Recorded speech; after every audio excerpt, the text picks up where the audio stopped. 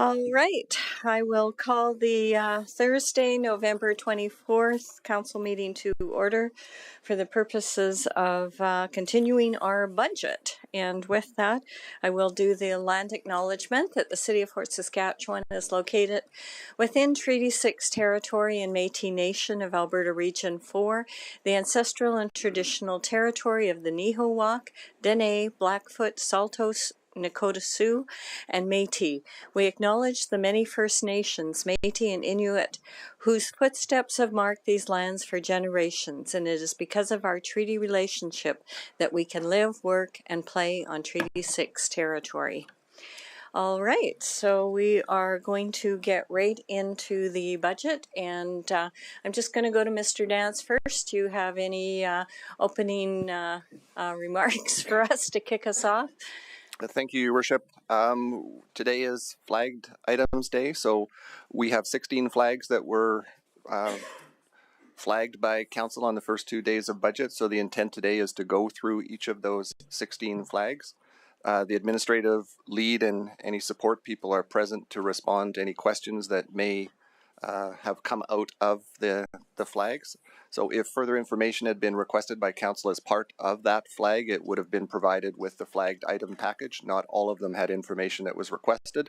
There was some supplementary information that was sent out yesterday afternoon as well in response to flag 1 and number 9. So following prior years, just that if there's any opening statements from the individual person who had flagged the item, and if there was any further questions on it, if there was a motion that came out of it, or a motion that is intended to come out of it, that would also be presented. And if there is no motion, it's simply moving on to the next flagged item. So following the 16 flags, if there was anything further from Council on the questions of clarification that was sent out yesterday as well, some supplementary information, or the ones from day 2, we can also address any further questions on the questions for clarifications package.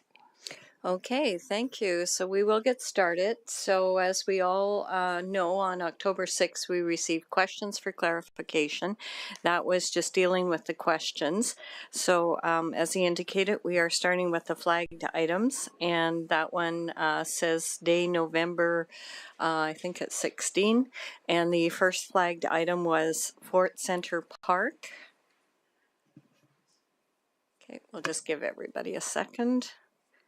And that was cost follow-up for converting the earth-embedded stairs to a pathway. Councillor Kelly, that was yours. Yep.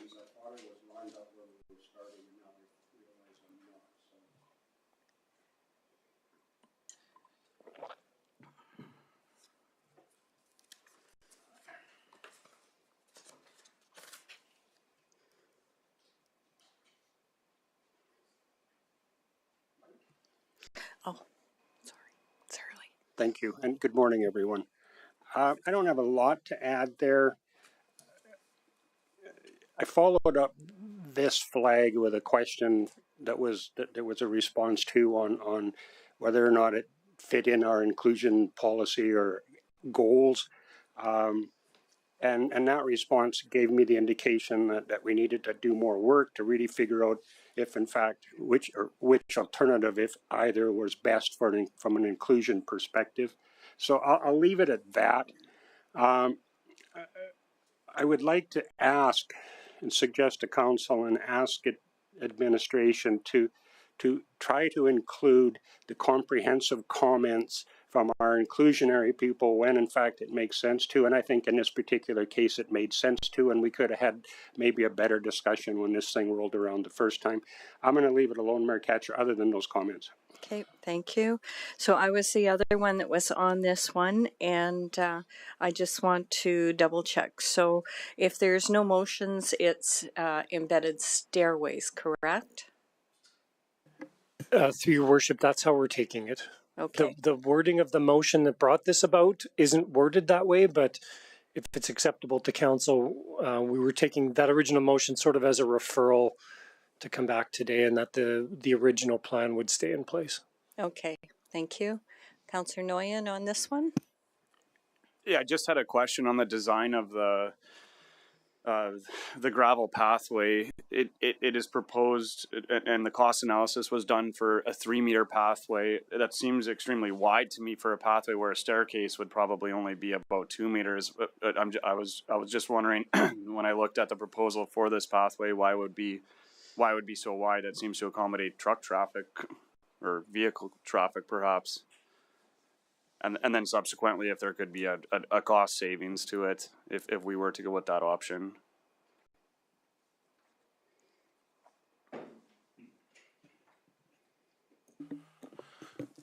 Thank you, Your Worship, to Councillor Nguyen. Let me just get set up here. Yes, on this one, we debated 2.5 meters or 3 meters. And at the end, in terms of cost, it was very similar. And then what we were thinking is that, okay, if we get to the point, if one day we have to have asphalt maybe on this and, and look at this item, then at least you have the width to do it. Mm-hmm. And then you just have to basically reinforce your basis and do your asphalt and do any other additional work on that. But that was just that was the idea. And also just make sure we have enough clearance as well. So. Right. Okay. Thank you for that. Okay, thank you. Back to Councillor Kelly. Good morning, Richard. Good morning. In your opinion, if it were a pathway, what would be the likelihood within the next 10 years that it would make sense to asphalt it rather than leave it gravel?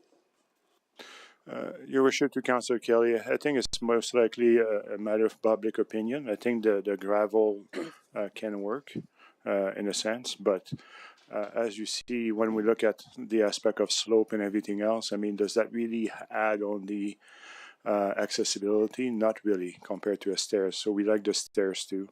That's what we're recommending. Asphalt, most likely, you may have some people saying, if you have a trail, why don't you just do asphalt right now? But we have to look at stabilizing the bank a little bit more to support that asphalt base and do more work there. And then maybe in that case, change again the design of it so you have a slope that is not in the 9 to 13% range that normally is okay for a walking pathway with gravel, but when you get to that, then you may want to change the slope. So you'll have more details on that. So, and I think it will be a request from the community. Thank you. I think we talked about this in the first go around, but I just want to bring it back on the table to expand or lengthen the path to get rid of some of that slope would add quite a bit of cost to the project? Or is it even possible to make a path that would wind enough to get rid of some of the slope? I believe a substantial amount that is required to do so. I don't have the price with me. We never went and then asked for the details, but you talk about slope stabilization, asphalt, different base as well. So it's a different thing than putting embedded stairs, which is a way to get people up and down too. So. Okay, I've got Mr. Fleming behind you. Didn't turn yours off? Okay. Understand. Thank you, Richard. Okay, thank you. So we're good on that one. Okay, the next one was 720219 River Valley Master Plan. Councillor Kelly, that was yours. I don't think I need to add a lot to this. It was recommended by administration that this be shelved and built into a larger study that they anticipate doing in the short term. So I would put a motion forward, Mayor Kasher, that we eliminate plan request 72-0219 River Valley Master Plan. Okay, we'll just confirm. So to Mr. Fleming, would it be to eliminate it or to delete it, or? Yeah, through your worship, I think just to remove it from the budget, and then it gives us some room to look at it again in a future budget year. Mr. Dance? Sorry, Your Worship. I believe this was the one that had the proposed motion within the budget request to roll it into the open space master plan. And I'm good with that. I would certainly amend my motion to roll it into that study if that's what you request. I think the wording is right in the budget request. So. Okay. Do you have that, Ms. Exley? There it is. Okay. So you can put that motion on. It's Mayor Catcher, I will agree with the wording of that. Do you need me to read it out, please? no, that's okay. We can live with that. Thank you. Yeah. Okay. Do you wish to speak to it? No, I think it's straightforward. I see no reason to continue with this when we could build it into a larger study. I think it makes sense to look at the entire situation down there, not just look at it piecemeal. Okay. Okay, I'll open it up. Is there discussion and debate? Councillor Harris? The question of administration. So if we do that, does it create an unwieldy study and an unwieldy plan? Or can we break it up in enough context so that we can look at it and understand the component parts of an open space master plan? And if it's just compartmenting the river valley as one of those elements, then I'm fine with it. I just need to understand, is it going to be such a big study? That's the question. Such a big study, we're going to have a hard time working with it. Mr. Fleming? Yeah, through your worship, my understanding is that this is the open space master plan is one of the implementation items that came out of the new MDP. And so I think we can be cognizant of making sure that the different elements are looked at. I know the River Valley is a component that we would like to make sure gets the right attention. The Veterans Way corridor is another area we've talked about before. And then we've talked previously about doing an open space master plan and how it relates to all of our parks. So it would be a significant body of work like you're mentioning. So when it comes back, I think it would be part of these deliberations a year from now. We can really look at how we sort of want to propose structuring that study. I'm not fundamentally opposed to this from a holistic context. It's a question of how many studies do we undertake that get shelved because they're either too big to understand or they're just not relevant and they ultimately don't see the light of day. So if we do this study, I want to make sure it can be used in an appropriate manner, in an efficient manner when we need to do planning. So if that achieves that, then I'm okay with it. Okay. Councillor Noyan on the motion? Just for clarification. Just a second.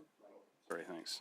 For clarifying the wording and intention of the motion. So it says the vision for the River Valley would be included under the open spaces master plan. So there will not be a River Valley master plan embedded in an open space master plan. That's Through your worship, the intention is to do work with a similar intent as part of this bigger study. okay. So we won't see that wording River Valley master plan as a separate component. No, what you'll see, I believe it's 2024 for the open space master plan. There would be a separate plan request for council to consider at that time. Okay, thank you.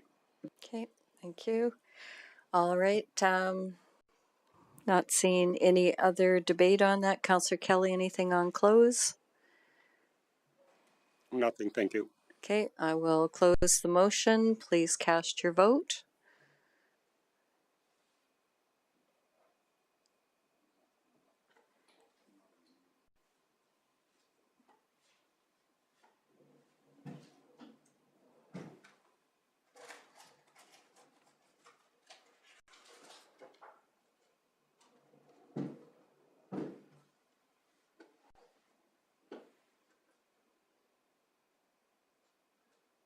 That is carried. Thank you. Okay, the next one is 19009 Veterans Way corridor widening. Councillor Batoye.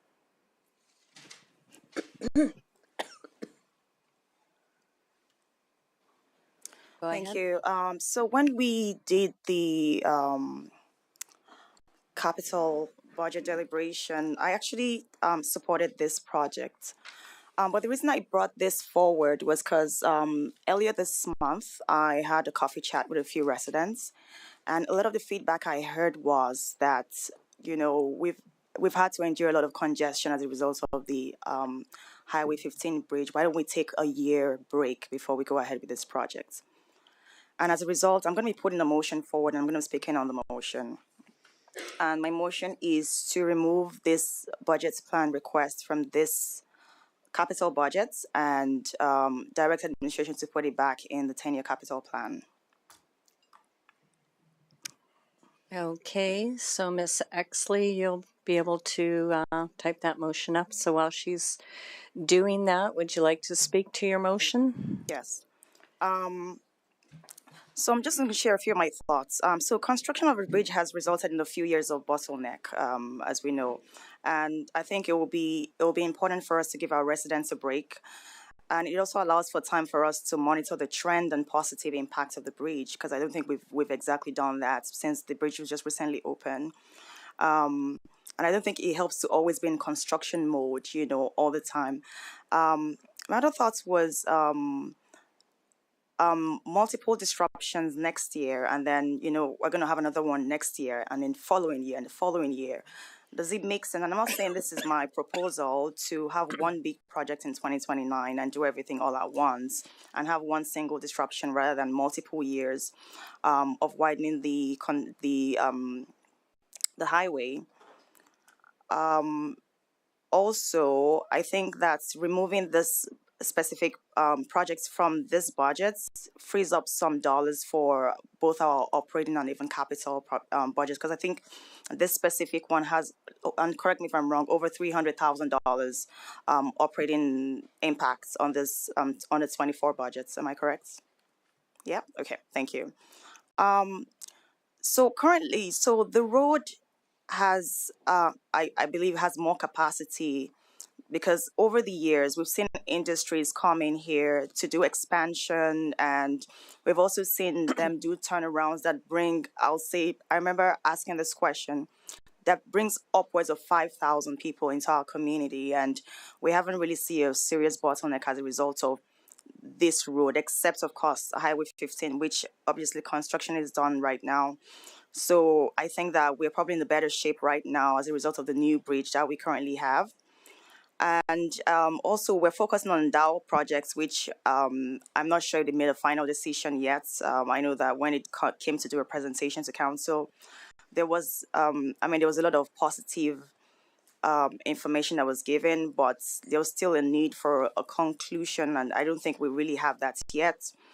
There's a lot of, energy transition projects going on in our community, a lot of turnarounds starting this year, ramping up, through next year. And I think starting the road construction next year is not really optimal timing. And besides, I've gone there myself and I've observed the traffic and the flow of Highway 15 and 21 intersection. And I can see that, the new bridge has definitely decided to make a difference during rush hour. So having a road construction in 24, 25, and 26, I think we're going to constantly be in construction mode. I'm not sure our residents will be pleased with it. And again, like I said, this came up because of the meeting I had with residents earlier this month, and this was the feedback I got. And so as a result, I'm putting the motion forward. Thank you. Okay, thank you. So Ms. Exley is working on the motion. So it would be to remove, it would actually be to remove project 19009 and 21012 because those are tied together. Just as she's working on those. Mr. Fleming? Yes, through your Whoops, I'm sorry. That's okay. Through your worship, there is wording in the plan request for a resolution. If Ms. Exley puts that up, and if that's acceptable for Councillor Abatoye, it accomplishes essentially the same thing and includes the numbers for both plan requests.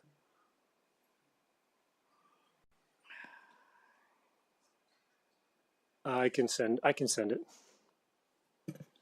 I think you can continue debate though, and we'll just refine the exact wording. Okay, so I will open it up for discussion and debate on this motion.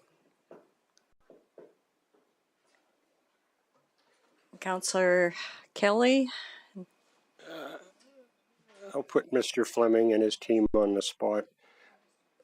Refresh council's memory, please, Troy and Grant, on why you consider this project important in the near term, please. Your worship to Councillor Kelly, we brought this back this year basically because all the data that we have, all the studies we've done, the modeling we've done, all the recommendations from the Transportation Master Plan showed that the widening of the corridor was required before the city hit a population of 35,000. So that's why we phased it originally the way we did over 5 years to try and hit those trigger points. What we brought it back was removed last year. We brought it back again this year. The first year of this project this year, we feel that this is the stretch of the quarter that will get the most initial bang for the buck in terms of relieving some of the congestion and as well as improving pedestrian connectivity through the city. And then we were delaying the rest until a 2029 start because of the potential for the major industrial expansion coming up. I had the opportunity just yesterday to drive that stretch of road in what would be normally rush hour time. It was backed up bumper to bumper. It's busy, and we don't have any shutdown work going on or turnaround work or construction work that I'm aware of happening right now.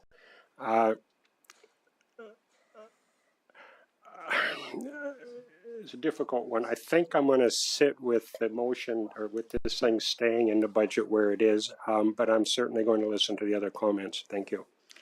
Okay, thank you. Whoops. Councillor Harris, you're next. So, Councillor Abatoye talked about understanding the impact of the twinning of the bridge to give a sense of what the impact would be on the widening of Highway 15 and 21 corridor.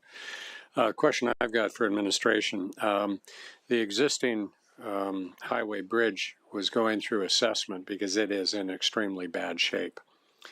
And so the intent was to look at, as I understand it, what's the assessment of the current bridge, what needs to be done. Alberta Transportation would then put out an RFP for work on that bridge in the future. So that means the bridge was down to one lane at one point in time. Is it still down to one lane while they do that appraisal, or have they finished it, and is it at 2 lanes of operation going west? Your Worship, Councillor Harris, I'm actually not sure what their plans were. I didn't realize it was down to one lane for a portion at this point for an assessment. Well, it was. I don't know if it still is. So that's my question. I'm not aware of what their plans are or what they're doing there right now. Yeah. The reason I asked that question is I went for a drive a couple of weeks ago, and I drove down to look at the west end of the pedestrian bridge, and a senior project manager from Alberco came up, and I talked to him briefly about the project. And what he did say to me is that the assessment was going underway because the original highway bridge is in such terrible condition. So my question is, when can we start to do the analysis of how the additional 2 lanes is going to create better throughput both in and out of the city, which ultimately goes to this point of bottlenecks on Highway 15 north of the 2115 intersection? So nobody, I guess, can answer that question? Not specifically. I'm not sure what work they're doing there right now, if it's a reduction of traffic or not at this point. The original modeling we did assumed the bridge was twinned. So the modeling that we've all done to now and within the transportation master plan within those time frames assumed the bridge was twinned, and then this would be the traffic impact. So the modeling would have looked at the fact that you've got 4 lanes, 2 coming in, 2 going out, and then the feeding of the access points into that still was a choke point in relation to the stuff that was behind it, and that those additional, let's call it the additional lane going south to turn right to go west, was necessary to alleviate the congestion. Is that what your model was telling you? Your Worship, Councillor Harris, that's correct. Okay. What about the rest of it in terms of north of that? In other words, it's a trickle-down effect from the north to that point to going west. What about south? Towards 84th Street, just to confirm. Yeah. That was also included in that. It actually showed widening required from West Park Drive up to 114th Street.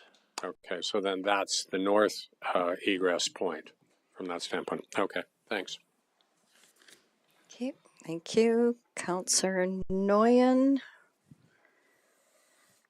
Oops, sorry. Then I'm after Councillor Nguyen. Yeah, I appreciate this this motion and for bringing this back to council for discussion. Myself, I've been going back and forth on the timeline and potential effectiveness of this project. I do agree that eventually we're going to need this corridor widened, but it could. I would like to see what the impact of both bridge decks being open on traffic congestion mitigation first, and as well, I would like to see a concrete start date for Dow expansion before making a decision on whether the city goes ahead and what time frame that the city goes ahead with this. We've seen different options in this proposal of timelines to complete this construction. So I enjoy that this motion is coming back and appreciate the feedback that Councillor Abatoye has given us. Okay, thank you very much. And I too appreciate this coming back. I mean, I believe all indicators are that unless something really comes out of thin air, that the Dow project will be starting doing some work next year. I drive this road all the time too at different times of the day, and yes, there's times people may be backed up one light, and because they're going into Edmonton or even then they're going to work. But for our taxpayers, I think they can use the other roads. I had a couple other concerns on this one, because I did vote against it before, was the impact on the tax dollars for the debenture is 0.76%. So the 3.19% we have, this is almost 1% of that. But the other concern that I had about this one too is we have done absolutely no work on trying to get provincial funding on this. And to me, this is a provincial highway. It deals with the economics of the city. And I think unless the province, is going to kick in any money, I'm not sure we need to, be fully funding these, and that's aside from it. But no, I do appreciate you bringing this back. I think I don't have a lot of issues with that road the way it is currently, and I haven't seen anything to support the fact that that the twinning of the bridge has or hasn't made any difference. So thank you. I'm going to go to Councillor Blizzard, and then Councillor Macon has a comment that she wants read out. So I guess I'll read it out. We'll try and figure this out. Councillor Blizzard. Okay, hi. I'm mixed on this one. I can see the merits of postponing it, but I also feel this section here will have a big impact on the traffic and alleviating it. And once Dow starts construction, that section that is southwest bound is going to back up a lot with more traffic. I've seen it in the past. Anytime there was big constructions, every time Shell's got a big turnaround. And I think this is a good one to get out of the way.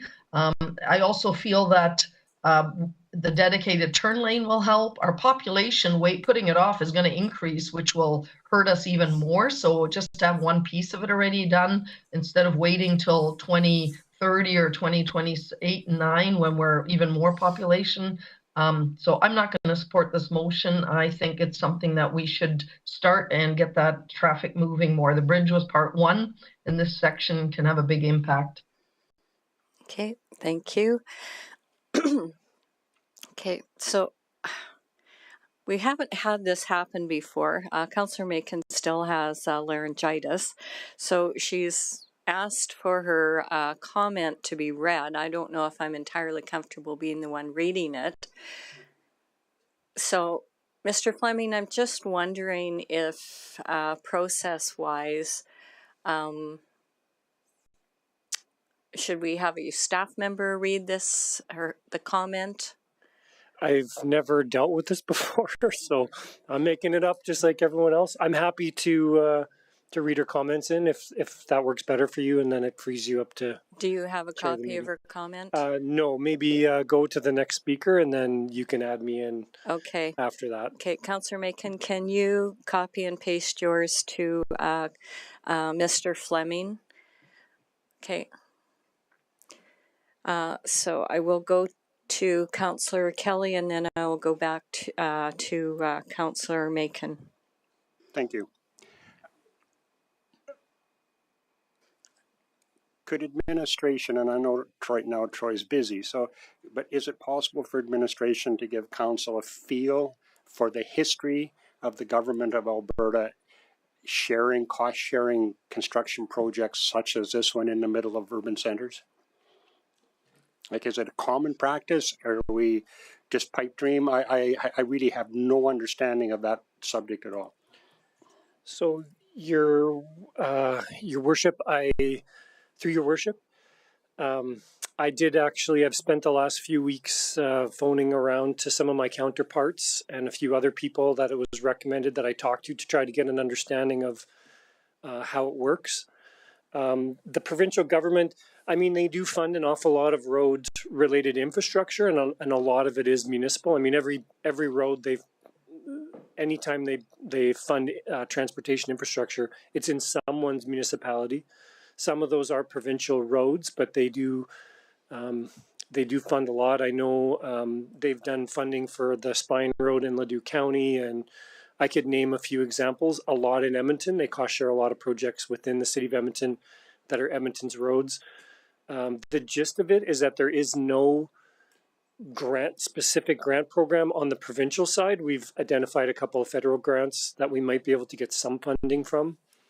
But essentially you more or less have to kind of lobby and get on their radar and then get placed within the provincial, like their budget. And they've got what the timing I've been given is that we really have to be in there before the end of the year. And then they spend 3 months building up their budget, and their budget drops in usually late March, I think. So I've already reached out to the provincial government. I've got acknowledgement on their side through Alberta Transportation that this project is being considered. And they've given me there's someone else I have to talk to now and set up a meeting. But there is no process, or I can't really give you this percentage, that percentage of success or failure, because it in my mind, it looks like there's an element of subjectivity to it. We're helped out by the fact that this is regional traffic, and I think that is a bit of a strong factor that they weigh, is that a lot of what's creating this congestion is traffic that's for an employment area outside our municipality over there, and the people all live over there. And so that matters. And I know they focus a lot right now on what they call economic corridors. So the case for it is pretty strong in my mind, but I really couldn't tell you exactly what we could get. My initial reach out, I said we want this thing fully funded, but they may come back and say no, it could be partial or whatever.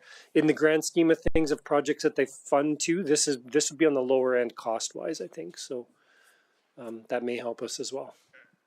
And it would make sense to get funding for stage one, because certainly, or at least I would imagine that it would make it easier to have their involvement in the later stages of this particular project. In your opinion, does your conversation with them and your work on this, do you think there'll be more success with this if we leave it in the budget for now and you continue your route, or if we take it out of our budget and you continue your route? I think what I would recommend, if along that line of thinking, is council could approve it conditionally on provincial funding. And if we're successful in getting some provincial funding, we could come back. The challenge with that is it creates a bit of a timeline issue, because I don't think we would get a definitive answer on that until the spring. And Mr. Schaefer probably needs to get going much before that in order to do the work this coming summer. So making the project subject to provincial funding, I guess the other alternative would be is, even though Dow is kind of ramping up construction, we just say we're going to do it anyway, and but let's take the provincial funding while we can get it. Because I would imagine timeline-wise, and we haven't actually had a chance to talk about this, but the project would drag into next year. So if you didn't get your green light until March. And Mr. Schaefer, it's my recollection when this was presented the first time that part of the reasoning for doing this section is that it would enable or help to maximize the benefit of having a 4-lane bridge now as opposed to historically a 2-lane bridge. In other words, a dedicated lane for those that want to cross the river and they can scoot through and get out of Dodge and we're not jamming up the other lanes. Is that more or less accurate? Your Worship, Councillor Kelly, that is it will be, I guess, would be a result of the project is that you do that dedicated right turn. You improve the merge coming off of toward as you turn right towards the bridge, so it does help that traffic move through there. Hopefully in a much more free manner as well. It improves some safety issues we're having at the intersection by the fire hall because you have a dedicated right turn lane that merges in instead of a yield condition. So there's some other benefits there as well. Agreed. I think I still support keeping this in. Delaying it for 7 years isn't, in my mind, going to improve our chances for provincial funding. I believe firmly that that's very much a hit and miss. I also believe that if there's a case for provincial funding, this particular highway in our particular situation should deserve strong consideration from the provincial government. So I would, if we're not going to get it, and if we're turned down this time, what happens in 7 years? We reapply and cross our fingers and hold in abeyance until they say yes or no, or do we proceed on this and use that as leverage to help convince the provincial government that in fact this is important for our community and largely due to factors beyond our control, the industrial area which benefits the entire country, I would suggest, and the fact that we have large neighbors adjacent to us that a considerable number of those workers choose to reside in. So I'm going to leave it in. I think one way or the other it's got to get done. I agree with Councillor Blizzard on that, and I think we'll get the funding. And if we don't, we're not going to in 7 years. So we've gained nothing by waiting. So I'm going to leave it in. Thank you. Okay, thank you. So we've come to a determination that Andrew Kaiser will be Councillor Macon's voice. So if you can just read in her comments. Thank you very much, Your Worship. Mr. Fleming's busy enough, so I figured I can help out in this regard. So Lisa's comments were, I am against this motion because we need to start getting some projects done. We have a huge capital ask over the next 20 years, and delaying it only compounds the impact later. Getting larger projects started allows us to spread it out. Okay, thank you very much. Okay, so I'll go to Councillor Harris next. We employ talented staff in an engineering transportation planning standpoint, and we subscribe to the advice of independent experts who are able to use rational, objective-making tools to make decisions and recommendations to do things. And we've completed transportation modeling that would suggest that this is an appropriate time to start the project. So I guess in light of the conversation that we've had, I can't support it on that light because we do have the expert advice of our staff and our external advisors suggests it's appropriate to do it and the reasons for. So I think in respect to what Councillor Macon just said and Councillor Kelly said, I tend to agree that it probably makes sense to keep it in and do it in a phased approach. I think that if we're going to look at grant funding for this project, and Mr. Fleming made eminent sense in relation to the things that probably would subscribe to the province being more amenable to granting funding for this. The time is appropriate right now with the way the provincial revenues are. So I think striking while the iron's hot in that area certainly makes sense. What will happen 5 years down the road, I don't know. None of us do. But we aren't transportation engineers. We have to make the decisions based on the advice of our experts. And while I respect the conversation that Councillor Abatoye had with a number of colleagues or people in the community, they're not transportation engineers either. So I would tend to, in this case, err to the advice of our administration, and I would suggest keeping it in the budget makes sense.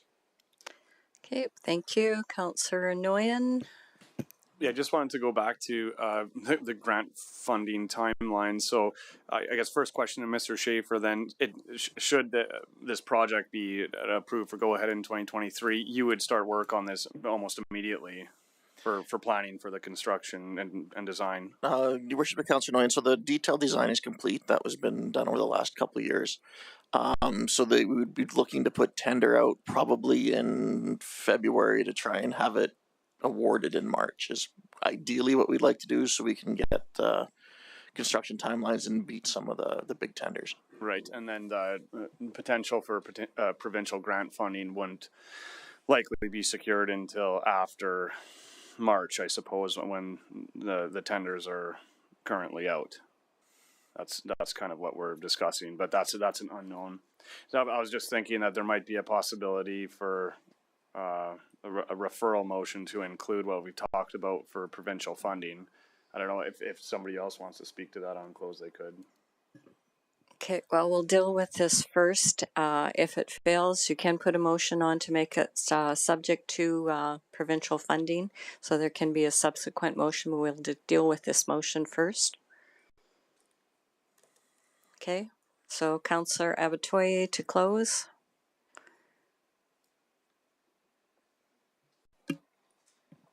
Okay, something else I'd not mentioned initially was,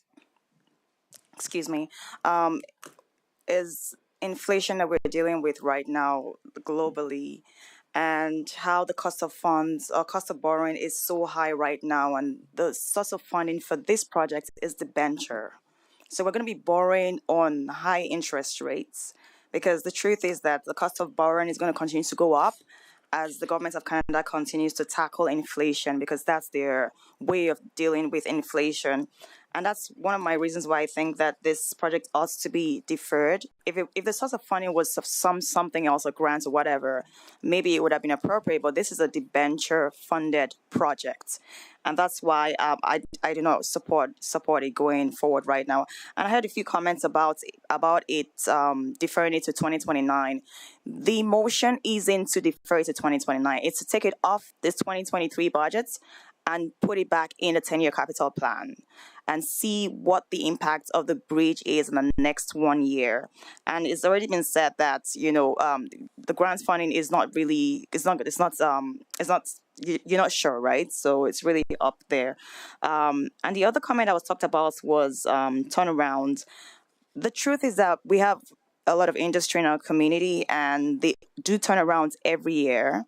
And they schedule it in a way that, because they all use the same workers and all of that, so they schedule it in a way that in a way that it works for them, So I don't think turnaround is something that's going to happen later. It's something that happens every year in our industries. And like, as I've already said, we're not saying delayed for 7 years. We're saying delayed for 1 year. See the impact, because it's just logical, right? You have a construction that's just been done. The road is not even fully open right now. We don't know what the impact is yet. And we're saying we want to do construction for the next 3 years. Can you imagine how frustrated our residents are going to be? Just think about it. It just doesn't make sense to me. So, I still support this motion for us to get off the budget for this year and put it back in the 10-year capital plan, and then we can talk about it next year, or whenever it's replaced in the 10-year capital plan. But that'll be my closing. Okay, thank you. So the motion is now closed. Please cast your vote.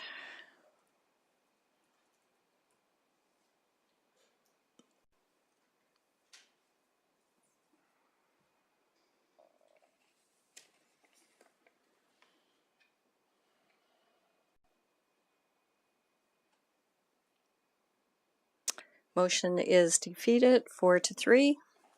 All right, so we will move on to the next item, cemetery plot user fees. I believe that was you, Councillor Kelly. Thank you, Mr. Schaefer. Yes, it was. Let me catch up again, please.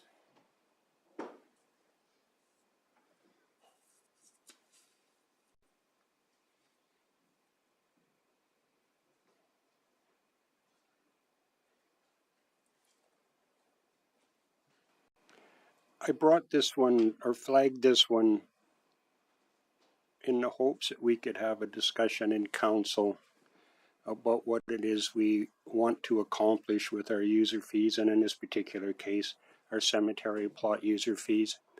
The pricing for the crypt, which occupies 2 square feet or 2.5 square feet of real estate into perpetuity, versus a piece of ground which occupies, I think, 4 by 9, Richard.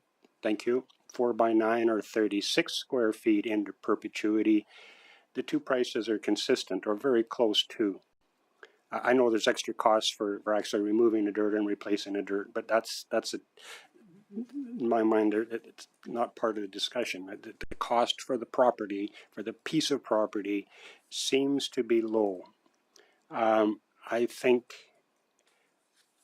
it makes sense, just like we did with the crypts, to help push traffic to those crypts with a poorer view, that it also would make sense for council to have differential pricing or to help push the use of the cemetery to the crypts, which I firmly believe is more environmentally friendly. We have a population in our community now of 27,000 people, plus or minus. All things being equal, we expect that population to grow over time.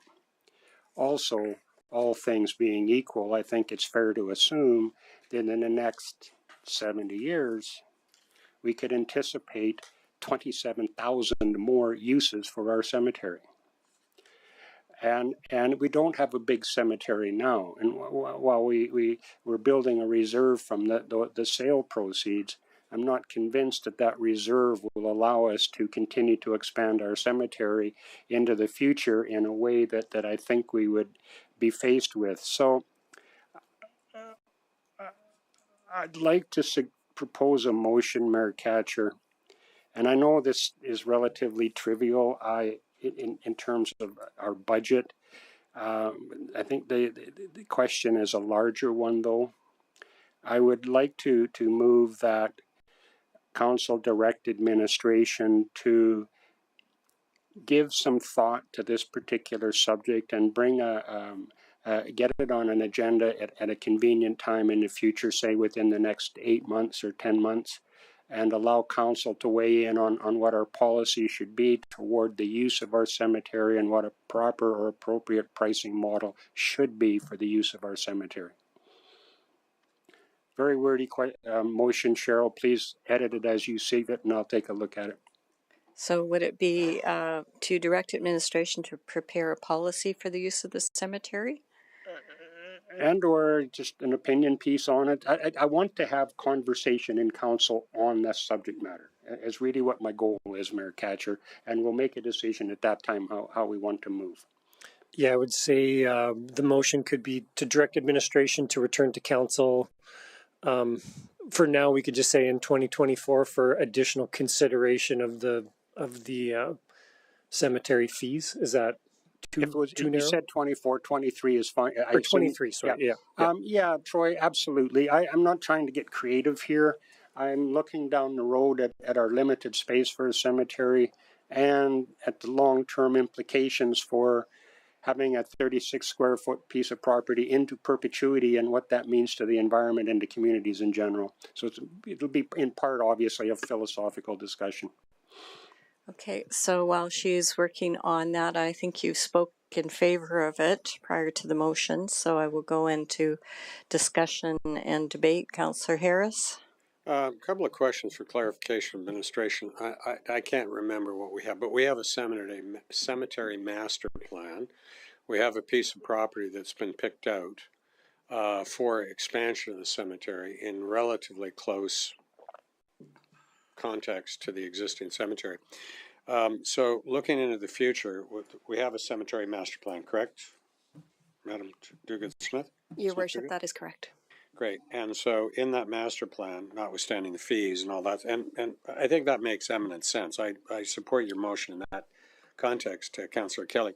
But with that new footprint, what sort of a population base could we support with that? Because we are bringing in a lot of new property. We're doing the planning for new property, so a second cemetery wouldn't surprise me at some point in another location when the population of the city gets to X point. But what ultimately can we sustain with the existing and the future cemetery expansion? So, Your Worship, I believe with the expansion, we can go out to the 2040s is what we're projecting right now.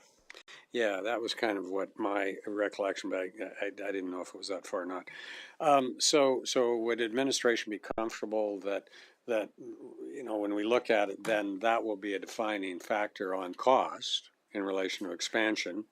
What we're talking about here is a rationalization of how we charge people to become residents of that new area for the rest of perpetuity. So, Your Worship, that's my understanding. Okay, thanks. All right. Well, I can support Councillor Kelly's motion in that regard. If we have a conversation, that's our responsibility, is to look at the implications. But if we have a plan, then we should always adhere to that plan where possible. And if it gives us guidance to have that conversation, then that should be something that we respect. Because I haven't looked at it in a long time, and I suspect none of us have looked at it in a long time. Okay, so if that's the case, and if that's one of the factors for discussion, then I would suggest that be included in the content or in the discussion in some way. Okay. Thank you. I've got myself and then Councillor Nguyen. When we were having this discussion, I had asked the question about scattering gardens, memorial wall, other things that were going to happen in the cemetery. And if I recall, though, I thought administration had said they were already looking at changes that they were looking at to the cemetery to allow for other options. And we're going to come back to council. Okay, people can't see nodding of heads. So can you just clarify what was said? Because I thought, and I know this is beyond the scope of user fees, but it's about the options. Thank you, Your Worship. When we discussed the cemetery master plan and the associated bylaw, that was a few years ago. When we look at the cemetery master plan, the final result, something came up as well during that discussion. And one thing we have to resolve is this: Ross Creek and the floodplain, because it's close. The cemetery is close to Ross Creek. So we have to now have a look at, especially with climate change, what's happening with drainage and everything else. What's the impact of Ross Creek in terms of the water here floodplain, and see where this goes, right? So we need, what we're planning is in 2024, bring forward do a study. So we'll basically bring it next year at council for consideration for the Ross Creek floodplain study, and then have the data for us available before we start to build major infrastructure in a cemetery. So that will inform us about where we can go. And some of the one of the items was phase 3, I recall, was basically where the community garden is. So if we go in that area, if we're that low, does that impact? Is there a potential impact of Ross Creek on this area on the flood point of view? And if we decide to go and use those areas, potentially in the floodplain, what do we need to do to mitigate potential flood? Either building infrastructures around or finding ways to make sure the water doesn't get there. So we have to look at this in a sense. That's number one. And this discussion evolved from comments that council had at that time. Then there's potentially things that we can look at, that we can bring that to council, that we believe could be quick wins for the cemetery, where we can provide maybe other type of service, convenient service, like a scattering garden, that we'd like to bring back forward to council. We have not put a date to that yet, but that's something that is on the radar for us. And maybe Janelle can speak to this. Then when we have the result of the floodplain from Ross Creek, then we can look at maybe updating our cemetery master plan if that's needed to see where can we go, what's the best way of using the land, and if there's additional criteria on how we want to develop, coming from the discussion that Councillor Kelly was referring to, then we can look at the cemetery master plan and update it, and look at maybe higher density type of of work than having plots. So that's and most likely this can come in the 2025, 2026 range. To answer your question, Mayor Catcher, when can we see something like a scattering garden? I'll leave it to Mrs. Hart to maybe provide an opinion. But this will have to be something we have to design most likely in and then bring this forward for consideration for funding. Good morning, members of council. I don't have too much more to add to that. There are areas within the current footprint of our cemetery that we could add a scattering garden into, but it's looking at the Ross Creek study first and ensuring that any infrastructure that we put in is secure and safe. Okay, so my question was just a refresher on what you had said at our last meeting. That was a full response back. So the motion is just consideration of the analysis of the user fees and charges. So I'm just curious, is that specific to more the plots or to the columbariums, because they have changed that? So I'm just curious, is it more towards the plots? Just simple answer, please. It wasn't a simple question, so let me determine the answer, Mayor Catcher. My thought process and the reason for the motion is to discuss the user fees, and I think, and I'll leave it at that, user fees, period, and try to keep it simple. But I do have other comments. Thanks. Okay, thanks. Okay, I'll leave it with that for now. Councillor Nguyen?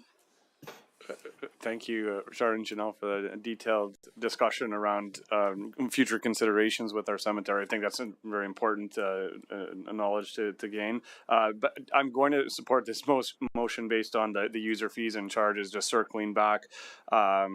Maybe a quick question while you're up here. So since you were mentioning about the floodplain area around Ross Creek, is that driving our price points for columbarium niches versus plot plans at all? Your worship, to Councillor, no, not at this time.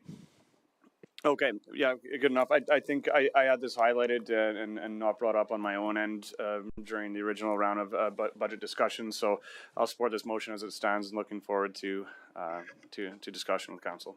Okay, thank you. Councillor Blizzard? I'll support this motion. I think during some of our budget deliberations, I had mentioned that, you know, whatever the size is, 4x8 piece of land that you have forever as yours should be, to me, a higher cost than a columbarium that, even though you have it forever, you're on, it's a little spot that the family has.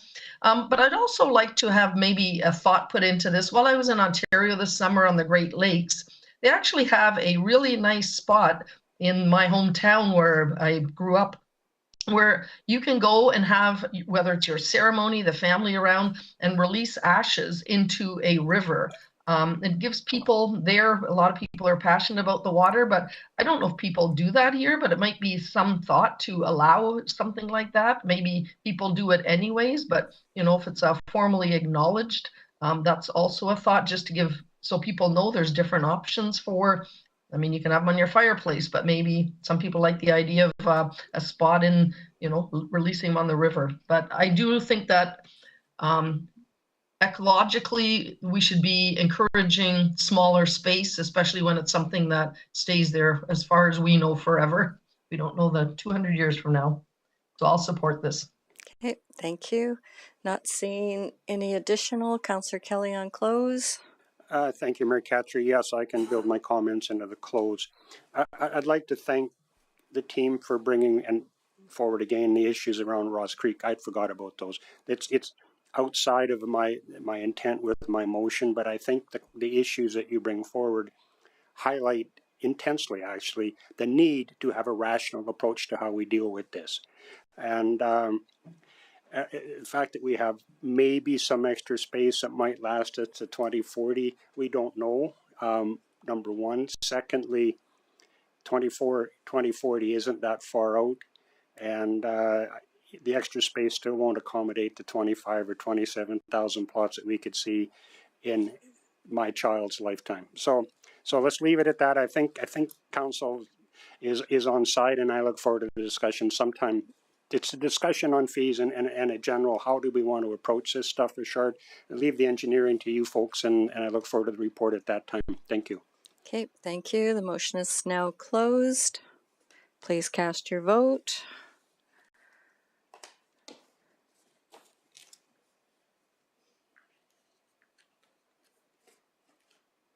Okay, that is carried unanimously.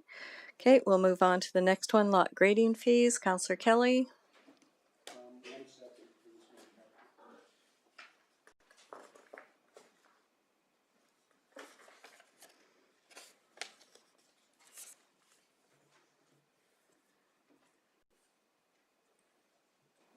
Go ahead. Thank you. My concern around the lot grading fees grant is, and we've had this discussion, I think probably multiple times in the last year and a half or so. It's become obvious, I think, that there's different issues around lot grading for smaller lots as opposed to larger lots, and that the lot grading in smaller lots can perhaps be more problematic. And I'm wondering if there shouldn't be a small increase to the fee to illustrate the problems that small lots can bring to the city, and then that fee would be used for an actual physical final inspection to ensure that the small lot grading meets our code and our expectations as a city.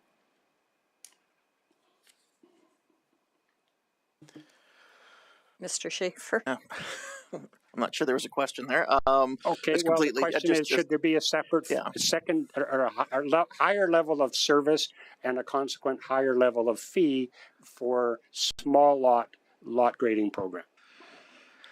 Your Worship, Councillor Kelly, so when we set up the program, the fees were set to based on the number of permits to recoup the cost of a staff member. Was the original fee between that fee and the service inspection program. And you're correct when you say that the small lots are a little bit more challenging in some cases, especially as we get into some of the newer products, and there's some growing pains with those. We also have, though, and it's tough to differentiate, we will go out and do final inspections on any lot if what we're seeing in the surveys doesn't necessarily match or doesn't make sense. There's something off. We'll go take a look to make sure what they did actually is in the intent of the grading. So while we're going out and making that effort and made that decision to go out and look at every small lot to make sure that it is where it's supposed to be, we're also, when we get into the bigger lots, we're still, I'm not saying we're hitting everyone because I know we're not, but we are still hitting those when it's required. So it becomes a little bit as a I'm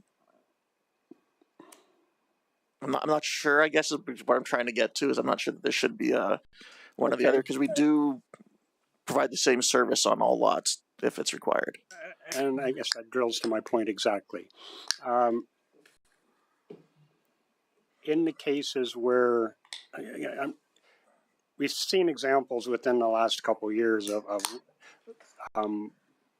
final grade certificates being issued for lots that absolutely did not meet the grade requirement. And I've seen that personally. I think you've seen them as well. So what is our fee for the lot program now, the late grade program? It just sticks in my mind, it's like $100, but I'm truly trusting my memory. Sorry, I'm just... For lot grading? Okay, thank you. Now, does $300 cover the costs of administration if we have to, or if it's felt that we need to visit the lot? Your worship, Councillor Kelly, I believe it does, yes. You think it does? Yes.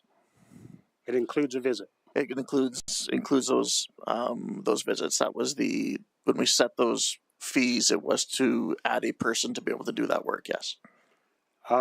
Thank you, Grant. In that case, Mayor Catcher, I have nothing to add. Okay, thank you. I will check with the other councillors. Councillor Noyan? Yeah, I'm red right now. Okay. I just wanted to clarify. So the residential lot grading program just addresses rough grade, correct? This because final grade certificates get issued to city engineering department, and there is no cost to a final grade. Or is this inclusive of both to completion on the build of grading? Your worship, Councillor Noy, and this is all the way through to final grade. Okay, and the home builder would apply for the one lot grading or pay and apply for the one lot grading permit at the beginning of build then? Your worship, Councillor Noy, typically that's the builder would come in and they're paying the lot grading fee. And depending on the contract, they usually take it to rough grade. We'll do that inspection and then it gets turned over for final grade to the homeowner. Sometimes it's the builder. It depends on the contracts they have. Right. So, I mean, maybe just a quick follow up then about lot grading. Is there a percentage that you would have that of lots that require a visit that we know from 2022 or even a prior year? Your worship, Councillor Noy, I'd be throwing a number off the top of my head. I wouldn't want to do that at this point. But would you say the majority of them do not require that? Your worship, Councillor Noy, for 2022 for this year, I would say the majority probably did because we're dealing with more small lot Right. product than the larger lot. Okay, thank you. Okay, all right. So no motion on that one. So we will thank you very much, Mr. Schaefer. We'll move on to flagged item number 6, the Ag Master Plan. Councillor Kelly. Yes, again, give me 1 second, please.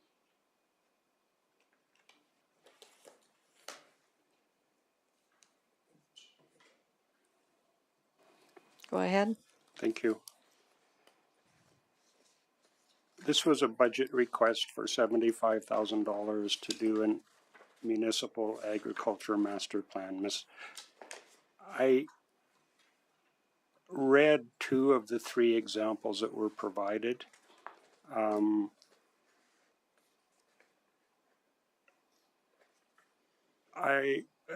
I mean no offense, I actually firmly believe that it's a waste of $75,000.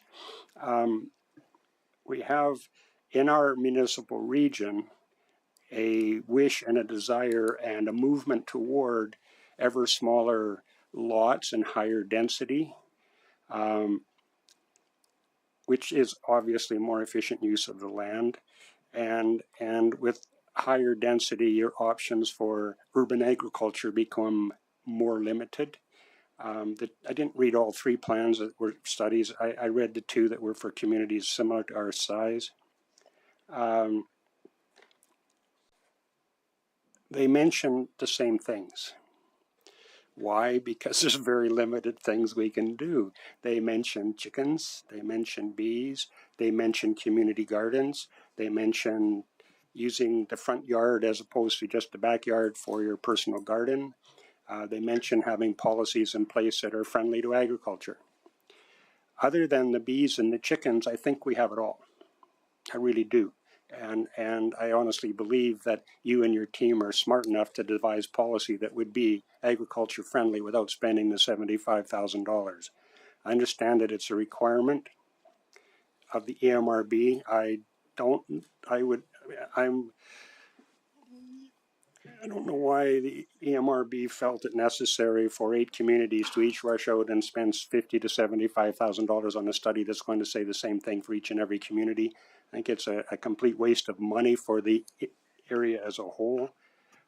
So my motion will be to defer plan request 61007 for 2 years and bring it back at that time. Now, the reason for the deferral is it's my understanding that we have 2 years once this RAMP program or policy is accepted by the provincial government, and it is not. Secondly, it will give us more time to view the results of studies that communities do choose to do. And I, based on the two I've read, Mr. Thomas, I firmly believe that you and I could write a policy and it would save the city $50,000. It's just that obvious to me. Some of the goals within the RAMP program are so motherhood and apple pie that they're completely unattainable by anything like this. And it's a march forward over the long term. And we're not going to, with a $75,000 study, change public opinion on the aspects of urban agriculture. We're simply not going to do that. Not achievable. So I'd encourage council to vote for the motion. Let's defer it for 2 years. Let's take a look at what happens and make the decision at that time if in fact we need to. Thank you. Okay, thank you. So I'm next in the speaking order. Ms. Exley can work on the motion. So I actually will support the motion. At our last EMRB meeting, I talked to the executive director and Sharon Shuya to ask, and they said, well, it hadn't even been approved by the provincial government at this point in time. So they said, once it's approved, then you have 2 years to get into this. And I also asked the question of them, what do you expect back from them because of everything that we're doing already? And they said it doesn't have to even be an extensive one. It can just be a report saying what you're doing and what you plan to do. So I think there's maybe a little bit of a misconnect as to what we think we need to do. So I think it's, administration having a more wholesome conversation with EMRB staff, because I got the feeling after talking to them that once it's approved, then yeah, we have 2 years to do it. But then B, not the size, but how much content is required. And it didn't feel like it had to be worth $75,000. So I will support this motion. Councillor Harris? Question for administration. So we are starting the very detailed, general and detailed planning for the annexation area, of which is virtually all agricultural land. So within the context of that review, what lens will you have in terms of agricultural sustainability and things of that nature? So that can inform what we would do in 2 years, and I support the context of this deferral, and in light of what's happening with EMRB. So if we are going to continue to have an agricultural use lens while we're doing that planning, then I think that in itself will get us to the end of that point, probably about that time. Is that a fair statement to our planner? Through you, Worship, to Councillor Harris. So I think maybe to take a little bit of a step back, and so it's not really about the annexation lands being currently as being agriculture. I think what the goal of the plan is that there is a connection with comprehensive planning and community revitalization, social engagement, health, food policy, sustainability, these kind of things. So I think the thinking is without an urban agriculture plan, it's difficult to implement certain strategies into our planning work. Yes, I think that the requirements that are set out within the RAMP are fairly vague. And I think in part that's deliberate, because I think the intent is that each individual community should,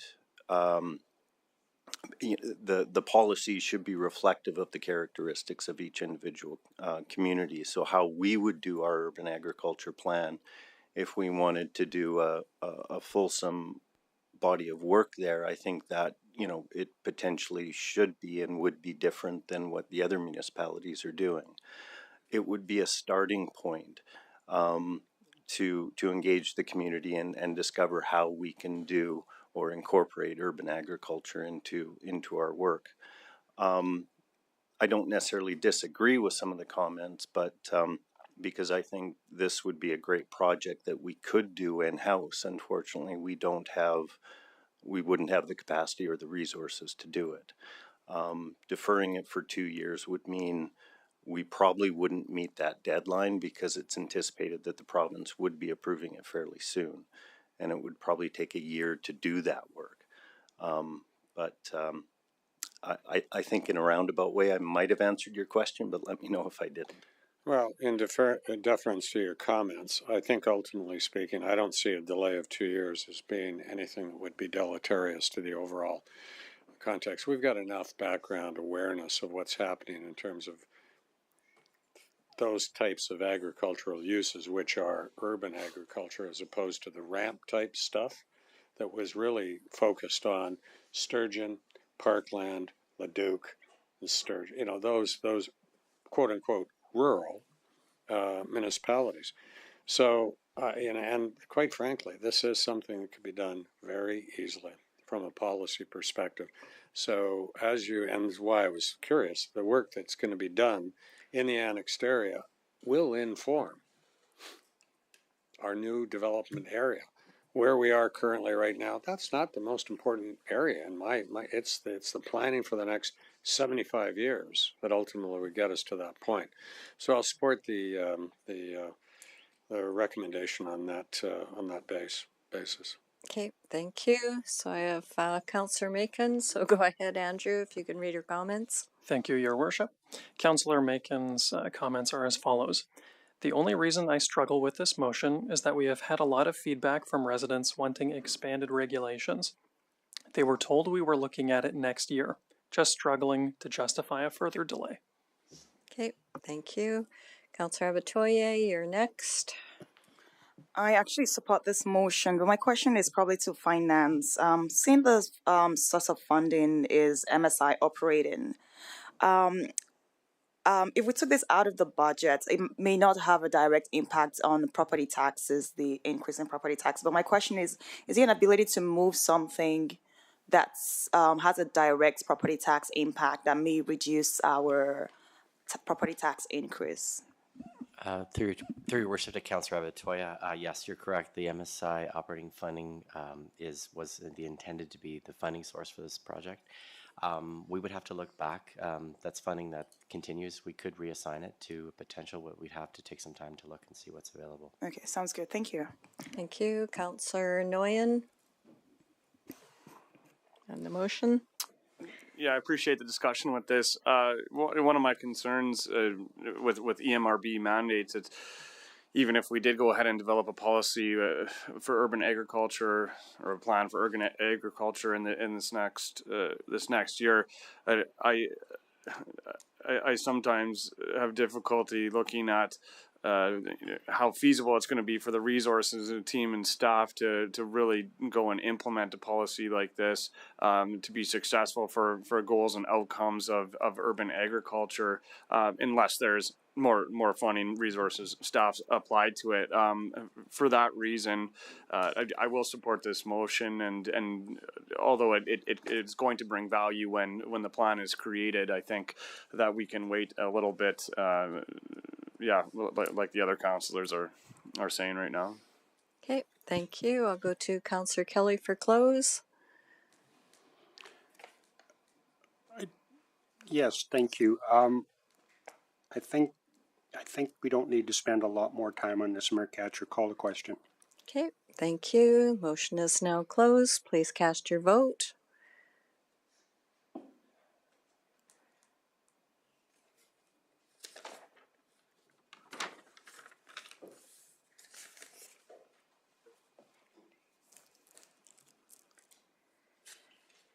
Okay, that is carried 6-1.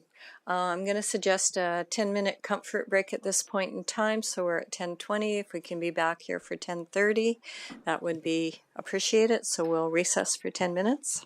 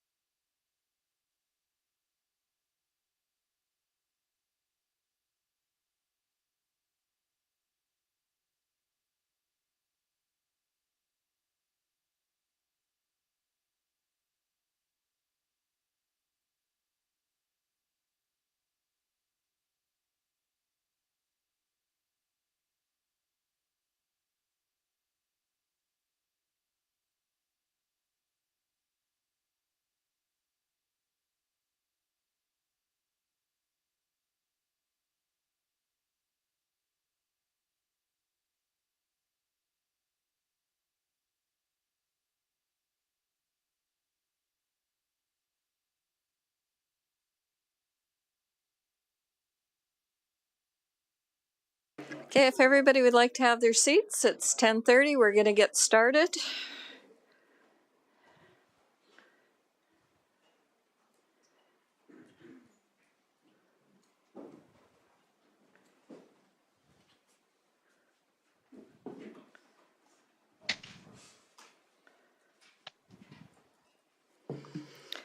Okay, the next item on the flag is the resident business license. Councillor Nguyen, go ahead. Yeah, thank you. I'd just like to ask one question of our Rec Dev department, and then would like to make a motion. So what is the work involved in issuing a business license, maybe administratively? Through your worship, I'll try my best, and then I'll get Erin to fill in the blanks, because it's mostly revolves in her world. So there are a number of staff individuals who are involved with the process. Information technologies department plays a big role, because we do use a lot of their systems to store and process the information. They also do a lot of the reach out in terms of notifications for renewals, expired licenses, those types of things. Planning and development staff are involved as well, because part of the requirement for a license is, if you're a home-based business or even a regular resident business, a development permit may be required. So we do catch a lot that way. So there are a number of staff involved. There are a number of folks who do as they go through. If for renewals, it's fairly straightforward. It's a resident business. We just make sure, okay, has anything changed? Is the information relevant, or is the information accurate? Click process, and then it's literally issued electronically. Non-resident or even easier, because they don't require development permits. So it's very much a automated process. New applications do tend to take a bit more time in terms of going through the information individually, making sure it is correct, it's accurate. They've applied under the correct license category. We do see instances where resident businesses have applied for a non-resident license, so we work with them to make sure that they are selecting the right category and they're not overpaying for a license when they don't have to. So there is Ms. Rush Duncan can kind of fill in any gaps. Sure. Through your worship to Councillor Nguyen, yes. So our renewal process does take a little bit less time than a new license. So once they apply, we review the information. Do we have any questions, to go back to that business to make sure we have all of the current contact information, that sort of thing. For new licenses, we do review the information. We can refer it to planning if a development permit. They review to make sure if a development permit is required. And again, making sure we have all the right contact information and the information about the business, what sort of industry they're in, that sort of thing. Okay, great. That's excellent, and that's a great overview, and I think provides information I was looking for. So I would like to make a motion that Council direct administration to keep business license fees at $100 for the upcoming 2023 budget year. Okay. So Ms. Exley will type that up. Do you wish to speak further to your motion? Yeah, I can speak further to this motion. It's fairly simple and straightforward. I think it's a very good sign of council to safeguard this one small fee when it comes to a business licenses being issued. I appreciate the process of residential versus commercial business licenses and what it entails and the work that needs to be done to get it accomplished throughout our budget process. I think it's. This entire budget season, we've been seeing inflation as a kind of very common theme. Perhaps the rise in fees is to address staffing costs associated with renewing and application for business licenses. But it would be a great sign of this council to keep business license fees as low as we can, and to keep them at $100 for the time being would be in the best interest of serving our business community. Okay, thank you very much. Sorry about that. Okay, it's open for discussion and debate. Councillor Batoye. Just two quick questions for administration. So the $7 is the inflation, or is that staff costs? I thought it was inflation. Your worship to the Councillor Abatoya, it is inflation. That's for inflation. Okay. My second question was around the temporary license. So I remember you coming to a presentation to council early in the year about this, and so can you remind me what the purpose is, and why would I go for a temporary license rather than a residential license, which is cheaper? Sure, through your worship, through the Councillor Abatoya, the seasonal license to which you're referring is a is it 3 or 4 month? Yeah, 4-month license. So it's really geared toward those seasonal contractors, landscapers who only operate during a particular season. What we were discovering was a lot of the people who hadn't renewed a license, when we'd reached out to remind them that, hey, your license has expired, they've said, yeah, we'll renew, but we're not going to do so until April when we actually get started work, because we need grass on the ground to actually do our job, or we need the snow to go. So it really was a way to kind of capture them, provide them with an option that reduced the workload within administration, because though we know that those licenses will be renewed at some point, we just don't need to track them down now in January, February month. The fee itself in the fees and charges bylaw is set at 50% of what a resident license would cost. So if this was adjusted down or readjusted down to 100, that fee, the associate fee for a seasonal license, would be adjusted as well. Okay, so because temporary license here is being increased to 110. So you're saying that if you're gonna get the license in April, you'll be paying 75% of that and not 100% of that. Your worship, through to Councillor Batoy, my apologies. You are referring to the temporary license, yes, which is actually valid for 28 days. Those are more. We used to have a license category called hawkers and peddlers. So those groups that literally are in town for 1 or 2 days, they set up, they sell their wares, and then they leave. That's the license category for them. So they're mostly non-residential? Almost exclusively, yes. Okay, I support your motion though, Councillor. Okay, thank you very much. Councillor Kelly on the motion. Thank you. The principle we're using to set the fee is benefit received. What is the benefit to having a business license in the city of Fort Saskatchewan, and how would we quantify that? Your worship, the Councillor Kelly, that's an excellent question, and one that I think we could spend a fair length of time discussing. One of the things we do is fund, obviously, the grant programs through license fees. Now, those are typically generated through non-resident licenses.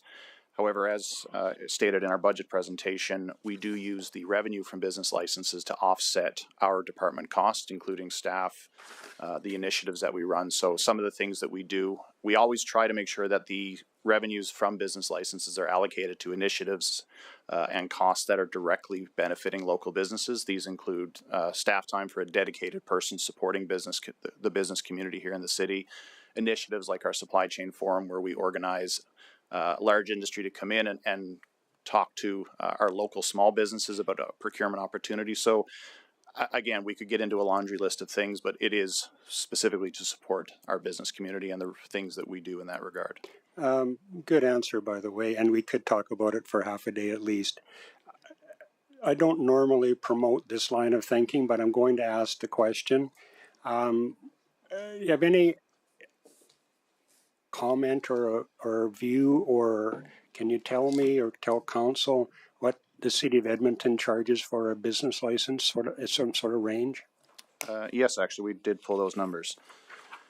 So the city of Edmonton currently does charge a range, and it really does depend on the nature of the businesses. Certain businesses, cannabis as an example, does pay a higher license fee in the city of Edmonton. Their license fees range from $60 to $685 on the high end. Okay. I really appreciate Councillor Nguyen bringing the motion forward, and I would like to be able to say, yes, you're not getting an increase this year. But as you appropriately and adeptly pointed out, there's a series of benefits that the business community does receive from the city that are in a small part or in some way perhaps funded by this business license program. And I'm a firm believer in the concept of the user should pay for the service. I really firmly believe that.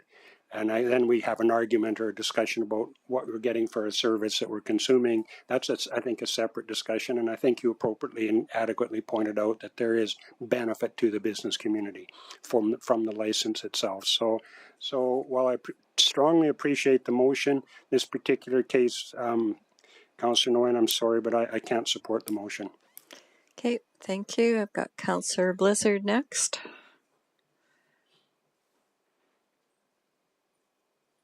I think you're on mute. Must already unmuted, sorry. I'm kind of the same wavelength as Councillor Kelly. I like the idea of it, but when I look at the cost, $7 for one isn't a huge increase. And I know it was about 20 years ago that I started a small business, and I think the fee at the time was $90. We haven't really seen large increases, and I don't think $7 is going to impact a business. And overall, I think it does help cover some of the user fees, so I'm going to not support this motion. Okay, thank you. I've got Councillor Macon through Mr. Kaiser. Comments? Thank you, Your Worship. The comments of Councillor Macon are as follows.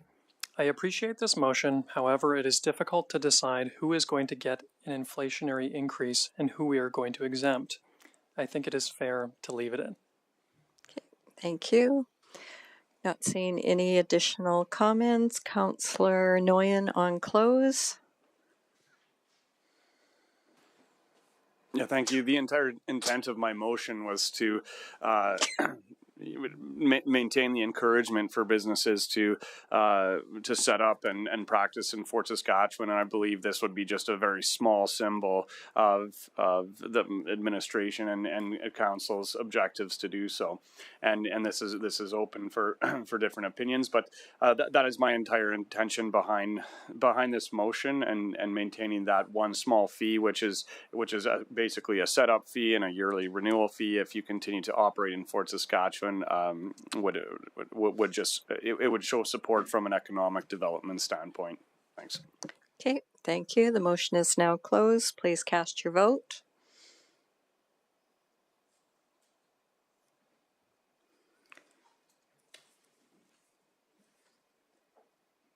Motion is defeated 4-3. All right, thank you very much. The next item we have is flag number 8. Councillor Harris on city entrance signs. Anything? It's been a while since we talked about it, so can you refresh my memory? When are we proposing to do that? It was sometime in the future, and it was part of the capital plan in the future, right?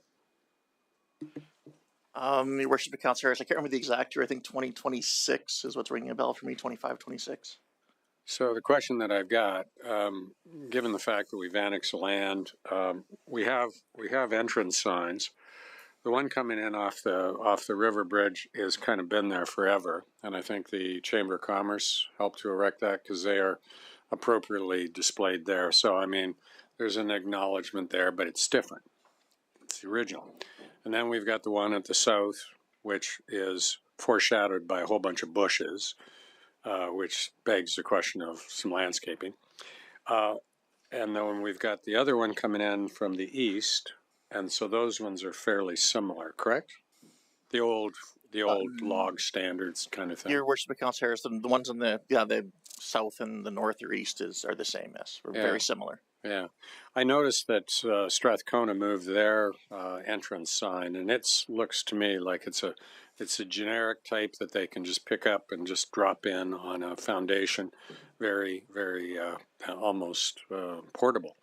What are we anticipating for new? Now, obviously, that comes out of corporate communications, and that's a whole other story as opposed to an engineering thing. What are we anticipating? Your Worship, Councillor Harris, the initial discussions, and this is why the budget's kind of where it's a large budget and there's a couple steps to it, is we really didn't know. It was one of the things we wanted to look at coming out as a result of, I think there's a branding review, not necessarily a redo, but just a review to make sure that it fits, and then what that sign could look like fit that piece. And then it was, do we make them a generic standard basic sign? Do we add something that can do electronic messaging? Do we do all those other things? So those were discussions that we're still, look, we haven't nailed down a design to this point. Okay. And what was the cost? Don't have that 10-year plan in front of me. Mr. Dance? Through your worship to Councillor Harris, it is in the 10-year capital plan. The design and estimates are in 2024, and then the work was planned in 2025. So the initial was, I believe, as granted, indicated a placeholder of $100,000 for design and estimates, and $750,000 for the potential work. So it's fair to say that we need to do some more planning work to get to the point where we can arrive or land on a standard, and whether they would be at all entrances and major entrances to the city, and following a unique and consistent design. So that's going to take some navel gazing, I take it. Your worship, the Councillor Harris, so yeah, the intent was to do that work after the branding review, I guess, and then make sure that everything aligns and then go from there. Okay. Well, with that in mind, I'm okay with delaying this thing in accordance with what administration has suggested. So more than anything, it's just a chance to cycle back on a project, and the timing looks okay to me. I guess I would like to see something that people really know they've arrived in Fort Saskatchewan, and a mile down the road, I guess that's okay, but it's better than nothing. So on that basis, I'm okay, and no further action is required on this one. Okay, thank you. Okay, the next one is number 9, recreation facilities closure during stat holidays. That was Councillor Macon. I believe she has a comment through Mr. Kaiser. If you can read that in. Thank you, Your Worship. It appears Councillor Macon is still typing, so if there's, we'll just have to wait one moment here. Okay.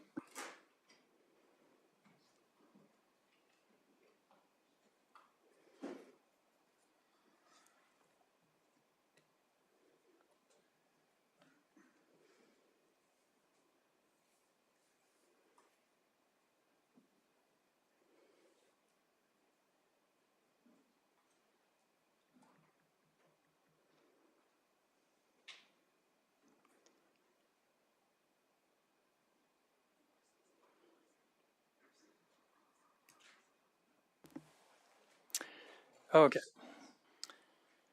Thank you, Your Worship. So, Councillor Macon's comments are as follows. Thank you for the information. I support some openings of certain facilities on stats, and I believe someone is willing to make the motion to that effect. Thank you. Okay, thank you very much. So I'll go next. I was kind of on this one as well. So just to kickstart it off, I will put the motion on that Council direct the administration to include, I believe it's 36,000 for the DCC and 10,000 for the Harbor Pool into the 2023 operating budget for opening on the stat holidays as indicated on what was provided to us. Okay, so your number is a little different, but if that's the number, that's what we can go with. And I would say we're going to round it up to 49,300 since we don't put dollar amounts in there. What is your point of order? I thought our policy required the chair to give up the chair to make a motion. I can give up the chair. So I should have asked if anybody has any. Yes, I agree. Okay, so I will give up the chair to Councillor Nguyen. Just a second. No, okay, so. Well, Mayor Katcher, in this particular case, I really don't think it makes any difference. I'm reminding you gently that, in fact, we have to be careful with this stuff, or we can remove it from our policy, one of the two. No, I'm familiar with that. I should have asked for consensus prior to putting the motion on. So, does anybody object? Okay, so the motion is shown on the screen. It would be rounded up to a dollar amount. And just speaking to this, I think, you know, the city did cut back, or administration did cut back during COVID. But I guess the real question that I would be asking is about the value to our community of keeping our citizens in Fort Saskatchewan on stat holidays, as opposed to sending them off to other municipalities, because I think there is an economic comeback for our businesses also when people are staying in the community, and it also gives those who can't exit the community a viable option to have something to do on stat holidays. So that's the motion. I'll open it up for discussion and debate. Councillor Harris. As a very frequent user of the DCC, I have not felt disenfranchised from not being able to go to the DCC on stat holidays.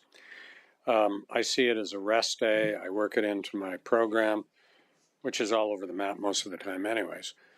So I don't feel disenfranchised, but I have talked to people that ultimately, coming out of COVID, have questioned being closed on stat holidays. I mean, I can go either way with this one, put the money in, but if we're looking to find cost savings, then that is one obvious cost saving, which I don't think really disenfranchises, you know, a whole tremendous number of people. And like I say, you know, it's a rest day. I can see certain stat holidays being closed as opposed to others.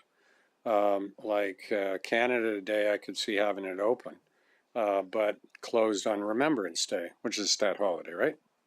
Right. You know, that's a show of respect. Canada Day, we all do our own thing on Canada Day. Thanksgiving, it can be open, it can be closed. So it's almost shades of sort of thing. So, I mean, I'll probably, I don't know. I want to hear what the rest of you guys think about this one. Okay, thank you. Councillor Macon. Thank you, Your Worship. Councillor Macon's comments are as follows. After reviewing the numbers provided to us during the original debate, as well as the new information and considering public feedback, I support this motion. That being said, days like Christmas Day, Boxing Day, and perhaps some others, it makes sense to close. Thank you. Okay, thank you. Councillor Kelly.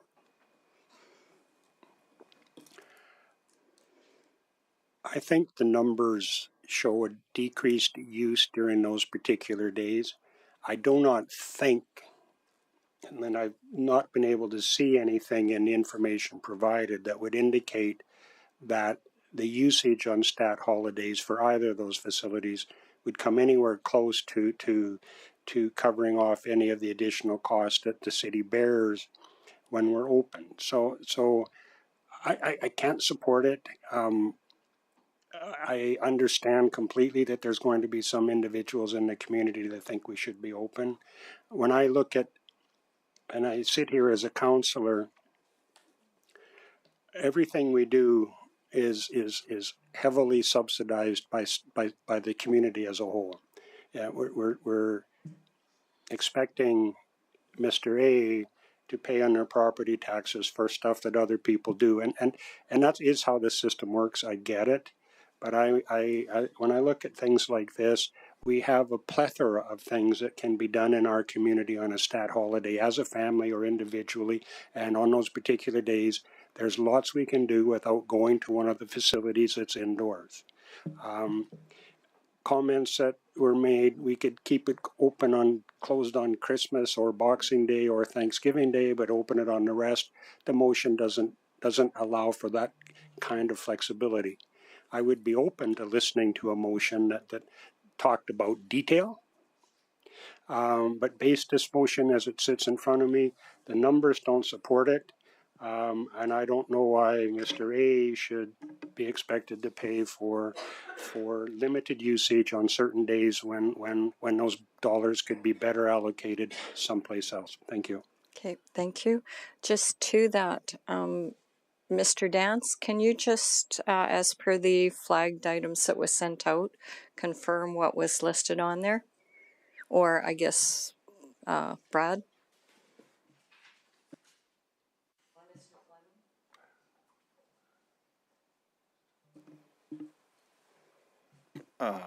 To your worship, the flag was Recreation Statutory Holidays Response Correction to address costs to address statutory holidays from operating presentation day 1.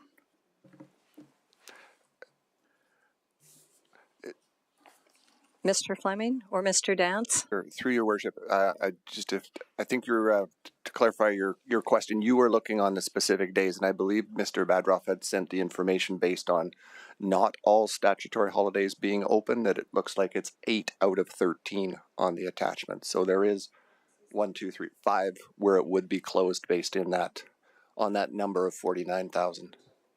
Okay, they sent out a new flag sheet yesterday.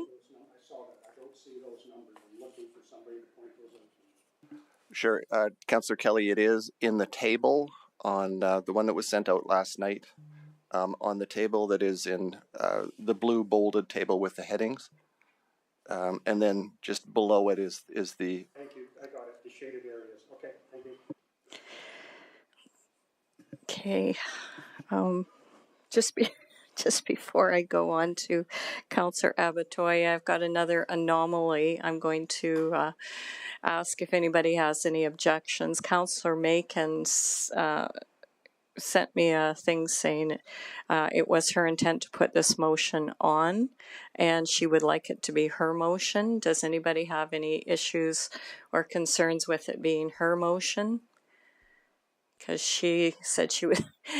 Not having her here has created some anomalies with her voice. Yeah, Your Worship, I'll just chime in here and state that we have a little bit of a communication lag here, and there may have been a misstep. And thank you for reiterating the motion, but I think the intent was that it would be Councillor Makins.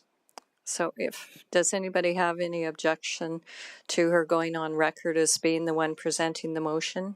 Councillor Kelly? I certainly don't have any objection whatsoever to her name being attached to the motion. Absolutely not. I do think, though, that we have a process that we should stick to. And back to my earlier point of order, if the chair wishes to make a motion, we should follow procedure. If not, one of the other councillors can make the motion if there is a councillor that wants to make the motion on Ms. Makin's behalf. And it's unfortunate she's not here, but she's not here. Yes, and I understand that. So I'm just going to, on this one, and I fully understand relinquishing the chair, and I always ask beforehand, is there any objection on this one to her name being attached to this one? So no, so it becomes Councillor Makin's motion, okay? Thank you. Okay, so we're going on to Councillor Abatoye. Thank you. So I will not be supporting this motion because the direct source of funding is property taxes. So it has a direct impact on property tax increase. And the staff that are going to be working on those statutory holidays, are they going to be getting a time and a half, or are they going to be getting their regular pay?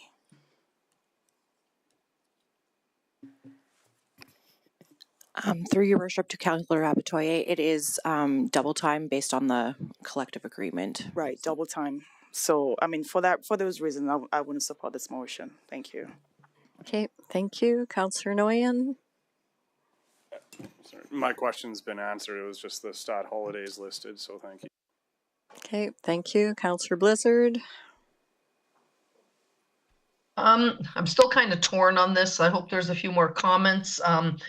While I see the intent of the motion, it's good to have it open. The cost of it, if only a few people use it, then it's an incredible cost to make sure that 50 or 100 people are there.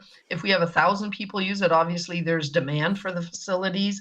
If this does pass, so I'm not committed either way at the moment, but if this does pass, I would definitely want to see numbers in the years coming forward so that we can reevaluate. Either way, if it doesn't pass, we can bring it up again and look at it. Okay, thank you.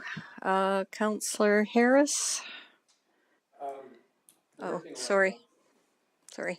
Working electronically, I've got a bunch of documents over, and I don't know whether I've got the right document relative to what we're proposing in this motion. Are we proposing to allow the opening of certain statutory holidays but not others, like Christmas, like Boxing Day, like New Year's Day? Those would not be open. But are the other ones being proposed to be open with the funding that's contained within this motion? Mr. Dance? Sure, Your Worship, to Councillor Harris, that would be the intent, and I would suggest that the motion should reflect that there are 5 days where it would remain closed, and those 5 days being New Year's, Canada Day, Truth and Reconciliation, Christmas Day, and Boxing Day. So there would be 5 days where it would remain closed. So Thanksgiving Day, Canada Day. What other statutory holidays we have? Family Day, Good Friday, Easter Monday, Victoria Day, Heritage Day, Labor Day, Thanksgiving Day, and Remembrance Day. Thank you. Those are all such important statutory holidays. Well, thank you. Oh God, I've got so many documents open here. It's just crazy. Okay, you know, if it's limited opening, I'm okay with the motion from that standpoint. Although I think people have gotten used to it being closed on all statutory holidays, and so it's one of those things, if we wanted to keep moving forward, we wouldn't have been changing anything, quite frankly. You know, it's because people have gotten used to it. I'm used to it. Like I say, it's a rest day. I can get in touch with whatever. You know what? If it's allowing some but not others, from a respectful point of view, then so be it. Thanks. Okay, thank you. Councillor Kelly. Yeah, a philosophical question. What is the purpose of a stat holiday?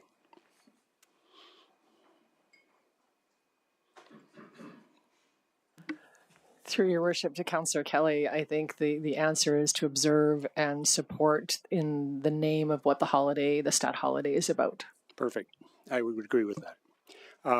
It's also intended, I would think, Heather, that workers in general would enjoy that stat holiday. Would that be a correct statement? Through your worship to Councillor Kelly, I would say in part that it would be correct. I think past practices have suggested that some culture and recreation facilities have been open for families or individuals to observe that holiday in a different way. I would agree that our protective services need to work a stat holiday. I would understand completely that the operators at our plants that run 24/7, 365 need to work a stat holiday. Those facilities need to operate. I would suggest strongly that those workers in the service industry ought to enjoy their stat holiday. And that's why they get paid double time, because we're infringing upon their ability to enjoy the day off and spend the time with their family or do the things that you suggested, Heather, commemorate the day in question. The numbers of usage of our facilities on stat holidays show, in fact, that there's reduced usage. That the community doesn't value using those facilities on stat holidays as highly as it does the other days of the year. And we're infringing upon the staff that are asked to be there on those particular days, as reflected in the 2 times pay schedule. So if the numbers were double, if the stat holidays showed an increased use, I could support it. They show a decreased use, which indicates to me, and I think Councillor Harris also has a strong point, we haven't had them open for a long time, and there has been some questions. I've had questions from people that speak to me in the community, and we dealt with it several months ago with the information that Mr. Fleming provided at that time about the decreased usage. I think the general opinion, and it was from the people that contacted me, is that stat holidays must be busier because everybody's looking for something to do. While in actual fact, they're not. And when I showed this individual the data and he took it away to the teams that he represented, the discussion ended. So I don't support it. I really don't. If we had a demand for it that was higher than our average day, I could have a different opinion. But we don't. It's reduced demand. And we're impinging upon an increase of individuals and, by the way, those are very inefficient days to open because of the cost we're mandated to pay. We're mandated to pay it because we're impinging upon the enjoyment of the people that we expect to work it. So I'm sorry I can't support it. Thank you. Okay, thank you. Councillor Noyet. Just a second. Go Going ahead. back to the purpose of stat holidays, then I guess we could argue that Labor Day is meant for some hard labor in the DCC gym. When I was back in university, I did work stat holidays at a pool as a lifeguard, and I know from the opposite spectrum, a lot of staff members that I had worked with were very willing to work those days, as it was double time pay as well, so they were pretty happy to be working on those days. I think we need to consider some different demographics that could be using these facilities and would be very happy to use them throughout the different seasons of the year.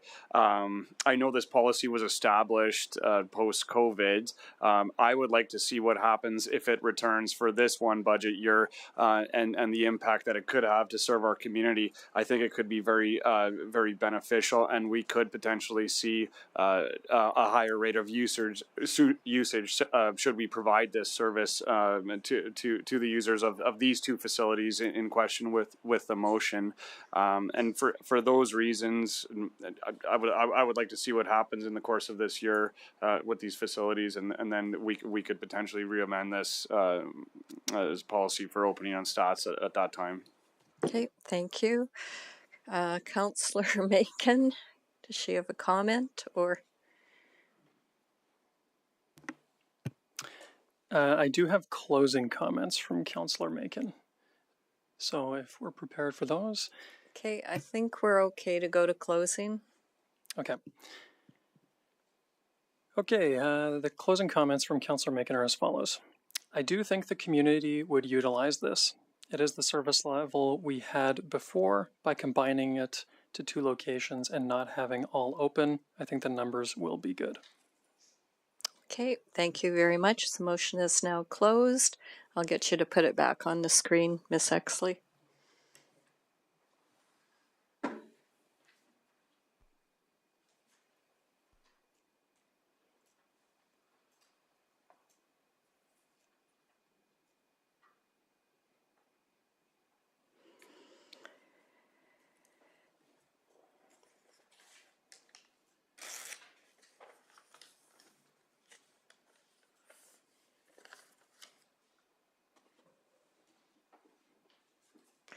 Motion is carried 4-3. Thank you very much.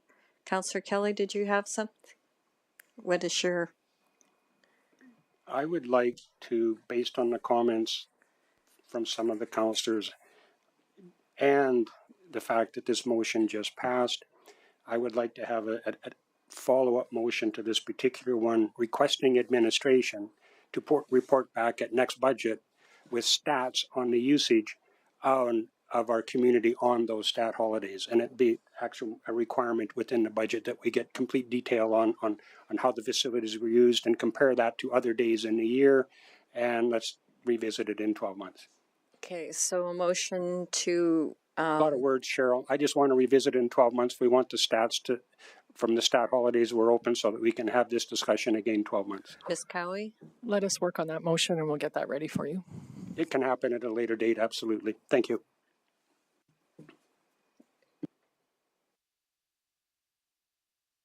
Okay, so are you doing that as a motion today or? Oh, sorry. Heather, you mean that you'll get back to us within 5 minutes or get back to us in a month or so? Okay, thank you. I'm good with that. Thank you. Okay, so while they're working on the motion, we can go into discussion and debate to keep this moving along. Do you have anything further on speaking in favor? Councillor Harris on the new motion? So would you be looking for historical reference points in terms of usage in the past? Because obviously we haven't had most stat holiday openings since the second quarter of 2020 up until today. So looking back, maybe the previous 4 years. And that data is available. It always has been, as I understand it. Councillor Kelly, what's And I the appreciate intent? your comment. Your question. The intent I had when I made the motion, Councillor Harris, is let's look at what happens in 22-23 with the facility as compared to the normal usage in 22-23. Not what happened 3 or 4 years ago or 2 years ago. How the stat holidays compared to the other days of the year and other days of the week, and so we can judge in real time, how it is the stats are appreciated in the community. Yeah, I don't think that's an unrealistic, it's just an operational review from that standpoint. So it makes sense, I guess. Okay. Okay, anything on close, Councillor Kelly? No, nothing. I think it makes sense. Hopefully. Just waiting for the motion. Yeah, I guess we need a motion. Thank you. Sorry, Cheryl. I'll just leave you on until we make sure the motion is what you're asking for.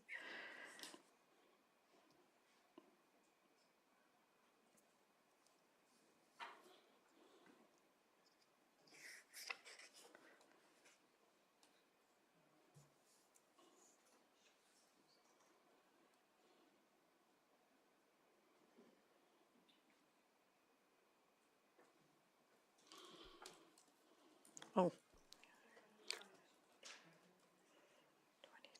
No, sorry, Cheryl. To report back to council with the 24 budget. Let's put the word 2024 budget document so that we can see and have the discussion during budget next year.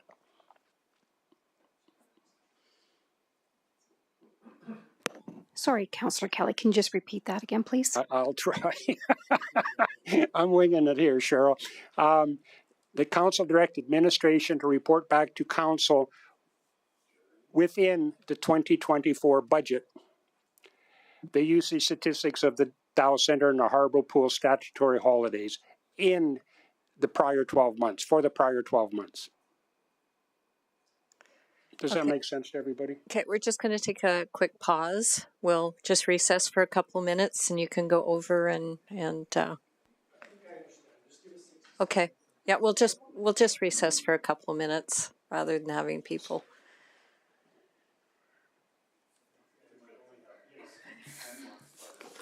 That's fine. We'll pick up what we have. It'll be, oops, sorry. It should be most of the year.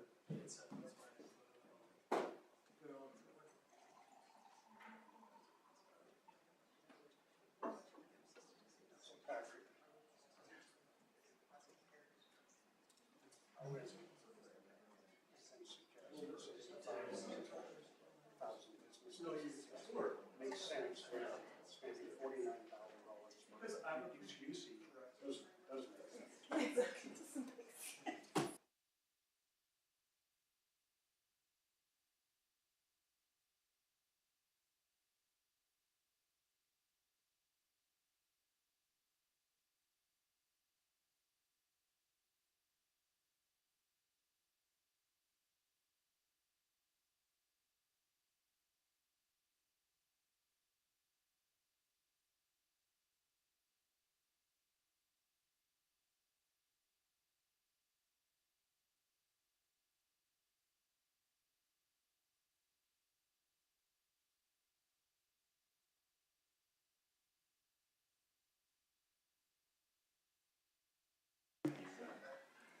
Okay, so I'll get Councillor Blizzard and Councillor Macon back on. We were just taking a small pause while we were getting the wording. I'll just make sure you're both back on. Councillor Blizzard, are you there? Okay. Councillor Kelly, just confirm that's the motion. I think that is because there will be no staff holidays remaining. Pardon me, Mike, please. Oh, it should be on. I turned it off during the break. No, I didn't touch it. It is now. The wording makes sense because I just want to confirm there are no remaining stat holidays that we would be open in calendar 22, given this motion. What about Boxing Day? No, we'd have, sorry, through your worship to Councillor Kelly, no, there'd be no statutory holidays in 2022 that we are open. So this motion covers the available time that we have. Yeah, I'm good with it. Thank you. Okay, thank you. So the motion is now closed. Please cast your vote.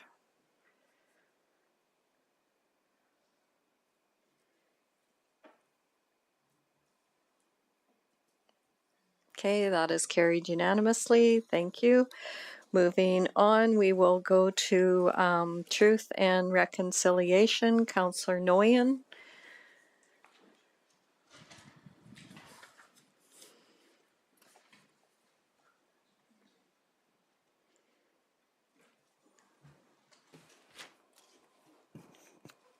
Yeah, thank you. Yeah, I wanted to have a discussion about truth and reconciliation as it's proposed in our budget for actions in the upcoming year. I can fully appreciate the intent of this this process and the work that has been achieved at this point in time. Council did have the opportunity to go to awareness training in this past year. I think what I'd like to do is to first make a motion to remove project 740095 from 2023 operating budget and then open up the discussion from there. Okay, so you can make that motion, and while she's working on that, you can speak to it. Yeah, thanks.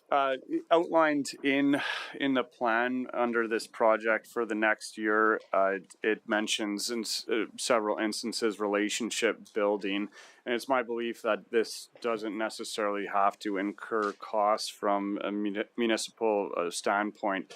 I believe that if it's the true goal to cast a wide net over our community for this initiative, this can be achieved through some of the attitude and actions that that our city has towards this process, and so I would like to encourage that line of thinking instead of some of the initiatives that you have outlined in the proposal. Based on the further information that was provided in the flagged item document, it looks like there would be more work done with Indigenous groups in the local and greater area in 2023, regardless of additional budget allocation. And so that's something that we're pursuing on its own. It talked about intention to complete oral history too, and I guess a question that I have raised with that maybe we could address at this time. Instead of hiring a consultant, is there other methodology to achieve an outcome with oral history in Fort Saskatchewan? Through your worship to Councillor Noyen, I can speak to that. There are certainly ways that we can through those relationship building steps that we can continue to kind of gather information about Fort Saskatchewan and our history, specifically the Indigenous history. But a project of that nature that would kind of help us to achieve a complete understanding would be beyond our capacity to do internally. Okay, but there is some work that can be done in this area. Yeah. This is a tough one. I want to hear from the rest of council on their feedback and direction with this. It did mention in the details of the flag report too that this is a national initiative, right? And so my concerns with funding this municipally, as the initiative is laid out, is that there are grant opportunities right now that could be pursued, and this is a general way of thinking for any type of groups, and we are seeing groups that are getting organized in Fort Saskatchewan to come forward with proposals. I would like to see this more of a led initiative from those groups. So I'll leave it at that for now, and then hear what the rest of council has to say. Okay, so I'm next, and then Councillor Abatoye. So a question that I have for administration with the Truth and Reconciliation, now that we have an Indigenous society that's forming, would it not be more beneficial to allow some money to stay in this, but actually fund it through the Indigenous society to help them get started, or to work directly with them? So sometimes I feel like we've got a gap in there, and so I guess that's the question. If depending on how this goes, should there be some monies left in there so that we can work with the Indigenous Society or at least fund them maybe for 1 year?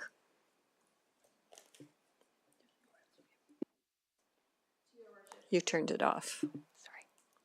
To your worship. Yes, we have included in our table there some options for funding to support the initiatives that the Indigenous Society brings forward to us. I would say at this time, the society is still in the beginning stages of forming, and therefore it does require additional support. So something like the larger initiatives that we've noted that could be possibilities for the years to come. I mean, I don't want to speak on behalf of the society, but I believe that would probably not be possibilities for them, like an oral history study in 2023. Okay. Go ahead, Brad.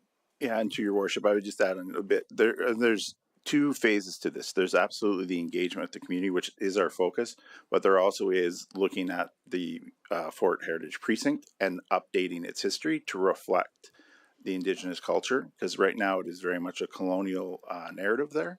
And so that's one of the benefits that the oral history would help provide, is to provide us information that would help us to update the fort history, or sorry, the precinct's history, and to provide some interpretive information from that perspective as well. That simply right now is a gap. Okay, so I guess the other question that I have is, so we have a historic master plan. Are you telling me that that's obsolete at this point in time? Have you looked at it? To your worship, yes, we have looked at it. I would say that we probably need to revisit some of the items that are listed in there that relate to Indigenous history. That's all I can speak to at this point. Okay. I'll go to Councillor Abatoye. Okay, thank you. So I think this was asked on the first time you did a presentation, because it says a one-time funding from reserve. So is the plan to just do this one time and then leave it alone? Through your worship to Councillor Abatoye, no, the original presentation last year, I think, laid out a 7-year plan.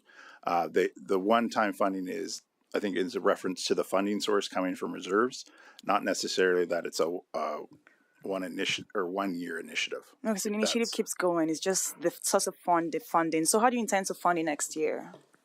That would, through your worship to Councillor Abatoye, that would be an additional budget request, unless there's direction to look to a different source of funding. Just back to the point of grants, there's so many grants out there that supporting Indigenous initiatives. Are we looking at those opportunities? Through your worship to Councillor Abatoye, absolutely. I think the distinction we'd probably make with this is this guarantees us funding to be able to move forward in discussions about moving projects. We would then pursue grants that would potentially reduce the need for this funding itself, depending on what grants are available to us, because there are some cases very specific. So if the grants aren't specific to the work our community wants to try and achieve, they may, even though they're available, they may not be what we need to pursue. Right. Thank you. So I want to support this motion, but I believe that we need some funding in there to support the Indigenous society that's coming up. I think they need a lot of support because they're just still in their beginning stages, and I know they have like lots of initiatives they want to do within the community. As a matter of fact, the program or the events we had in the city for on September 30th. Not this year, but last year, it was great. But I was looking forward to the same thing this year, but I guess we took a different turn this year.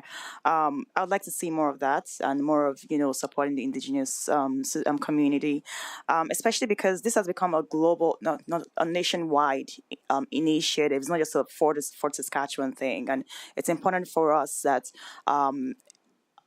we fund it somehow. So 80,000 might be a little high, to be honest. So maybe it's really bringing down that amount and figuring out what we need to do in-house and, things that we can absolutely not do in-house and, get a contractor to do. But this motion, as it states, I wouldn't support it.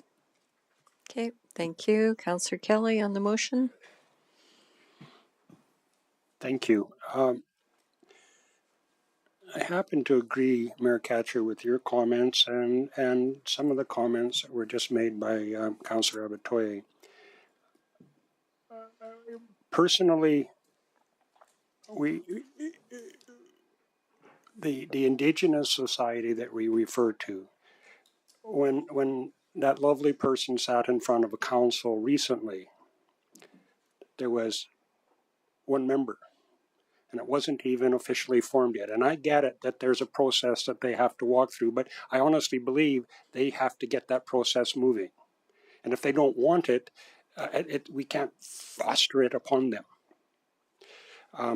If should they get assistance from the city to help them through that, I'm good with that.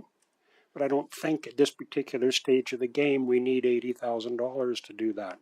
And another 10-year budget when I honestly would like those people to come to us and express to us what they would appreciate, rather than us doing it in reverse.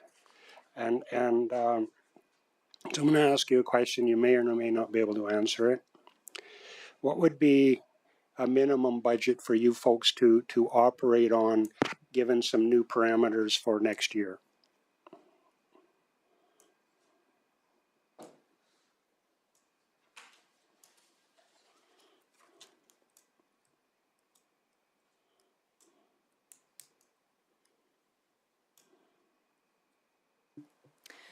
Through your worship to Councillor Kelly, based on maintaining sort of our service levels that we established this year in terms of providing education to staff and council, as well as hosting 2 annual events, being for Indigenous Peoples Day on June 21st and Truth and Reconciliation Day on September 30th, we would probably be looking at about the $40,000 range, which is also what was approved for 2022 last year.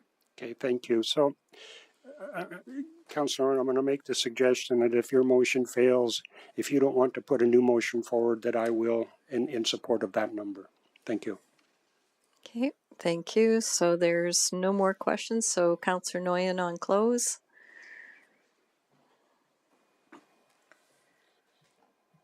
Yeah, thank you. Yeah, truth and reconciliation is a process, and it's an ongoing process, and it exists in our society and nationwide.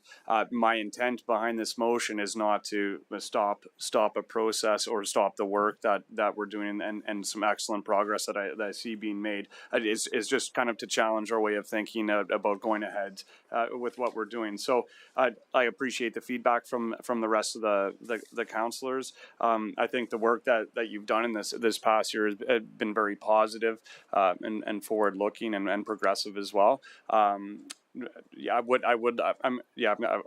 I'd like just talking about my motion to acknowledge that what I think I wanted to see in this upcoming year is reflective on work that has been done and being done, and then really streamline our approach moving forward with this. So yeah, based on that, I'll close. Okay, thank you. The motion is now closed. Please cast your vote.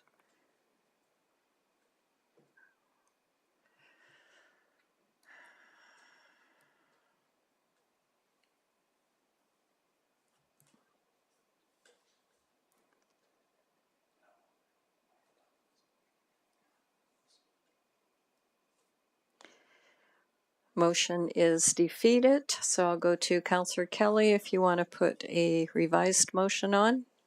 Yes, I do. Thank you.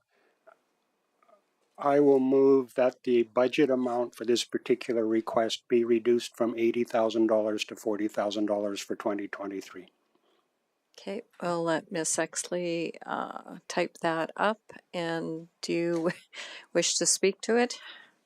I think we've had the discussion. Everybody knows the intent of the motion. Unless somebody has something to add that I would like to respond to, I'm good. Thank you. Okay, thank you. All right, so the motion will be up for discussion and debate. So I'm going to go next. So for the 40,000, just confirm exactly what we're getting, who you're working with, and what the goals are.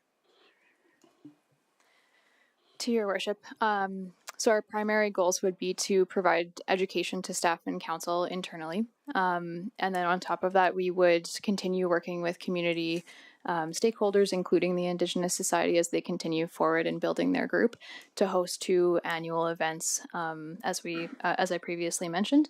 I believe that budget amount would also give us a little bit of space to respond to other projects that the Indigenous Society or others within that community would bring forward to us as well. Okay, and the other question that I have when you talk about the two events, because what I noticed in 2022 is the Multicultural had an event for the afternoon celebrating truth and reconciliation, and then the city had ours at the Dow Center. So I guess the question is that duplication, or is there something that we could work together on to make it one bigger event?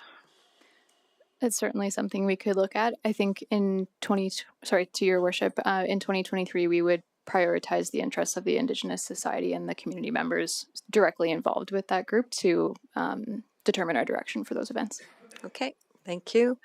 I've got Councillor Macon. Such Thank a you, deep Your voice. Worship. Yeah. Thank you. Councillor Macon's comments are as follows. I do not support this motion because it only allows us to maintain what we have done and not continue to move forward. Thank you. Okay, thank you. Councillor Kelly on close. I didn't turn you off. Yeah, I just noticed that. It's a good thing I was quiet. I guess just to respond to Councillor Macon's comment, it's a very old problem, but I think it's something that we're just now starting to come to grips with.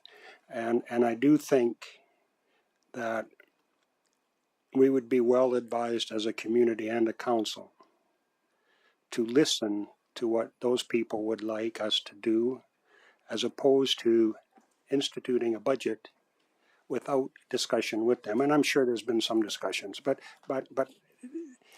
discussions with one or two individuals does not constitute discussions with their community either.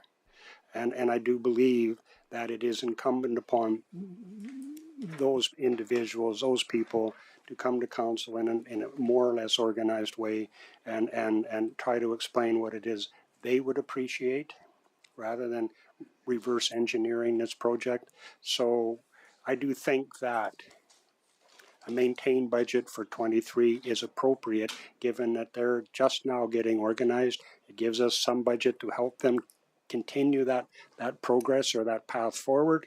And it's entirely possible that in next year's budget we can have a completely different discussion. So let's see what happens then. Thank you. Okay, thank you. So the motion is now closed that the budget be reduced from 80 to 40,000. Please cast your vote.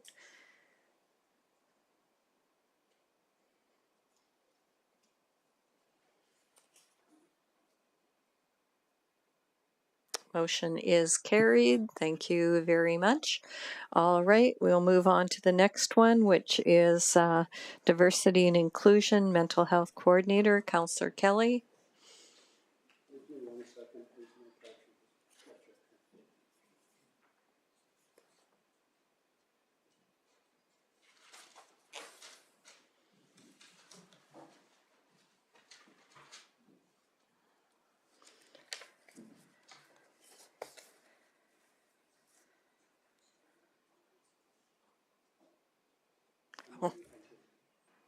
Okay, go ahead.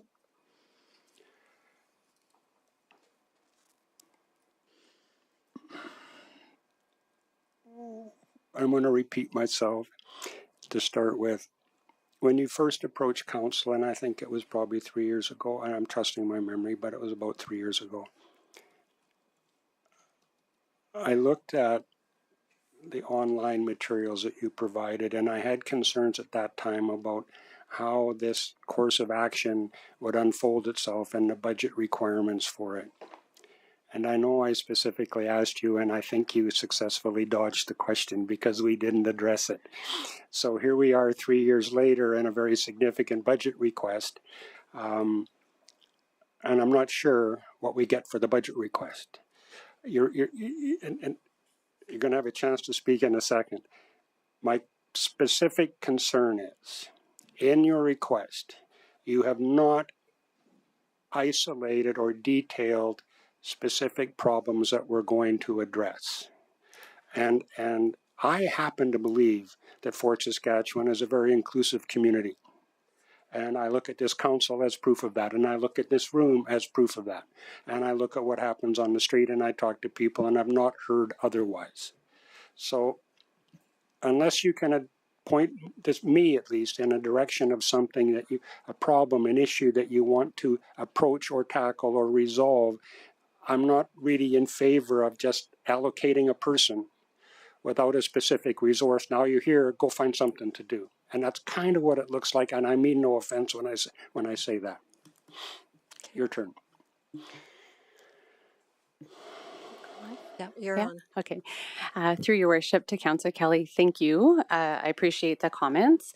If I don't quite answer, let me know. I'm going to do my best here. So, you know, when the city made a commitment to diversity and inclusion, it does acknowledge absolutely that we have the same social concerns that we see globally. There's nothing different about Fort Saskatchewan. There we have inequities within Fort Saskatchewan, the same as the global discussions that are happening, or national, if we want to say. However, our commitment is to look at what we do and grow in a way that addresses those inequities.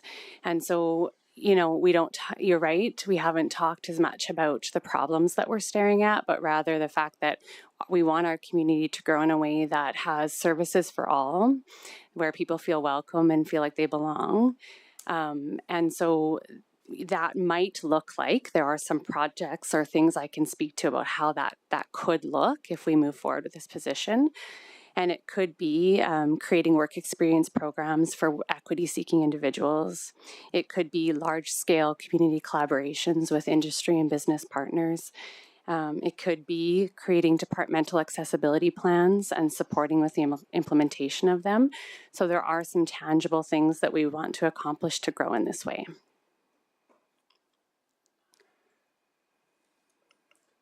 And I mean no offense, but I disagree with you that Fort Saskatchewan has the problems of the world. I really don't. I think that's a hyper generalization.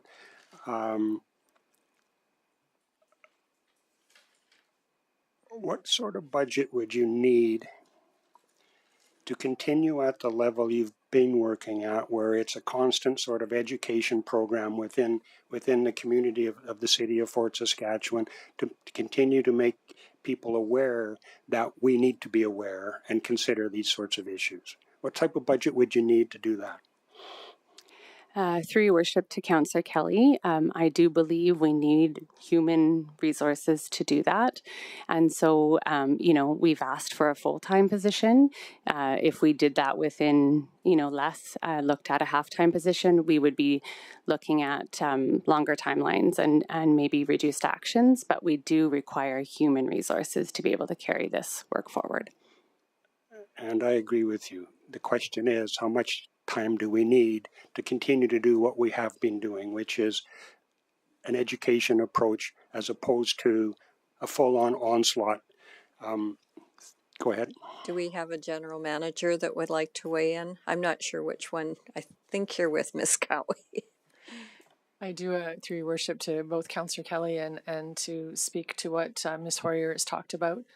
The work does require dedicated human resources to be able to do it. So I think the suggestion of a possible half-time position is an opportunity as well that we would absolutely consider.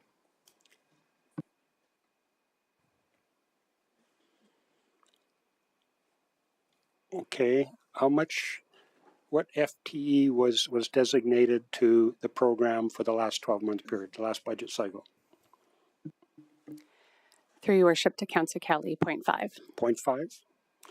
All right. In that case, and I was looking for it as you come, that's why I was slow. What's the current budget request for this? Refresh my memory, please. 510057. Yeah, you got to look like I had to look. It's 92,140 in 2023 and 28,240 in 2024, ongoing. Okay, thank you, Mayor Catcher. And the budget for the year we're just concluding was what level? About half of that 93? That's correct? Yes. Okay, I would move that budget request 510057 be capped at $45,000.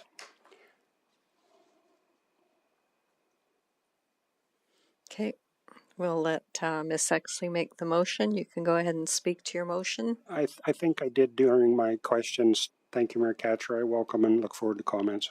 Okay, so we'll go on to discussion and debate. Councillor Abatoye. Thank you. I actually do agree that Fort Saskatchewan has the same issues the world has. We have human beings that live in the cities, so obviously I don't think is a generalization. But I'm going to be asking you a few questions. My first question is, why have you combined diversity and inclusion with mental health?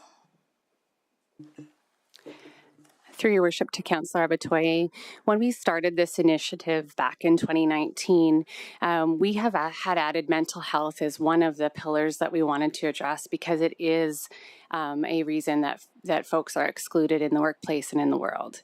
And so we began to address that through some additional services for staff.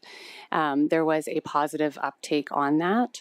The pandemic then, I think it's fair to say, highlighted the fact that we needed to be addressing mental health and wellness at a greater level than we currently are.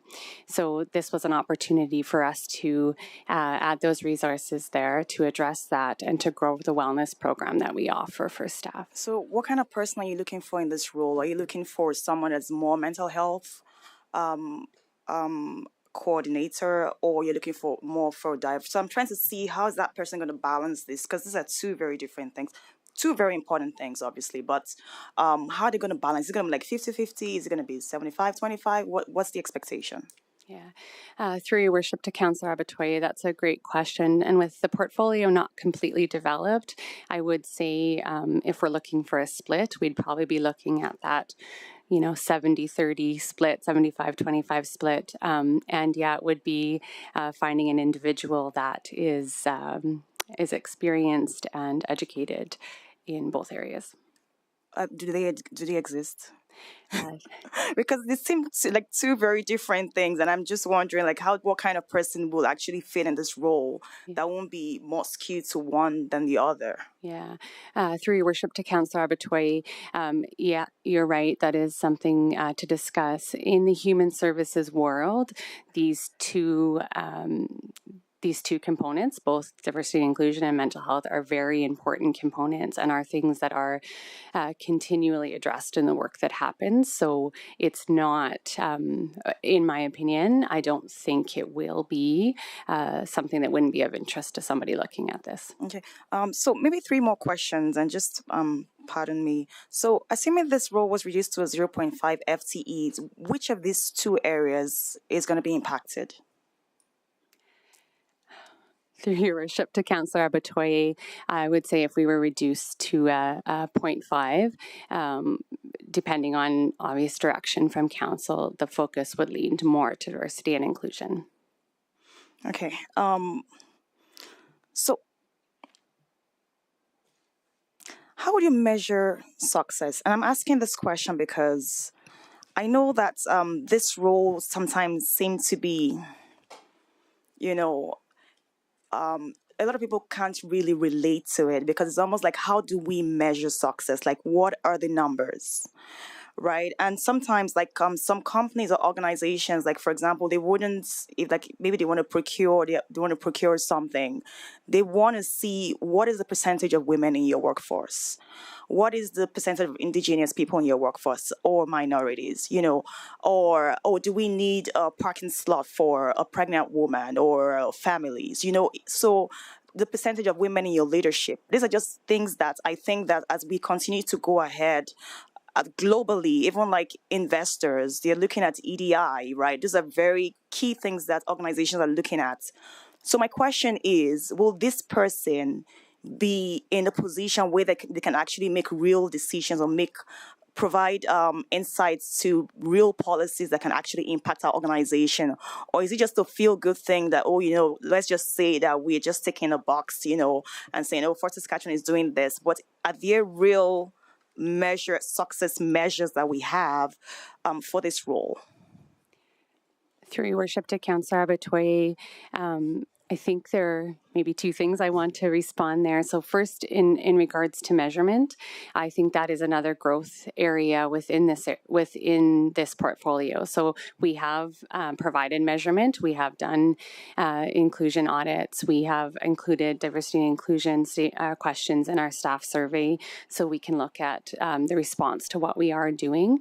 But that demographic, that really looking at what is your organization made up of, so that, like you mentioned, we may be able to provide that to developers or folks that are looking to come to the City of Fort Saskatchewan. That would be an area that we would need to grow in alongside people services.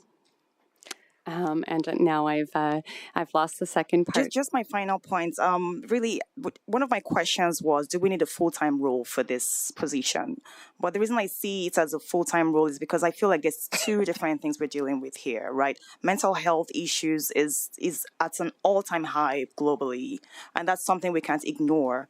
And this is just my final question, and I'm going to move on. How are we dealing with mental health issues right now in the organization? Through your worship, to Councillor Abatoye. So, we have had for many, many years an employee and family assistance program. So that has continued. And this year there was additional funds added through our benefit package for folks to be able to access counseling. So those types of supports are there. Also through the year, we committed some additional dollars to training for folks to be able to gain a better understanding of their own mental health as well as others. We've also committed to an online tool. All of these things are sort of based in the education or the treatment side of things. If we were to move forward, we'd be looking to grow in the wellness and preventative side as well. Okay, I've got Councillor Blizzard, Macon, and then Kelly. So go ahead, Councillor Blizzard. Hi, I have a few questions and comments here. So is it hard to find someone to work a part-time position that's at this level? Through your worship, to Councillor Blizzard, I couldn't answer that based on anything other than just a small amount of personal experience in which, it is easier to recruit to a permanent and a full-time position. But in terms of looking at that across the organization, there may be somebody better in people services that could provide that data if we're looking for that. And kind of in going with that, I know sometimes recruiting here is a tough anyway, so I think it would be tough to find a half-time. I think if there was another position similar and that's offered full-time, they'd jump it. Is there another way we can do this so that it's, say, a one-time funding and a contract position so that next year we can see what that person did and how it worked and come back? Because I do find in the request, it is a little bit general. You're not really, stating specifics of exactly what they will do. It feels kind of, like you're figuring it out as we go along. So is there a way to do it as a one-time request? That would just be my thought. Do a full-time position, but for a year. And if this motion fails, maybe come back next year and get a report on the position. Through your worship, to Councillor Blizzard, absolutely, if that's the will of council, that's the way that we would move forward. I would just state that we are coming out of 2 years of a temporary shift in the way that in our organization to be able to do this work. And so, we've brought back what we think is rationale for the full-time moving forward. Okay, that's all for now. Thank you. Okay, thank you. Councillor Macon. Thank you, Your Worship. Councillor Macon's comments are as follows. Significant request for a significant problem. I have not heard from administration any reason to reduce this request. I support the need for a full FTE for a problem that will continue to grow and needs to be addressed. Okay, thank you. I'm next in the speaking order. So I guess the question that I have, and it's more to Mr. Fleming. Okay, we'll get him ready. So within the budget or the context of the budget, there's quite a few positions that are in here. So I guess the question that I would have to you as you're prioritizing the positions and, and what we're contemplating adding to the budget or removing from the budget, How high on a priority list would this be versus some of the other ones? And I guess that would be a question if I saw all of the positions that you're talking about, whether it's public works, utilities, this one, each one of them. I'm just looking to you. Through your worship, I understand that. The part of the budget process that happens prior to council getting the document is pretty intensive, and we actually go through a pretty good process of deciding what's important and what isn't. I haven't had a chance to talk to the team, or we don't typically have the conversation, across departments of is something more important than something else. Anything we put in the budget, we recommend it, and I would say that we believe it's important. And so how this stacks up compared to the other FTs, I would probably want time to take that away with the team and at least get some input from others. So, and I only ask that question because I've often said, what if there's only so many dollars put in for wages? Where would your priorities be? So I'll make that comment. I guess the other question that I have is, if we've been able to do it with a 0.5 for the last year, why can't we do it with a 0.5 for the next year? Yes, through your worship, we can certainly attempt to do that.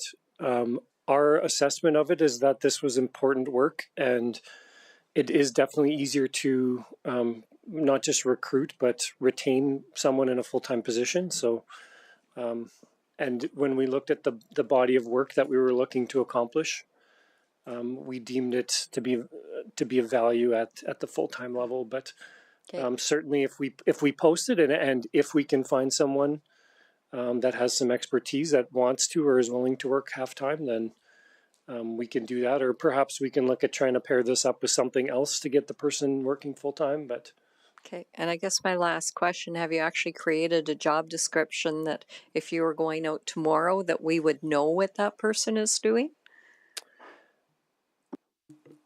And that comes back to the question or to the comment made about what is it that this person's doing?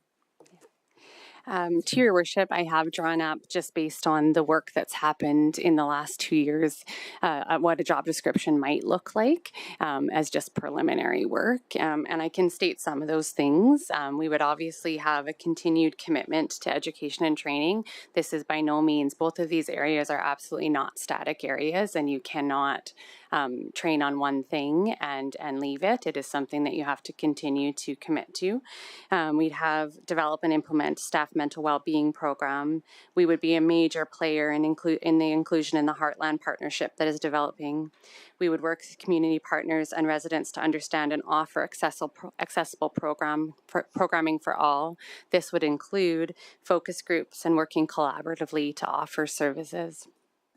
We would encourage and support best practices across departments in areas such as recruitment, communications, building accessibility, ongoing policy and procedure development, auditing and support, and develop action plan for management of goals, accountability, and measurement. Okay, I'm going to, if you'll indulge me, one last question. So you say education and training. So within your education and training budgets that you have for each department, would you consider cutting those back in order to have the education and training done through this? Because this is just the position. So I'm struggling to not support this because there's education and training money that's already provided for within the budgets. Through your worship, the first year of the project allowed us some education funding. In the second year of the project, we worked with People Services and used funding that was already allocated, and that is how we intend on going forward. We've had as using resources that are already allocated. Okay. I'll end my comments there. Councillor Kelly, so there's nobody behind you, so you can comment, close. I will comment in case somebody else chooses to weigh in, Mayor Catcher. When I'm done, if there's no further comments, you can consider it my close. The mental health aspect of this particular position, what specifically is that person going to be charged to do? Through your worship to Councillor Kelly, we would be looking at developing, and I know it sounds vague when I say a wellness program, and so I'm going to expand there a little bit, but typically, no matter where you are, when we talk about mental health, we're doing so in what is usually quite a reactive way when there is a problem. And that is just typically how we might address mental health. And so what this position would be looking to do is create some supports beforehand.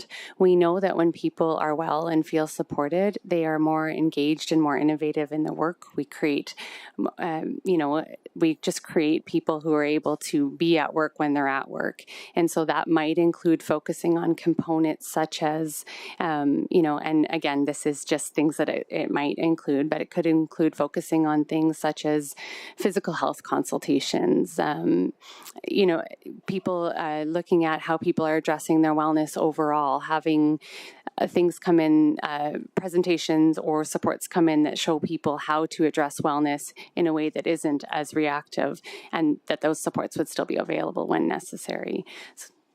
So we'd have to develop, we'd be looking at what we have and then growing it from there. Mental health is a subject, like all health, is typically reactive rather than proactive. I've read Mr. Fleming's communications to staff over the last 2 years. I would consider his comments to be very proactive and very informing. He has stressed the need for mental health and looking after yourself, and I think that's what we do. Do we need to have a half-time person to do that and figure out, once we have the half-time person, what exactly it is we're going to do? I'm sorry, I don't buy it. I mean no offense, I don't buy it.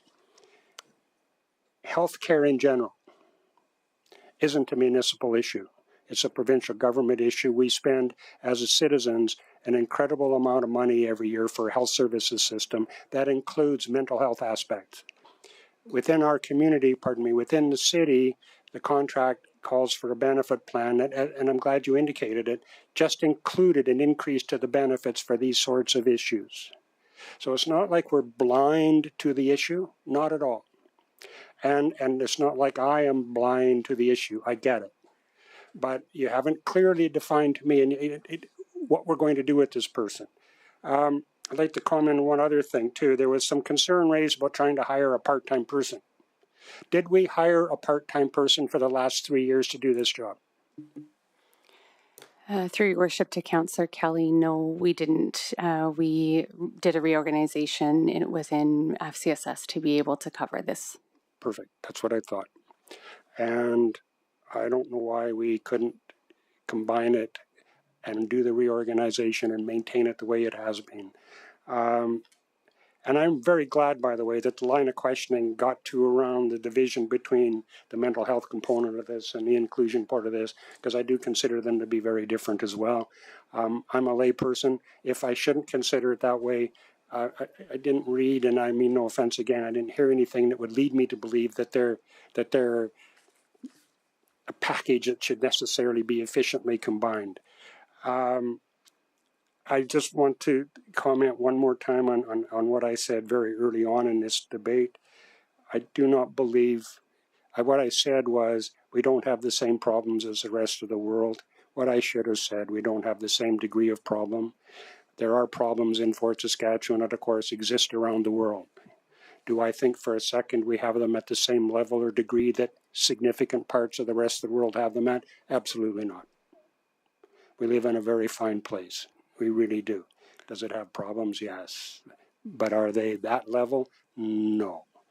So I'm going to leave it at that, Mayor Catcher. I think that the part-time covers it. I see Councillor Noyan's up, so I'll close after that. You're good? Okay. All right. Consider this my close. Thank you. Okay, so the motion is now closed. Please cast your vote.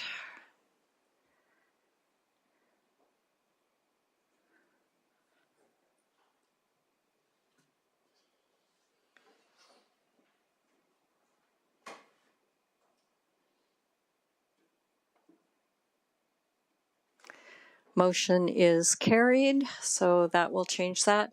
We are at 11:58, so we are going to recess for lunch. If everybody's okay, if we could take 1 hour. There is the Heartland United Heartland Team Challenge on at the Normandy Room. If anybody would like to go there for a little bit, is 1 hour okay? Okay, so we'll return at 1 o'clock. Thank you. We are in recess.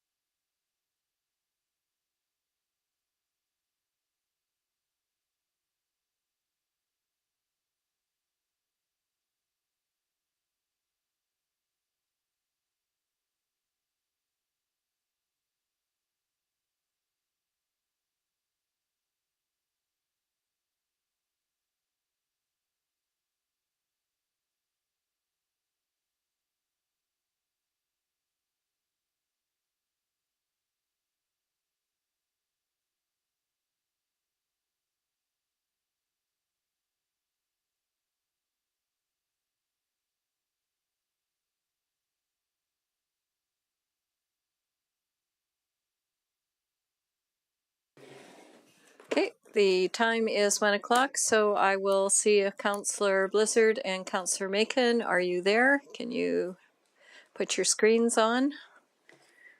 I can't read the writing, so I assume there they are. All right. Can you hear me? Pardon? Yeah. Can you hear me? Yeah. Okay. Okay. Yeah. Okay, so we will continue on with our flagged items. We will go on to number 12, SDAB fees and information on direct costs. That's Councillor Kelly.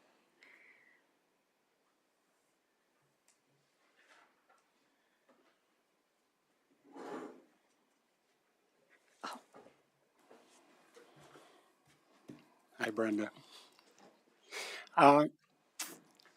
Thank you for the extra information. It really drove home my thought process. Our SDAB fees cover 5% of our normal costs for an appeal. Other than people think we charge too much at $100, do you have a rationale to support that thinking? Your Worship, to Councillor Kelly. So I believe the philosophy behind our fees is that you want them to be high enough so that we're not receiving frivolous appeals, but also low enough so that it doesn't prohibit people from appealing. So that's, I think, the rationale. And I would support that comment, or agree with that comment. We don't have, at least on my term in council at least, a high incidence of appeals. In fact, I consider it to be quite low for a community this size. And I suspect that's because our planning people do a great job in resolving issues before they happen. So given that, and I see Mr. Thomas back there, before somebody gets to the stage of going to appeal, I assume there's been many hours possibly spent in negotiations and explanation to try to resolve conflict before it comes to appeal. Would that be a fair statement? Mr. Thomas is in the building, in the chambers to respond to these questions. So yes, please do, Craig.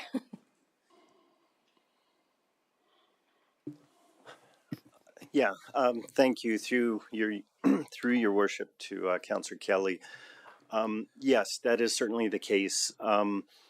We've done, I think, a number of different things to reduce the number of appeals, namely in doing a few of our refreshes to our land use bylaw. It certainly has taken certain things into account which would come up.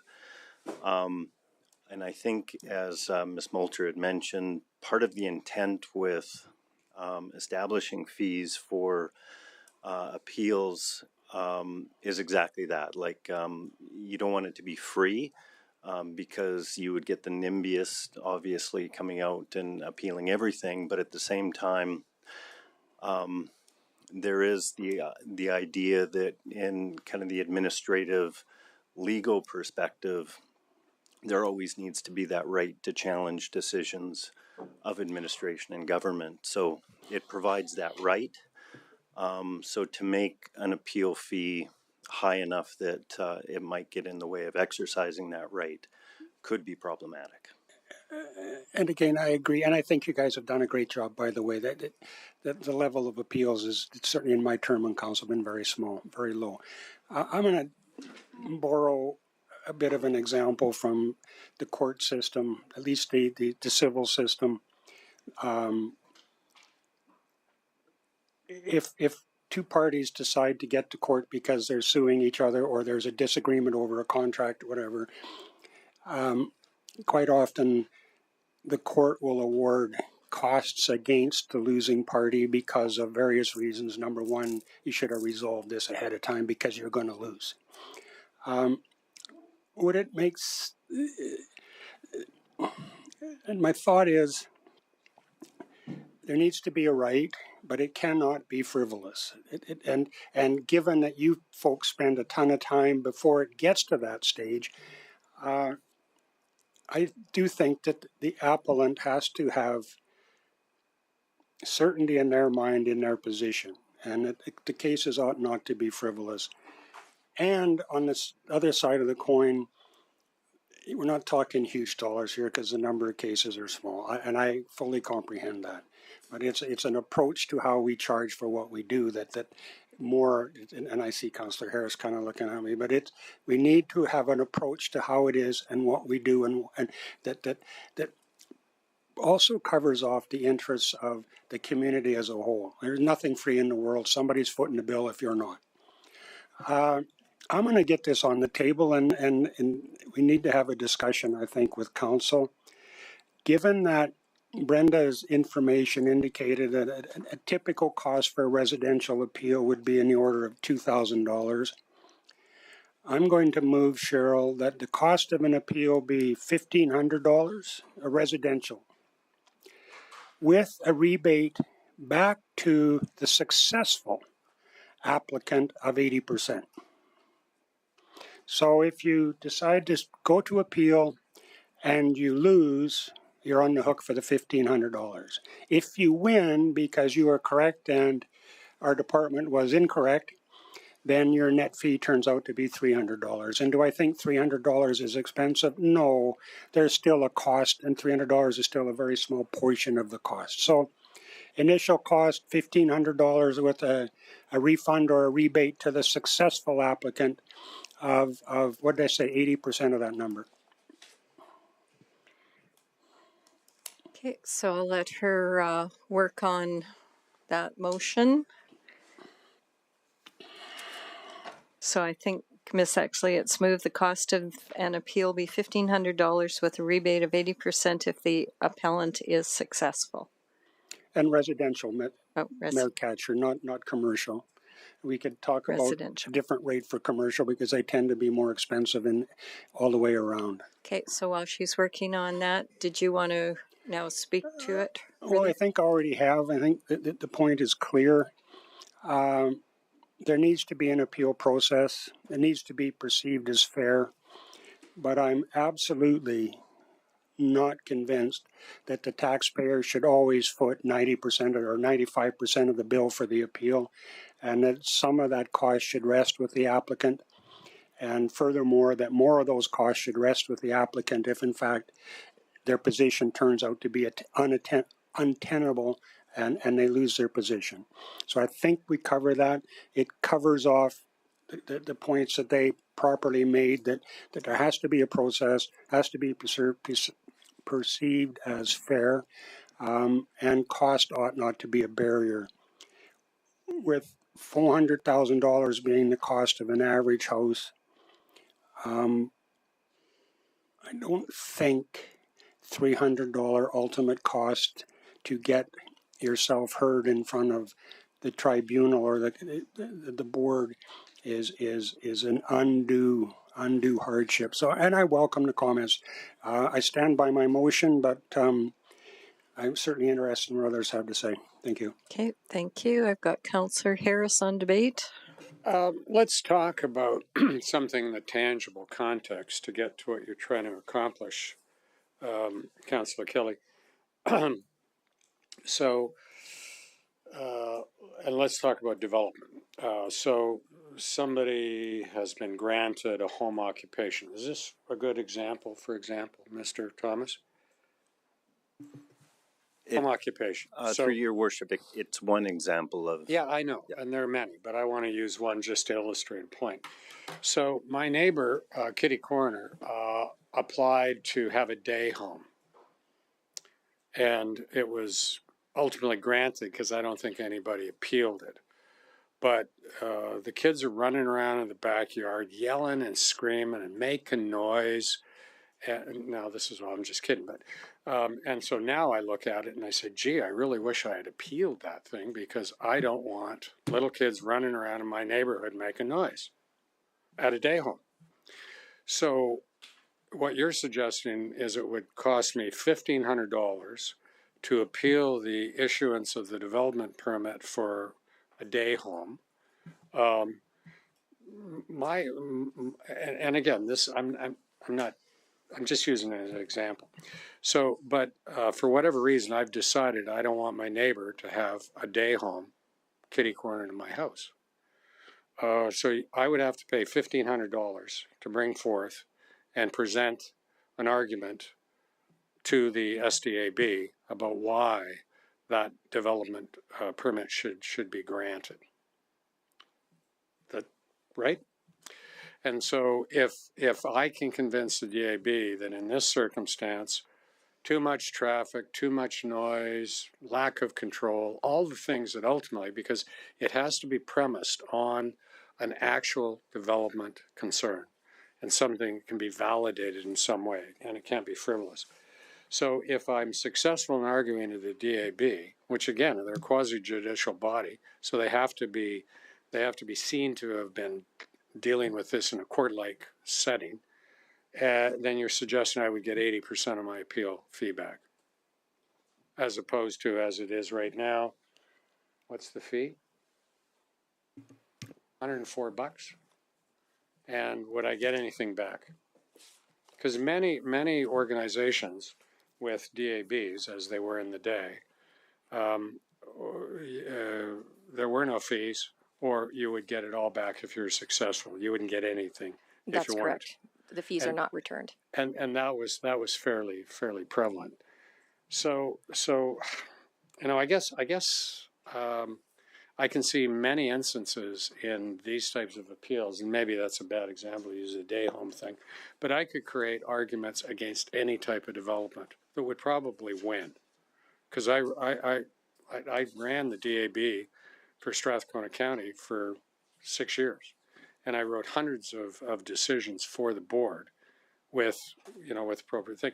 And so I look at it and I think that's disenfranchising people to be able to actually have the right of appeal, that amount. What should it be? I don't think it should be that high. So I like where you're going. You're proposing a difference, but right now I don't think I could approve or get on board with that level of a fee. I think it's punitive, and I think it ultimately would probably be seen as unconstitutional or whatever the legal test would be, to suggest that it's upsetting the appeal process. So I just need to ask, did you want Councillor Kelly to respond to your question about the 80%? Okay, I'm just trying to find the question. I'm just trying to understand the thing, because this is a big deal. Okay. Councillor Kelly? You bet. And I understand you're just making an example up on the fly. In the particular example you gave, I would remind you that as a homeowner, you missed your opportunity when the notice was initially sent out to have the day home. So you missed your opportunity. Now that you've second guessed yourself, there should be a cost.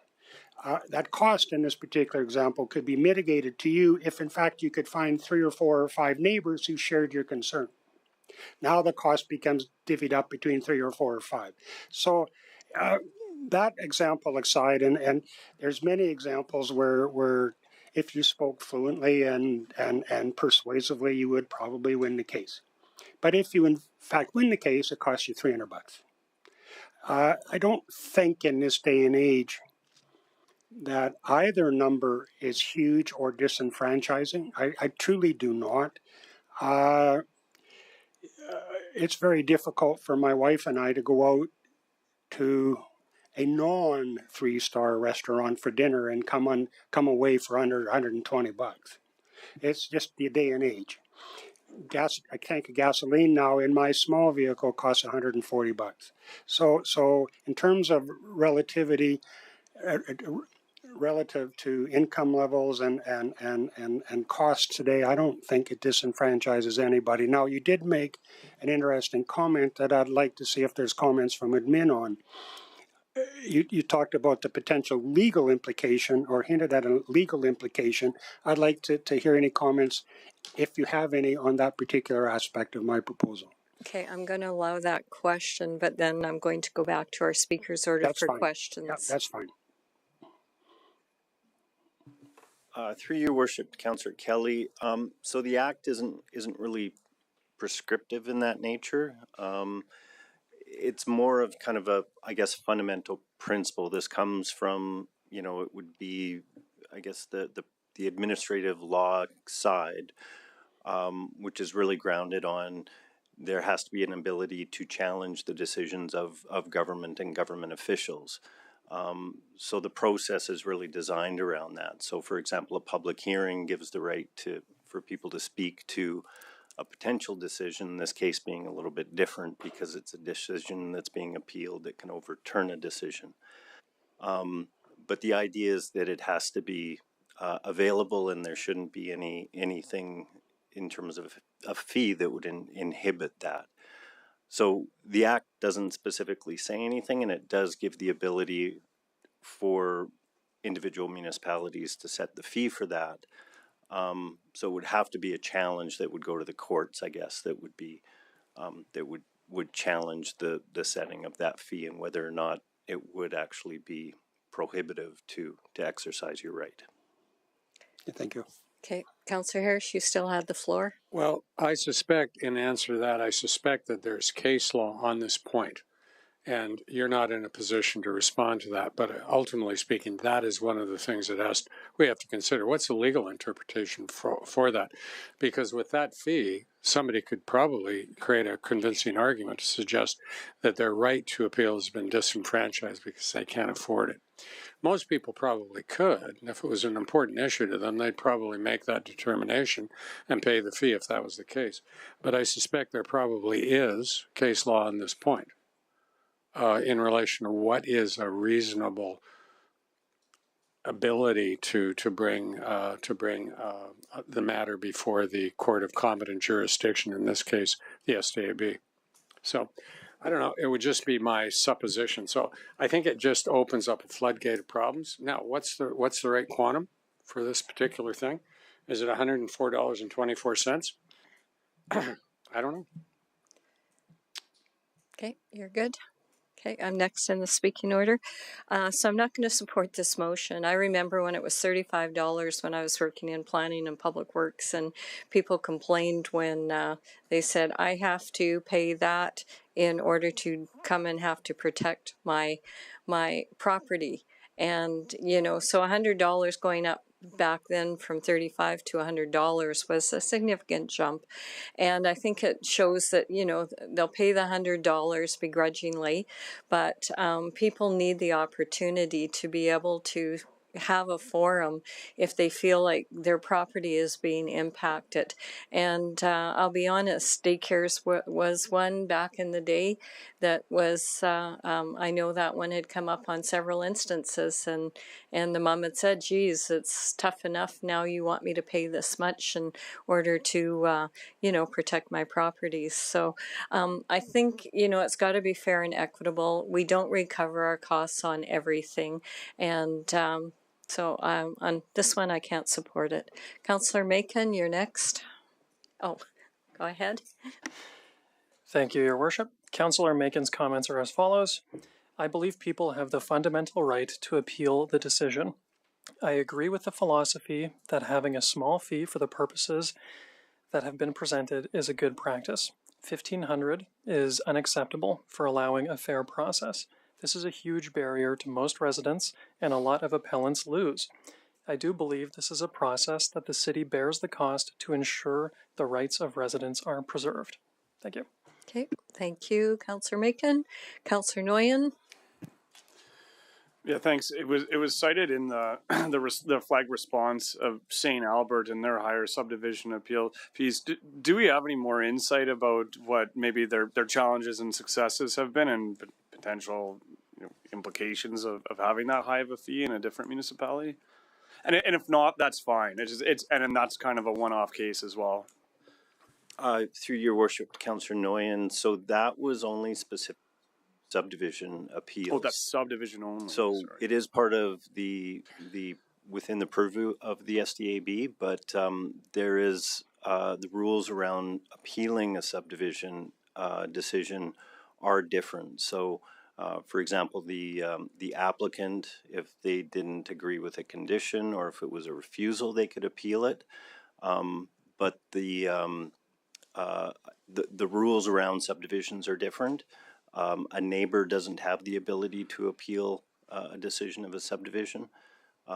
So the rules are a little bit different, and I suspect that's why there's a higher fee in that regard. Okay, thanks for that response. My second, I have one other question about the implications of an increase price or cost for residential appeal.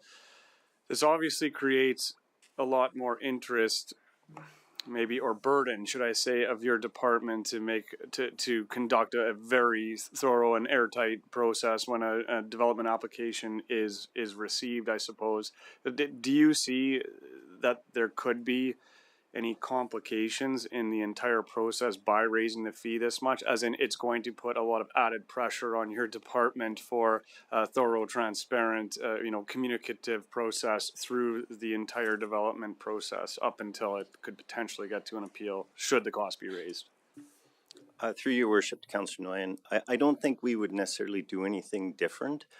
I guess one of the questions that would have to get worked out is exactly what does success look like where you would be eligible to have that reduction in the fee.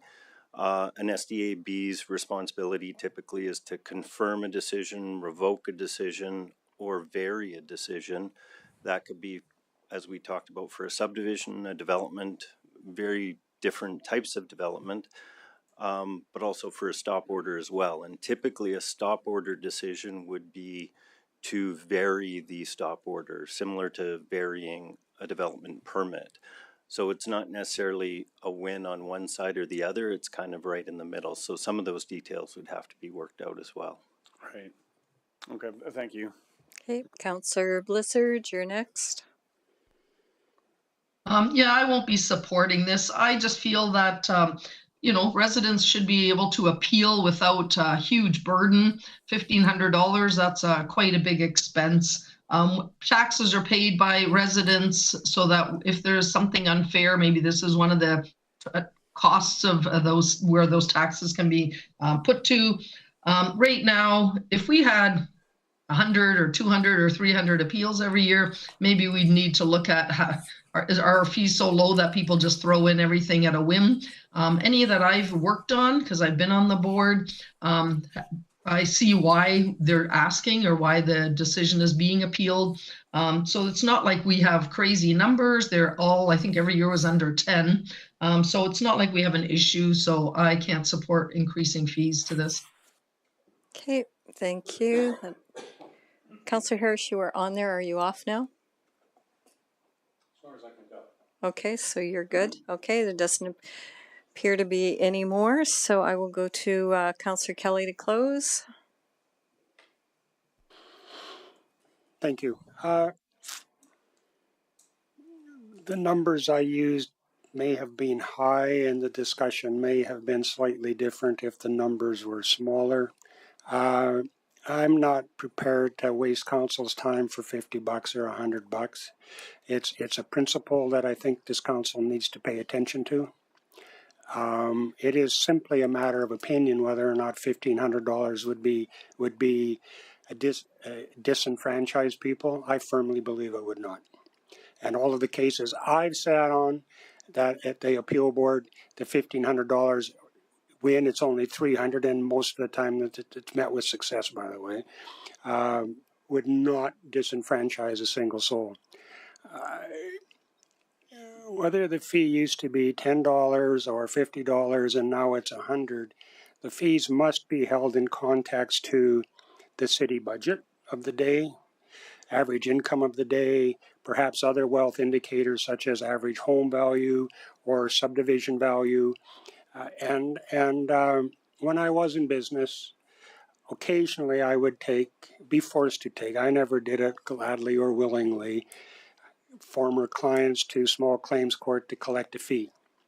And in my term in business, the fee went from $50 to $500. It's a 10 times increase in the time I was in business. The courts understand there's a cost. There's absolutely no reason why this council wouldn't understand that there's a cost. And I'm going to leave it at that. I'm not prepared to die on the hill on this one. It's been an interesting discussion. That was part of the intent. But we're going to revisit fees sometime in the future, and this subject will come up again. I'm pretty sure of it. And thank you both for your time in this. Okay, thank you. So the motion is now closed. Please cast your vote.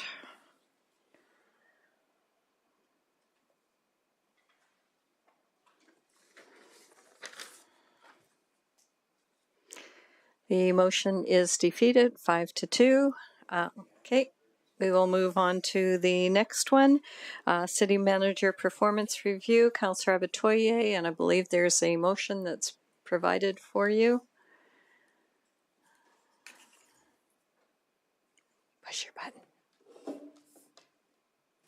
Go ahead. I'll make a motion that council amends budget request 11-0011 by removing ongoing funding of 10,000 from property tax revenue and replace with funding of 10,000 on a one-time basis from financial stabilization and contingency reserve, and the administration return to council before the end of Q1 2023 to discuss the finalization of the terms of reference for the project. Okay, thank you. Would you like to speak to your motion?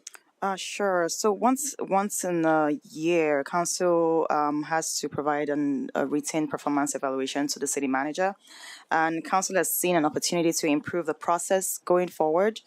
So the reason I'm asking for this to be changed to a one-time basis is because I believe that's bringing in a contractor to help council with the process this one time, and then we can carry it on going forward. I don't believe it's a cost that should continue to be on our books and continue to, be a burden on taxpayers. And so that's why I've asked for this this funding to be a one-time funding from the reserves. Thank you. Okay, thank you. I'll open it up for discussion and debate.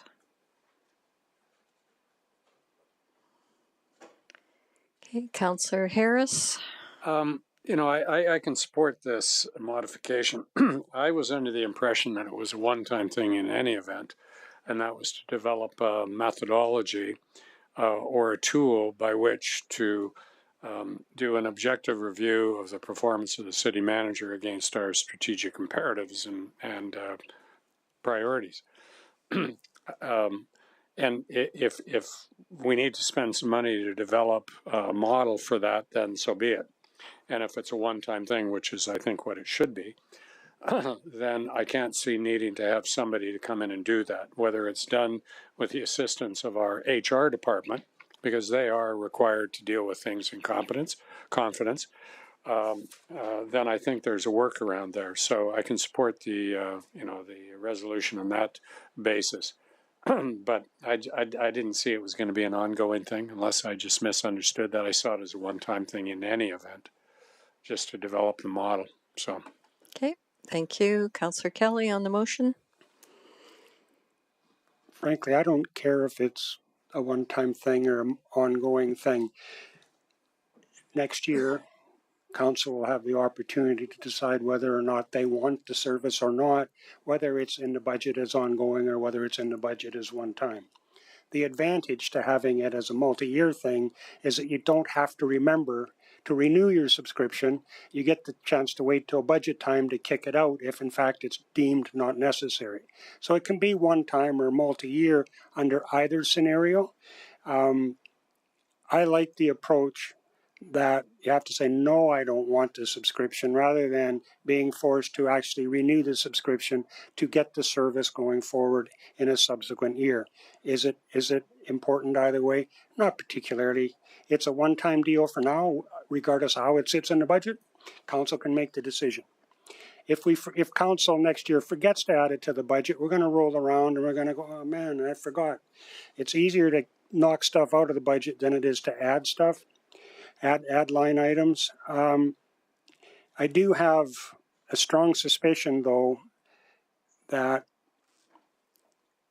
council will find that it's a necessary ongoing expense that it would be well advised to incur.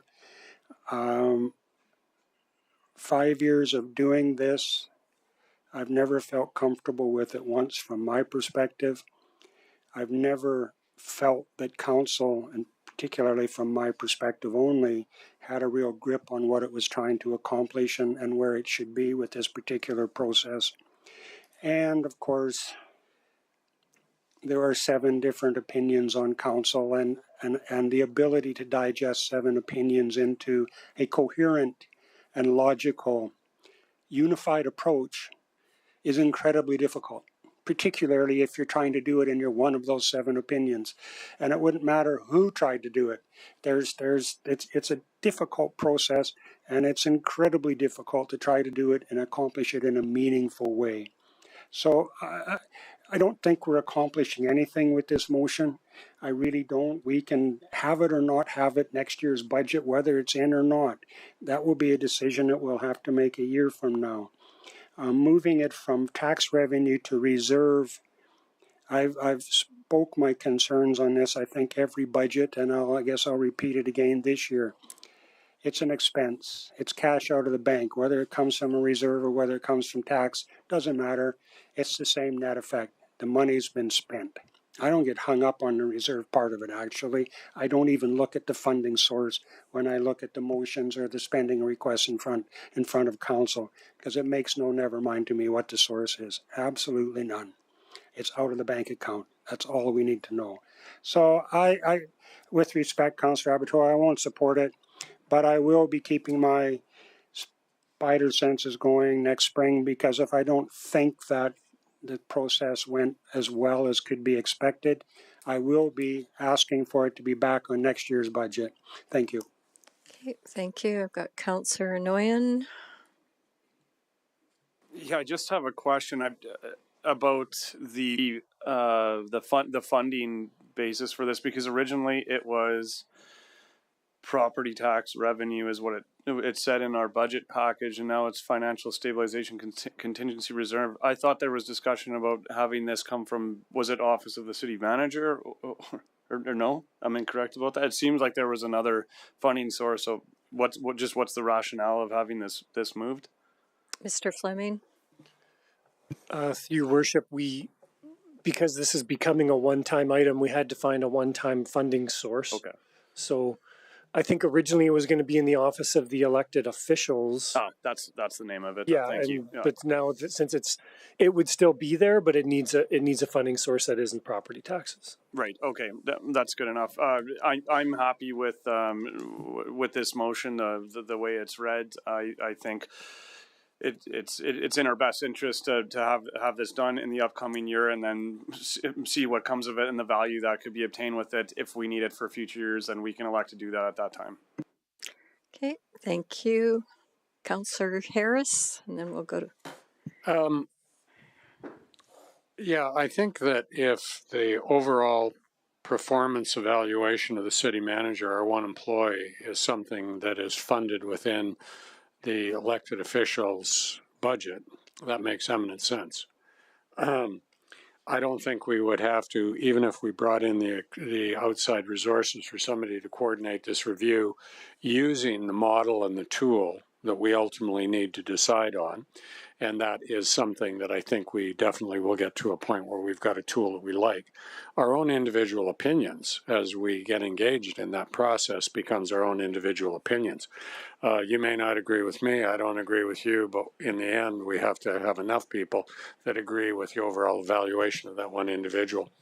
I think that if we decided we needed, and to your point, Councillor Kelly, if we needed the assistance of somebody and we didn't want to do it within in-house in our HR department, we could find somebody to undertake the process, which would be no more than about 2 days at best.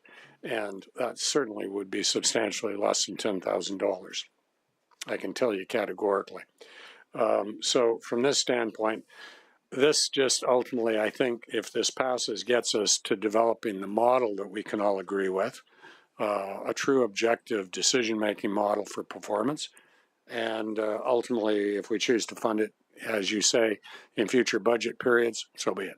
But this year, I think we're going to have to decide on the model, and how we use it, again, is a topic of conversation and discussion amongst the 7 of us. Okay, thank you. I'm going to go to Councillor Abatoye to close. Thank you. So when this first came up, on council, I actually reached out to just different people within this area from different size cities, and I did get different responses from council dealing with it like the way we've done ours, up to people who are contracting the service to a contractor. But what I saw was the big cities are the ones that use contractors. People, cities that are our size actually do it themselves, right? And to me, I think it makes sense. Doing this one-time contracts and providing I'm hoping that this contract will be able to provide us with the methodology that we can start to go forward with, right? And I really hope that we won't have to be doing this annually. I'm hoping that's what this will do is provide us with a methodology or a tool, right, that we can work with as a council, and again, not do it annually. So that's why I think this is important. And I quite disagree with Councillor Kelly about saying it doesn't matter. I think it does, because I would really hate to see this come every year. I think that's doing this one time makes sense, but going forward, I will definitely not support it. And as has been said, it's really a democracy, right? So if we're going to go forward with this, then obviously we'll need for more people to support it. So that'll be my closing. Okay, thank you. The motion is now closed. Please cast your vote.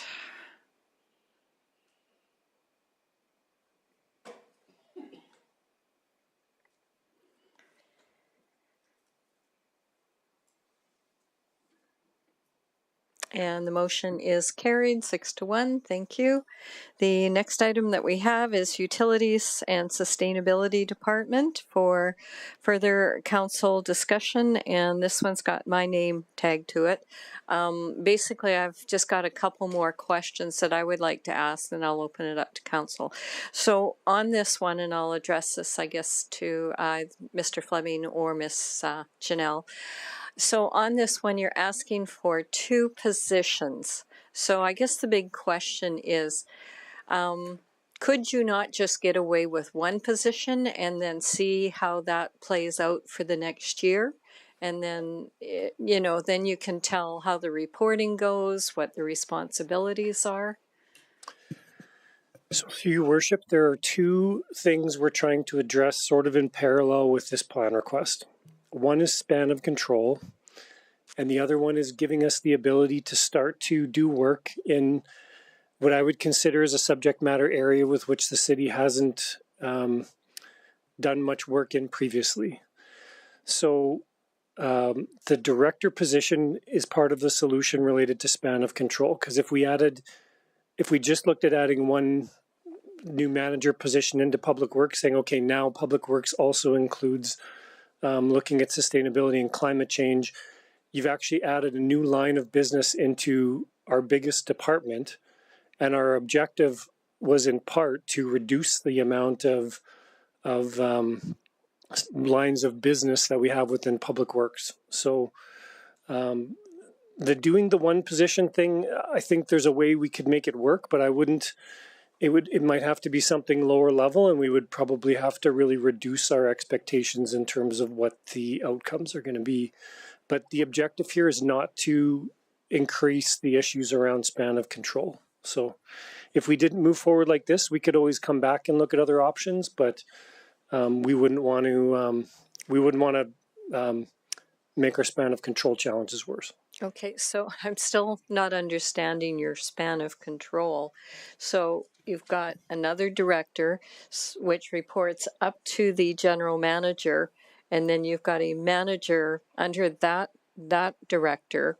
So when I look at that, is the director just going to have 2 reports and, basically just organizing these 2 people? Because it looks like it's only a department of 3. Yes, through your worship, it's not out of the ordinary for a director to have a smaller number of reports when they have manager level people reporting to them. I think in large part, all of our directors are really what we look at as being working supervisors. So the director themselves would have a pretty full plate of technical responsibilities of their own, or analytical or research responsibilities, whatever that plays out to be. So they wouldn't just be there to supervise 2 people, they would be driving some of this work as well. Okay. Through your worship, if I could add in there, it would be larger than a department of 3. The utility staff that currently fall within public works would move over. That's about 20 employees. And then the waste staff as well would move. Okay. Okay, I'll leave my questions at that. I'll see what other council are interested in. Councillor Kelly? Thank you. Waste programs includes the transfer station. What else? Through your worship, it would also include all 3 streams of waste services, so organics, blue, and black. The curbside service. Correct. Okay.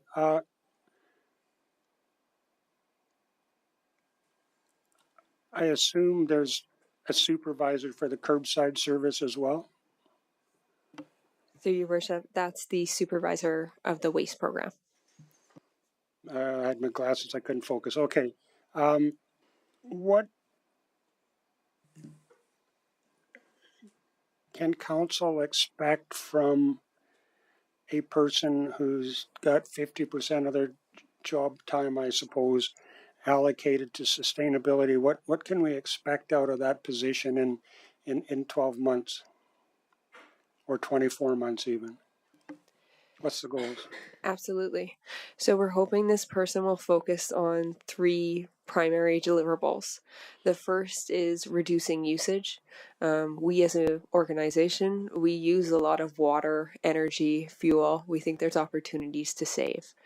So this person would be, with time, developing conservation strategies to help reduce usage. The person would also move into climate change readiness, which is something that's a growing conversation with the region. As environmental patterns change, we are anticipating there will be impacts, and there's benefits from looking at our current programs and infrastructures and our standards and making sure that we're prepared for changes in weather. And then the third area would be community-based initiatives. So even yesterday, we were reached out to about a potential grant program where trees could be made available to the residents. We get those requests every now and then. To date, we haven't been able to implement them or to offer them to our residents because of the resources required to support those programs. So it is a department that would unfold with time. We're hoping to provide the foundation upon which this group can build and eventually get to a point where we can move into those areas. Right now, our staff are dedicated and well-intentioned. They do what they can when they can, but it's off the corner of the desk right now. Thank you, Janelle. The third point you referenced, I absolutely missed the 2 words that you just used to describe the program. Could you repeat that, please? Community-based initiatives. Around reducing waste stream, I suppose? It's sustainability grants that are offered by other organizations like Municipal Affairs, or sorry, that's not it, AM, Alberta Municipalities. They can be offered to our residents to reduce their usage or to implement more sustainable infrastructure. But it needs to flow through a municipality in order to offer that to the public. I'm going to digest that for a bit, Mayor Katcher. I'll click on for later. Thank you. Okay, Councillor Nguyen. Yeah, thanks. I fully appreciate the initiative that we have before us here and where it's going. I just wanted to talk a little bit further about potential costs with emissions reductions into the future. So if we do separate these departments, we're going to have a much better understanding of what we could be doing as a municipality to reduce our emissions with facilities and fleet. Is it our goal to have a cost reduction with emissions with the thought that initial startup costs and investment into this will be higher in the beginning and then cost savings into the future? Is this kind of where we're going with this? Through your worship, Potentially. Yeah. I don't want to commit to a cost savings because, like you said, there's an investment that has to be made and there'd have to be some calculations on payback period, but potentially. And that's something that we would see then if we had this position within our portfolio for further analysis, and that's something that we just don't have right now. That is work that would be tasked to this portfolio. Okay, thank you. Thank you. I'm going to go back on the speaking order. So I guess the question that I have with the two positions, okay, so you've still got a manager of utility operations. So that's on the right side on this page. So then your request is for a director who's going to oversee that manager, but then also have another manager that would oversee the sustainability. So I guess I keep coming back to the point, could the director initially not be responsible for the sustainability portion of this until we actually have it worked out to see, you know, like I understand these ones are going to report up to him, the two managers or the manager, but is it not something that could be done by the one position to start with and then we see how it unfolds from there? And I guess I'm just asking that because it just seems like you're throwing two positions at it and you know, you're not even going to get them hired in the first part of the year. So the one person isn't going to want to hire somebody until they're hired if this gets approved. So it just feels like to me this is almost overkill to start with for the first year of this anyway. Mr. Fleming. Yes, well, I'll allow Ms. Smith-Duguid if she's got a different answer because it's a pretty similar question to the one you asked previously. Again, there's two things we're trying to do. If you just go with one position and say it goes into Public Works, again, the span of control challenges we're having or the bulk of work within that Public Works department gets worse.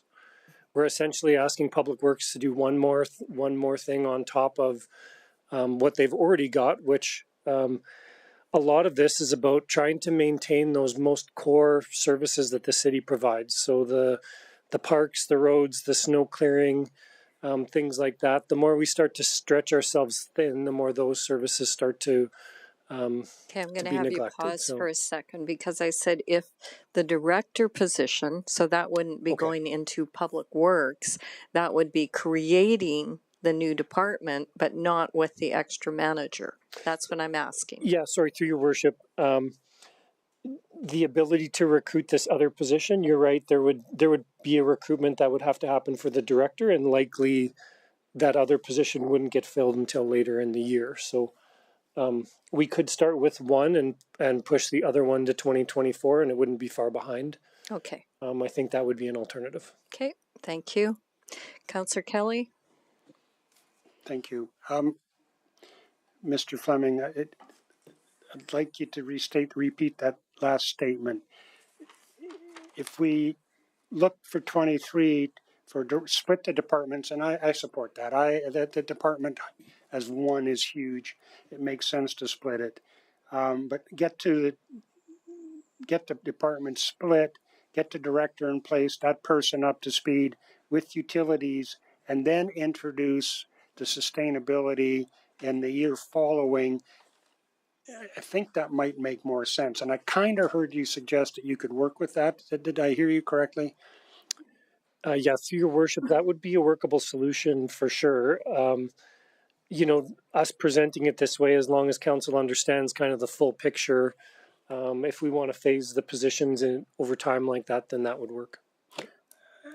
I think I'm going to bring a motion forward to that effect. But before I do, I've got one more question to yourself or Janelle. When I read about environmental sustainability and environmental preparedness. But when I think about the city of Fort Saskatchewan, we don't live in a floodplain. We don't live in the middle of a boreal forest.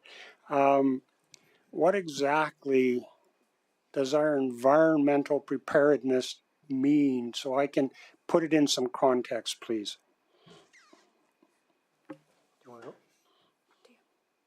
I have two lights on. One of you can take it. Through your worship, we're both excited for this question. Hot potato. So I think when it comes to climate change readiness, what I think a lot about is the pipes within the ground, specifically our storm pipes. Are they big enough to manage more freezing rain or larger rain events? I also think about our park spaces and invasive species. What will be the impact of warmer and drier summers? And then I also give a lot of consideration to our urban forest. So have we done everything we can to protect that asset, or are there some changes that we should be making? We have a lot of storm ponds in our communities. They've been designed for previous weather patterns. There could be an impact there, but I'm not overly concerned about them. More than anything, I'd just like to take a deep dive and make sure that we're ready.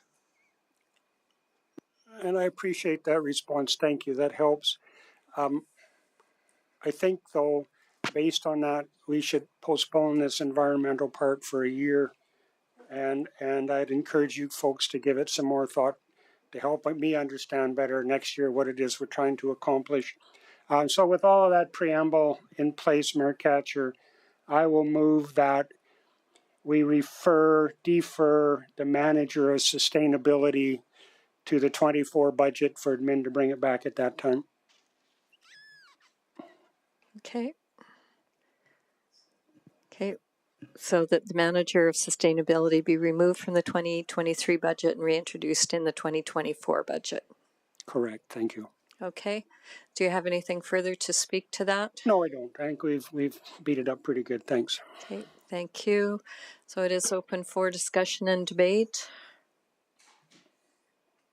Okay, I agree. I think we've talked about this, so we'll just wait for the motion to come up.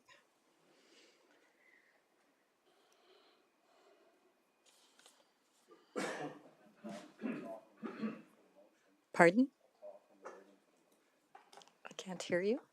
Sorry. What? Yeah, thanks. I just wanted to make a few comments while we're waiting for the motion. I think something that we've maybe overlooked in this discussion is capacity constraints right now in our Public Works Department. I think for our Public Works Department to be very effective at doing what they're very good at, I think allocating a position sooner rather than later to specifically to utilities and sustainability could be extremely valuable for in the long term for Fort Saskatchewan. Okay. Sooner rather than later. Okay. So I'm going to speak to the motion on discussion and debate. We're on discussion and debate. I haven't closed it yet. So I do support the motion. And I think when we're looking at positions within our city, when we're looking for two coming together, as I indicated before, it's going to take a period of time to get the director position online to start with. That director is going to have to take some time to figure out what he's going to do and figure out what the roles and responsibilities are. So I would say, and then if he wants to hire somebody himself, or that person, not him or her, wants to hire that manager themselves, then that's probably going to be into the fall. So we're not going to utilize those dollars anyway. So if we're we're saying let's just move it to 2024, I think that makes perfect sense and I can really support that. And I think it will flow better because we'll be more organized. Otherwise, what we'll end up with will be a large surplus in that department, and then we will criticize administration for having a large surplus in salaries. So that's why I would support doing it in this fashion. So thank you. Councillor Harris on discussion and debate. Well, your comments I maybe take a little bit of umbrage with, because ultimately it's up to the city manager and his direct report, who is responsible for these areas, to figure out what this new person of the utilities additional thing is going to do. And then over time, they need to have the cogent discussion about what sustainability is. And if that happens in 2024, I think that makes a lot of sense. But I would not want to see, and I would be surprised if Mr. Fleming was to say, we'll hire somebody and let them figure it out. I don't operate that way, and I don't think he does either. So the point is you figure out what you want to do, you find the right person with the skill sets and the experience and the qualifications to fill that, and then you task them with particular questions of response. So that's the kind of the methodology I would expect our administration to employ, so they know what they're going to hire before they actually hire it. Okay, thank you. Councillor Kelly to finish up. Yes, you bet. I agree with the comments from both of you. I think the 1 year, we'd probably take that year anywhere darn close to it. I would just add from a very personal perspective that I would encourage administration to flesh out a bit more what our environmental sustainability could look like, because I think we've got systems in place to look at the particular examples that were given. And I know I put you guys on the spot with the question. We've got 12 months to think about it. And the Councillor Noyan's comment, we are splitting the departments. The utilities is going to be set out, and I think that makes infinite sense. It was and currently still is a very large portfolio for one person to try to come to grips with. So splitting it, I think, makes sense. And after, let's call the question, Mayor Catcher. I'm done. Okay, thank you.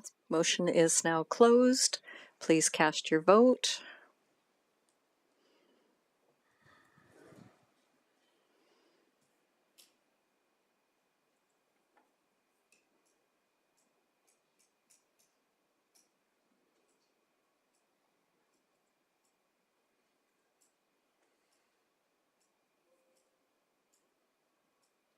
Motion is carried. Thank you very much.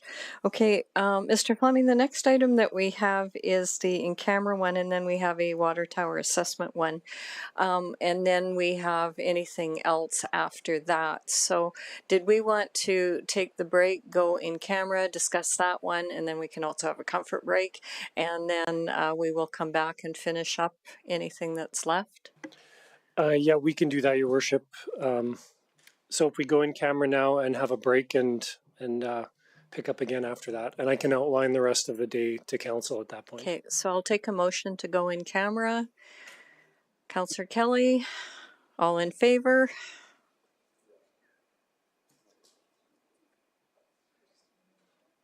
Oh, there it is.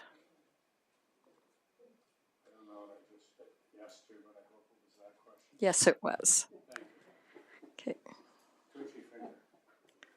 Okay, so that is carried unanimously, and we will be taking Mr. Kaiser with your iPad so that you can capture Councillor Macon's comments to read them out. Okay, so we will adjourn to in camera. Thank you.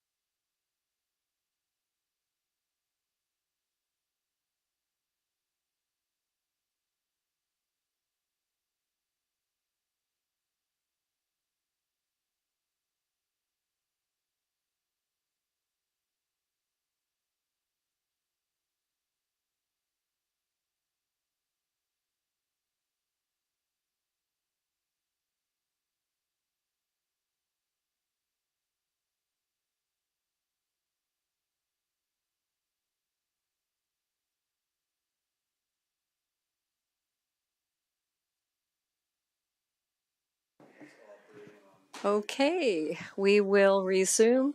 So the only motion that was made in camera was to return to open. So we will continue on with our budget discussions, and we have one more item that is flagged, and that was water tower assessment, and that was Councillor Noyen.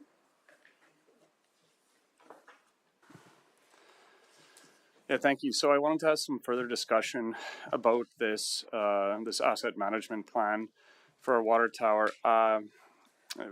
We were given the links to the assessments that were done in 2016 and 2017, and then having looked at those and how they would align, maybe fitting into a future of water tower asset management plan. So first question would be: has any remediative work being done on the water tower since these assessments? Yes, through your worship to Councillor Noyen, we've not dealt with any of the painting needs that are on the tower since that time, as we wanted to look at what its long-term future would be before we invested money. Brian Rogers can explain if any other general maintenance has been done on it. Through your worship, Councillor Noyen, no other general maintenance has been done on it other than daily checks, yearly checks of the boiler. 2012 was the last time it was actually emptied. We had a leak around the base column, so we had a weld repaired. The epoxy coating on the inside of it was checked at that time and was fair to good condition. It is due now. It's 10 years now, so we'd like to look at it again on the inside. We're holding off on doing that to see if it would also come in place with this larger project. Okay, excellent. And then I'll ask a few other questions and open it up. So in this plan, the overview you have includes a potential 25 to 50 year plan for this asset. Should council not decide to do something with it sooner, one way or the other, or the other way, I guess. So can you just give maybe a brief overview of some of the major contributing subjects that are going to aid council in a very concise decision making ability?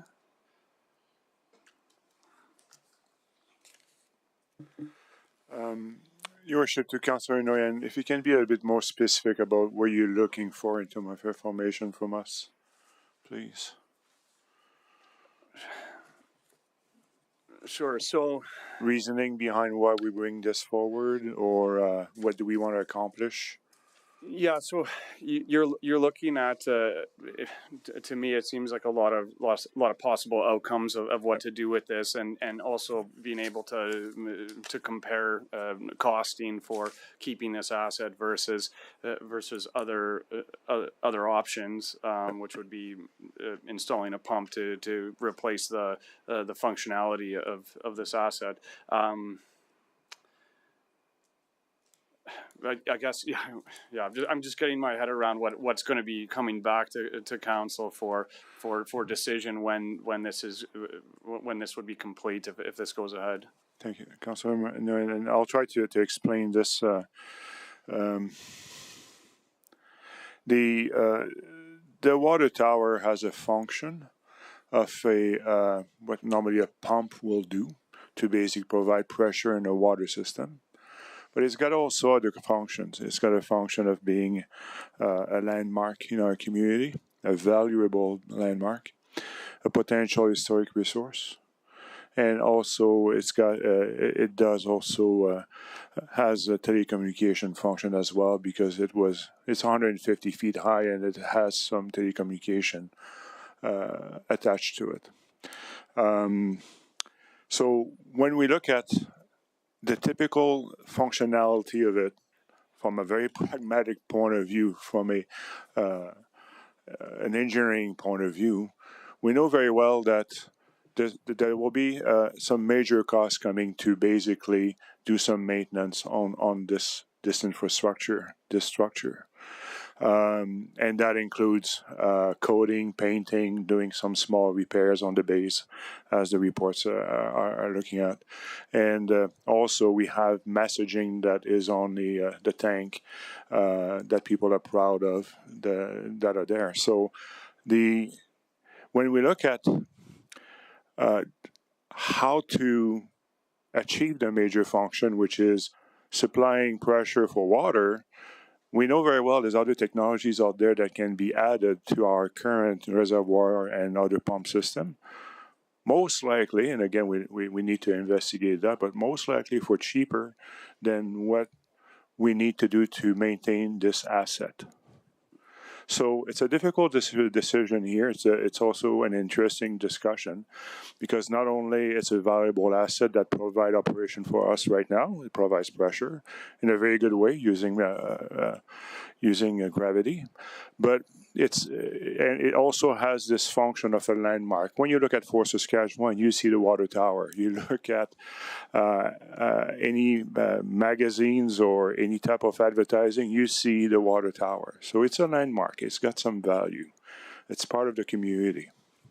So how do we address that in terms of investing in major maintenance and repairs versus investing in adding a few pumps into a place where most likely a pump in a reservoir won't become a landmark in the future, right?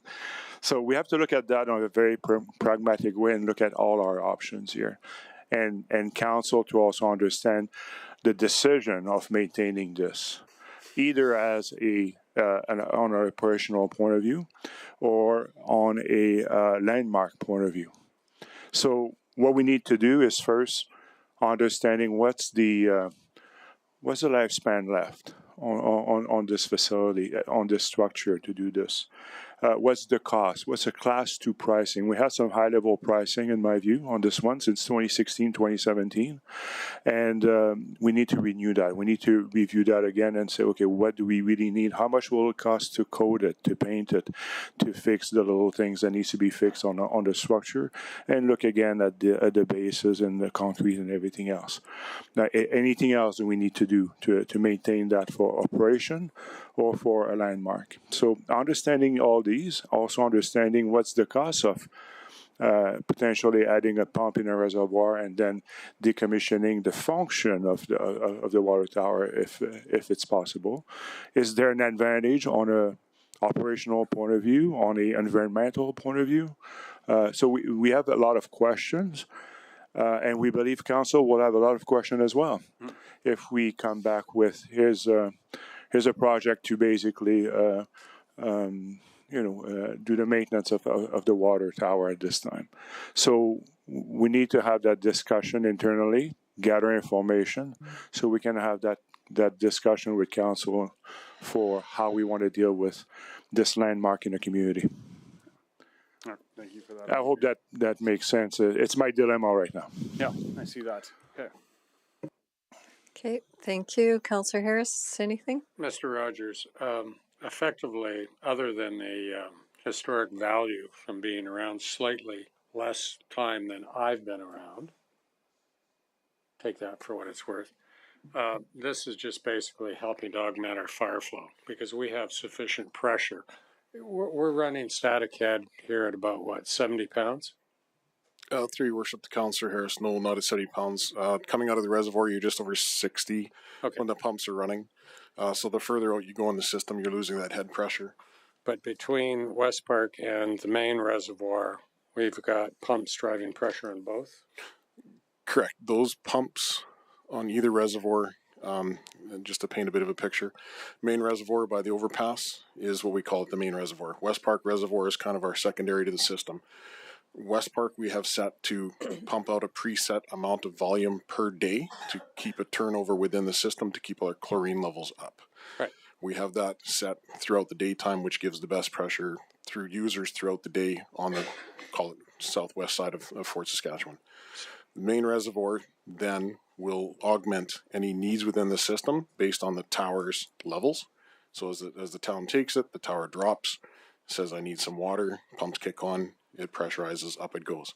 In a fire situation, the tower will provide a head pressure to a point, but it is not quite enough. You'll always have another pump kicking on based on head pressure demand, and or what we currently do is we'll respond out to the reservoir and turn another pump on to make sure the fire department has what they need at that time. Yeah. So in most urban environments like this that don't have standing water towers, your pressure is provided by pump, and then you have the operating costs to have ongoing pressure generated through pump, as opposed to the static head. So as I understand the water tower, it's there because you fill it at night when power costs are lower. You get it up to its operating elevation, and ultimately it provides the head. And then other than if you have a major drawdown in the event of a fire, which is the fire flow capacity, ultimately you would be drawing it out of the reservoirs with that pressure anyways. Yeah. And we can augment that by additional pumping capacity, as Mr. So Gagnon through your said. worship to Councillor Harris, the reservoir itself does not hold enough to take the town through a day. That's 25 million U.S. gallons. It's just over 900 cubes full. The town anywhere, depending on time, day, point of time of year, between 6,000 and 10,000 cubes a day. So the tower is constantly filling and dropping, filling and dropping, filling and dropping.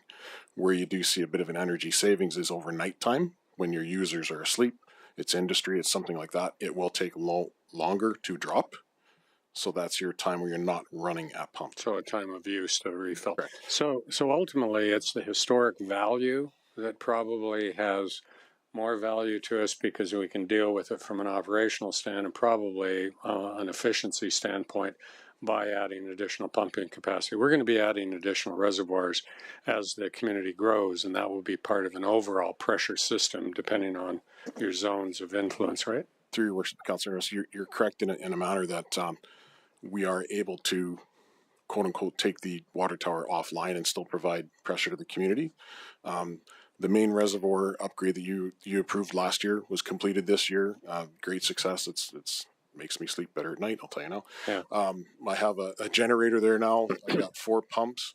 Those pumps have the capacity and the ability to do VFD pumping, which is, as you talk about, you would run off a pressure head as the town needs water. One more pump kicks on, it speeds up up till you get your 4. So we've advanced that system to the point that, we are ready for next steps of the future as our community grows.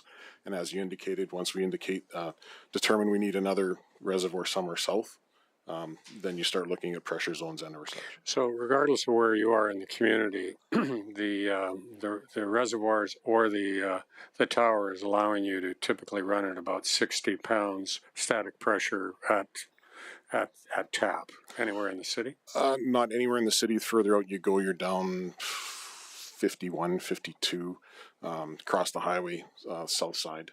Okay, so just because you have loss. So that's an operational system that you have to deal with going forward in terms of the capital requirements to maintain the integrity of our system, regardless of what happens with the water tower. Correct. And that's why, like I say, currently with the water tower in use, that's why we turn the water out of the West Park Reservoir during the daytime, so that the further reaches of the community on the south and west side see a pressure not reduced compared to the older part of Sheridan, Low Avenue and such. Okay. Yeah, thank you.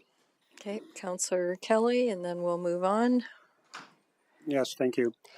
I just wanted to confirm what I thought I heard, that the pump upgrades to the main reservoir would allow the city to function with adequate water supply at adequate pressure, even if the water tower came offline and we didn't have it anymore?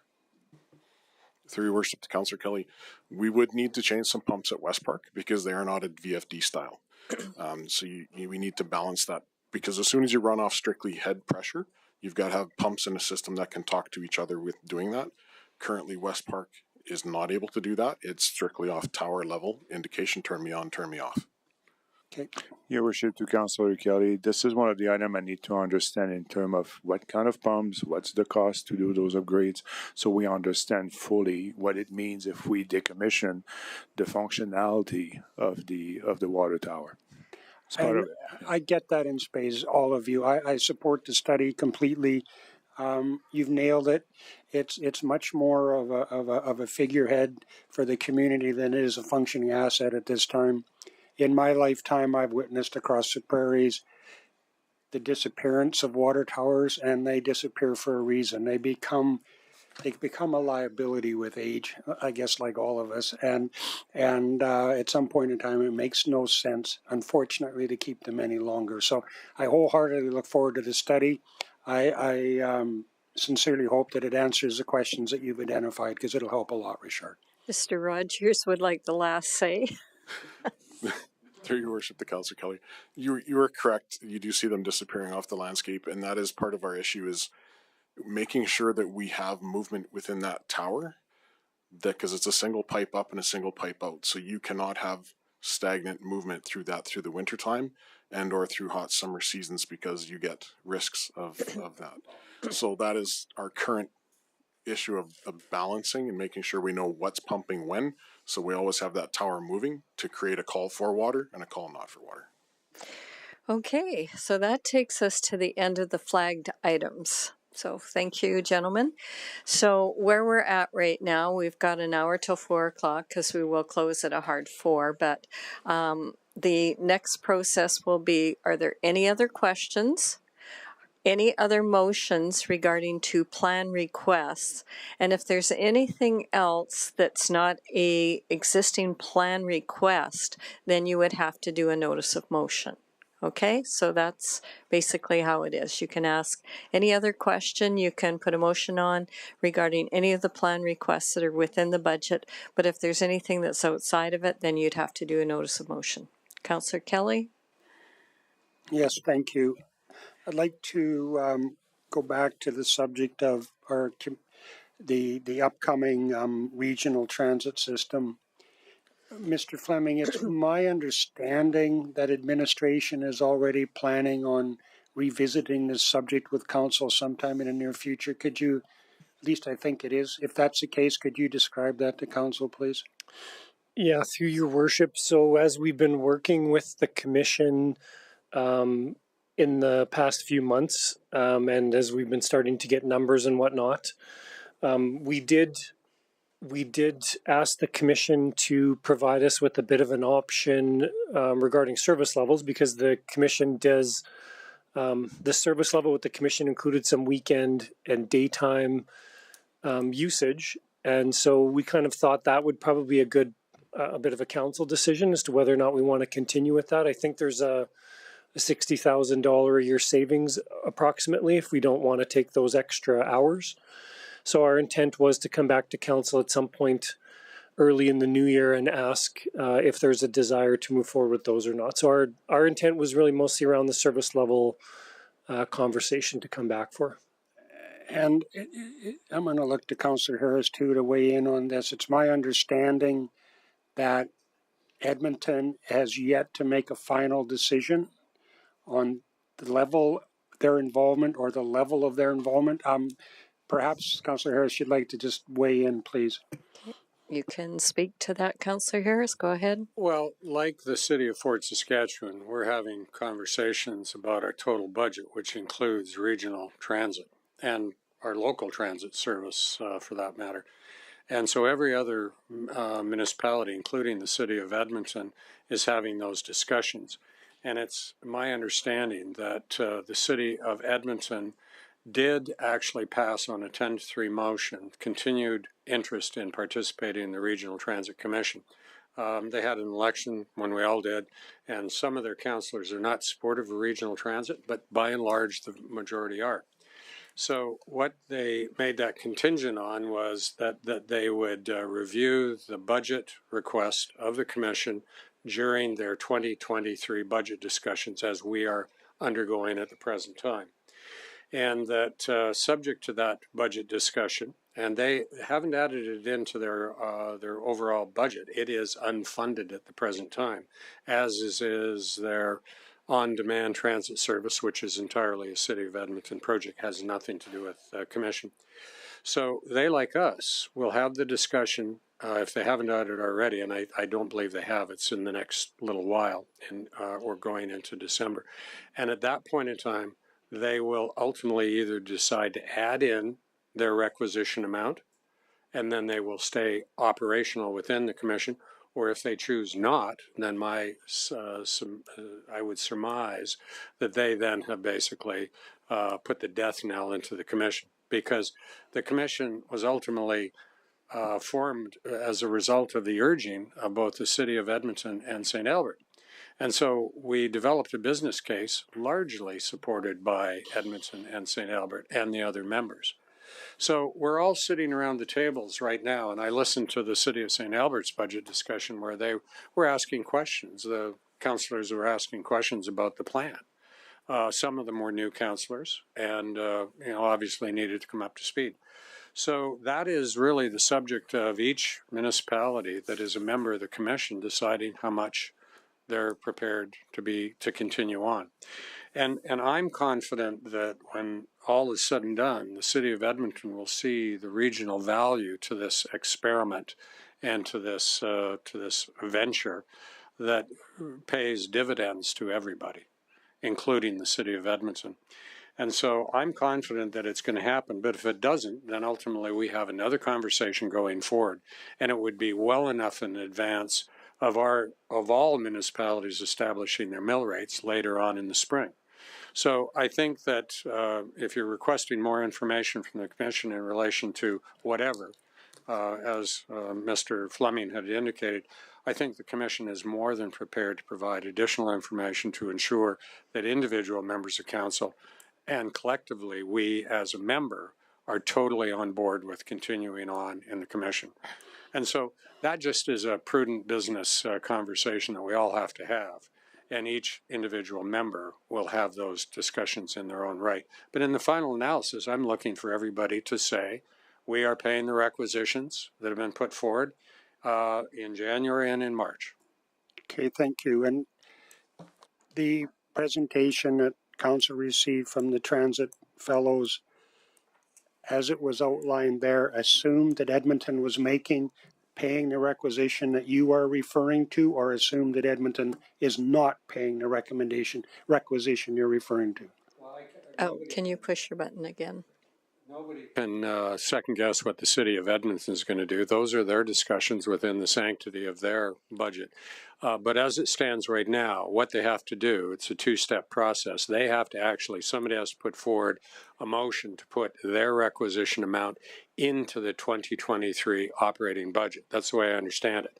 Then they will vote on it in conjunction with everything else that they have to add in. And they got a ton of things to add in. But that wasn't my question.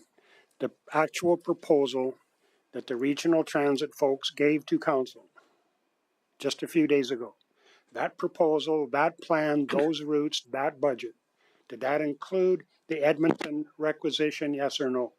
Mr. Fleming, do you know that? To? The entire budget is premised on all 8 municipalities paying their requisition to the overall operation of the Commission's budget. Including Edmonton. To be crystal clear. Okay. Whatever they do is their decision. No, I absolutely get that. Okay. So the requisition, the current plan that was presented to this Council already assumes a significant change in approach from the City of Edmonton, as that's built into the current regional transit plan. The Commission had to, and it took quite a while to do, but we had to conduct a bottom-up costing analysis of the routes that ultimately came about as a result of the City of Edmonton changing the framework by which ETS delivers local service in Edmonton. And it impacts the Commission's operation. So what came forward in those routes that were shown and have been shown in the overall budget presentation is premised on the City of Edmonton doing some things and the Commission doing the others. Okay, let me start over. The proposal that was presented to all member communities 3 and 4 years ago assumed a certain level of participation by the City of Edmonton and everybody else. Sometime last spring, late last winter, early last spring, the City of Edmonton changed their opinion on their level of involvement with the Regional Commission. Correct. Which significantly impacted the approach that the Regional Commission was forced to take and is now taking when it comes to route design and budgeting. Correct. So the first level of Edmonton involvement or change in involvement has been accounted for in the plan. What's yet to be determined is whether Edmonton funds the remaining level of involvement that the plan anticipates. Correct. Okay, thank you. Mr. Fleming, I'm looking for advice from you. I assume that council will have some questions on our involvement with this. When I say this, the Regional Transit Commission, the plan as presented in this council chamber is significantly different, as we now know, than what we thought it would be 3 years ago. That's in large part due to the change in attitude or position of the city of Edmonton, and that's fine. They get to do what they want to do. But nonetheless, it was a material change to the way the commission was forced to plan and the presentation they made. And in fact, as I now understand it, the city of Edmonton still hasn't made the final decision. I think in light of both of those things, a material change to the plan, which leads to a change in proposed routing, proposed service levels, and a significant increase in what I thought this was going to cost us, the city of Fort Saskatchewan. I would like this council to have the chance to weigh in, to yet one more time try to come to grips with what it is we're getting, what it's going to cost us, and let's compare apples to apples, because the budget that the commission brought forward focused on only 1 year. And 8 months of service isn't 12 months of service. And the budget is still the budget for an organization that hasn't even yet turned the key on one bus to run one route for 1 day. So I'm sure there will be changes to what they think today once they figure out what's going on. Nonetheless, there's been significant changes that affect this city, and I'd like to be able to compare some apples to apples. And I understand completely Richard's comments back to council on my question. I don't really have the information to give it to you, Councillor Kelly. I appreciate that, Richard. But at some point in time, we got to have the information. And if we can't or don't, we're going to have to use our best estimate, because we have to make a decision whether or not we continue to participate in this and on what terms. Can we let Mr. Fleming answer the question? Absolutely, but I'm not done, certainly. The question, I think you were asking for advice. That's how you started? I'm asking for, do we need a notice of motion from a councillor to get accepted by council so the administration will come back to this council sometime early in the new year with a wholesome review of the regional transit as we anticipate it will look and what we anticipate our future costs will be compared to our service levels, both going forward and historical? Yeah, the simple answer is a notice of motion would be a good way to go about doing that. Okay, thank you. Then I'll contact you for the appropriate wording in the near future. Thank you. Okay. Mayor Katcher, I'm done. Okay, thank you. Okay, I'm going to go to Councillor Harris because I think you wanted to respond, and then we'll finish up transit here. Go ahead, Councillor Harris. I did. There are two, and for the public domain, and also for all of you who probably already know this, there are two components of service. The Transit Commission will take over the operation of our local service in accordance with the service levels that we as a council define. That has not changed. That is exactly the same as it was always intended to be. And the commuter transit service from our transit center to Clairview is exactly as it was, with the exception, as Mr. Fleming indicated, that the conversation was always included in the original business case, the potential for an increased level of commuter service. And so going forward, our bottom-up costing strategy review looked at the addition of additional midday transit service hours and a Saturday service. Now, that is effectively the same as it was in the original business case, and that option to go up with additional frequency of midday service or during the day service going into Edmonton, that ultimately has not changed. But there is that option for additional service. What ended up changing for us is that there was some additional cost because we added the Crosstown North service route along 137th Avenue from the Clareview Transit Center that would go to Nake and then would eventually terminate at West Edmonton Mall. So that would give transit riders in Fort Saskatchewan the ability to have one seat transit operation between Fort Saskatchewan and West Edmonton Mall. And that would be the frequency of whatever we decide is our normal frequency in relation to what we want. If we don't want midday service or we don't want a Saturday service, then there would be some adjustment of cost accordingly. But going forward, I think that when we look back at the business case, it was predicated on the fact that the city of Edmonton would have not provided certain services in some of their major corridors, and that the Transit Commission in the business case would have done that. And then the city of Edmonton could have taken those resources and applied them elsewhere in the 8 ETS transit network. And then they would pay a reduced amount for the operation in those corridors. So in the business case, we originally did envision that it would be a one-seat trip right from Fort Saskatchewan that would then effectively go down into the area, Nate and Grant McEwen and that. So that was the original routing for that particular route. But it had to change as a result of the city of Edmonton saying, like we needed the the ability to get people to down to West Edmonton Mall, which ultimately then creates that better overall cross Edmonton routing from a regional transit service standpoint. So those are differences that I think will still need to be discussed going forward. But if everybody approves their allocation on April 1st, March 30th, April 1st, that's the routing that would take effect, and those are the numbers that ultimately each municipality from a requisition standpoint would be required to pay, because we did stand up the organization. And so ultimately, if we decide not to participate, then we have to look at the overall implications of termination of membership in the commission, if that was one option.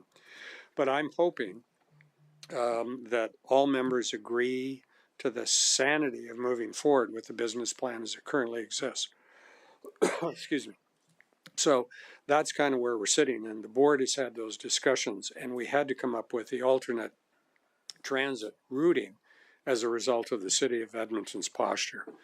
And I'm hopefully confident that they're going to fund it and that we're going to be able to move ahead in accordance. The type of conversation that you're anticipating, Councillor Kelly, I would suggest it's a question, and maybe you can clarify for me, as to whether or not we are looking at potential pulling out if you're not happy with the numbers, because that opens up a whole different conversation. Okay, so what I've heard is as the board member, you'll continue to update us, but what's in the budget right now continues with everything that you had just indicated. And then if you want a formal briefing of this at a future date, that would require a notice of motion. So if there's something beyond that, because we've really gotten into a lot of debate here, Councillor Kelly, and then I'd like to move on to see if anybody else has any notice or motions. Yes, Mayor Catcher, it kind of got into a debate, but you can't let one party continue on at length without letting the other parties continue on at length. So point of order, Councillor Kelly, you have had the full opportunity. Councillor Harris has had an equal full opportunity. So I'm trying to draw this to a close. So go ahead. What Councillor Harris seemed to have missed in his conversation, and maybe I missed it, is that costs have significantly increased for reduced level of service from the original plan. We'll talk about it later. Thank you. Okay, thank you. Okay, Councillor Nguyen, what is your wish? Yeah, I would like to make a motion for project 12-0161 infrastructure lifecycle reserves contribution increase. I think I'll read my motion in first and then open it up. So I would move that the proposed increases for both the DCC Center equipment and playground structures be removed from the 2023 operating budget as funded through property tax reserve revenue. Okay, so just before you speak to that, can you just tell us what section so that we can get into that? Absolutely. It's I assume in it's our operating budget. It's page 22-9 or page 295 if you're digital.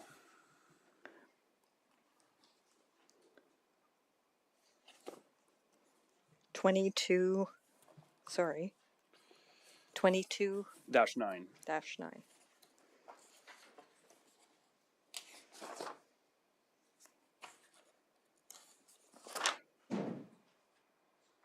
Okay, you can speak to your motion. So when I was looking at reserve transfers, I wanted to pick out two that seemed to be an area where we could improve. So the proposed increases with both of these equipments equate to about $60,000 and is being proposed to be funded from property tax revenue.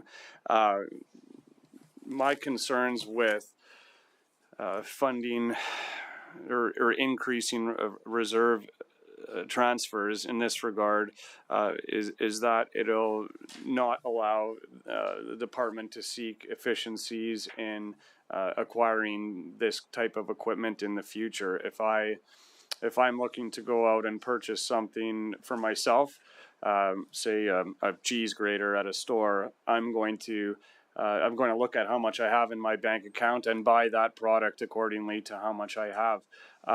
The city is a consumer, just as we are consumers, and regulating our transfer to reserves will encourage departments to find efficiencies with how they're looking at different vendors to replace equipment in the future.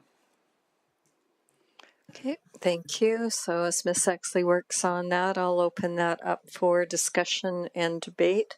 If everybody's okay, I'm just going to go first because I've got a question.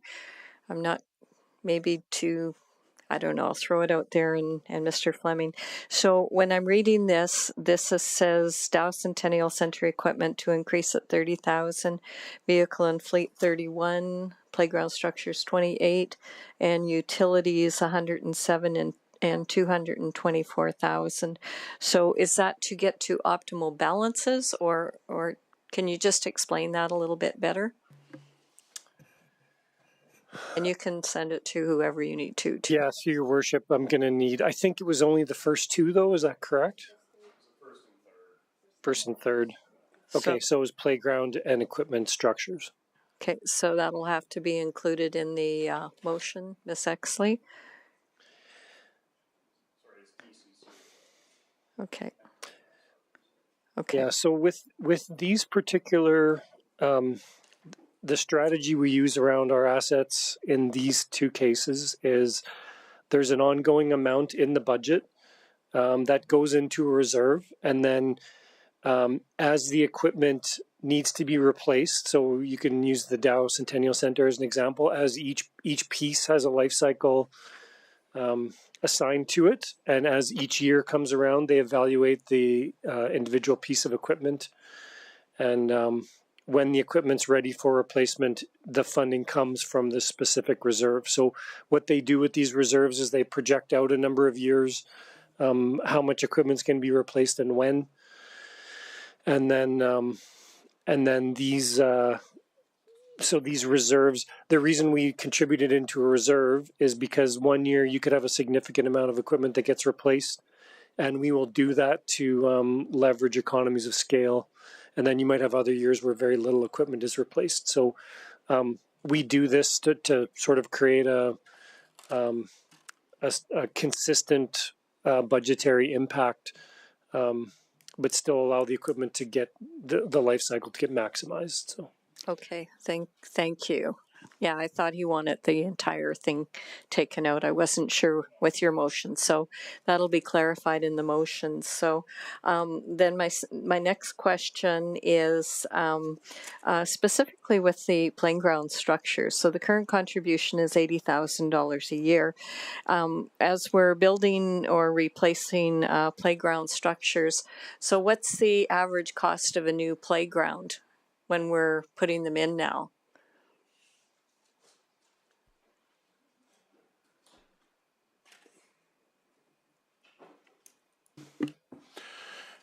Your worship, it depends on how the playground is built and the features. But average, I mean, if you're looking now, I'd put in a playground, you're going to be in between $150,000 and $250,000. Okay, so what we have right now is very deficient then. Your worship, and I'm going by memory of the work we have done on a spreadsheet where we had all our playground listed and when they need to be replaced because of the life cycle. And it's not just a question of time, because sometimes we go with a formula 25 years, but we also evaluate our playground, I believe, every third year, every 3 years, because we want these to be safe. And from those evaluations, then we get sometime a recommendation from the consultant to say, you need to address this playground not in 2025, but maybe in 2027, or vice versa. So we get recommendations like that. So what we have done for the playground increase, I believe, is $28,000. There was two elements to it. The first one, there was a playground built very recently, and we believe it's Forest Ridge, but again, I need to go back. I'm going by memory here. And there was no money put on reserve for this one. So now you have an unfounded, one of them is unfounded at this time, and it should have been captured as an operating impact for the reserve. And that was missed. The second thing is the adjustment to some of our playground when they needs to be addressed and renewed based on our latest evaluation from the consultant that comes every 3 years. So when we factor all this, we had to adjust the reserve with the 28,000. This is a big picture on this. Okay, thank you. I just needed the clarification on that. Based on that, I won't support the motion because I feel this is being very prudent to ensure that we have the right dollar amounts as we're moving forward. And we've done that with equipment and other areas within our city. So I think it's just very prudent we do this with this as well. And I know when schools are building playgrounds, they're 125 to 250 or 300,000. So 70 some thousand definitely isn't enough if we're going to build one. Okay, I've got Councillor Harris. Just clarification then, you just touched on this point, but I didn't kind of absorb it all. So Councillor Nguyen is suggesting to remove the $30,000 increase or the 149 and the 30 to remove it all? So they changed the motion because that was the question that I had.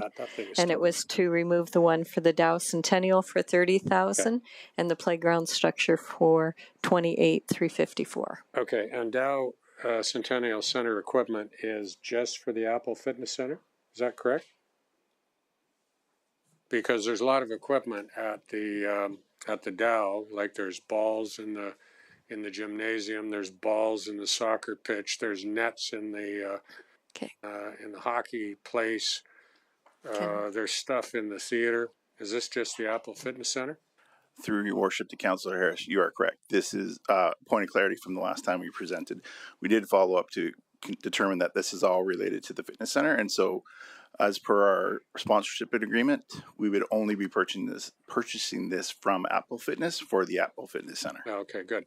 Now, where is our largest revenue generator at the Dow? Is it in the Apple Fitness Center? Well, in relation to non-cultural through your activities. worship to Councillor Harris, yes, I believe that's correct. Okay, so it generates the most revenue. Obviously, it doesn't pay all the costs, but it generates a significant amount of revenue. Okay, thanks. I just needed that clarification. Okay, thank you. I have Councillor Abatoye. So these two requests that have been put on the motion, do they both fall under the infrastructure lifecycle maintenance and replacement reserves? Yes, but it says it's 97% funded, so it's almost at the optimal balance. So does this increase take us up to 100%, or what does that look like? Through your worship to Councillor Abatoya, so this is part of a multi-year plan to get us to optimal balance. So I would suggest that if the removal of the increase that we're proposing, it would just delay that for these two particular reserves. So, so it looks like the Dow one actually takes us to where we want to be, but the playground structures is like we want to get to 250, but we're currently at 79.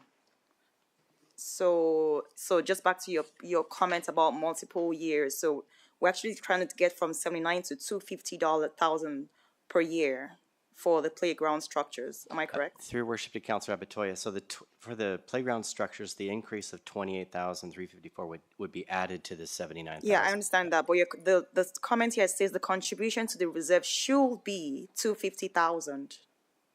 Yes. So that's the end point, right? So we could probably get there in 10 years or whatever, right? That would be correct, yes. Okay. So no, I don't support this motion as well, because especially for the playground structures, it seems like we have a long way to get to the optimal balance. And I understand that this actually has a direct impact on property tax increase.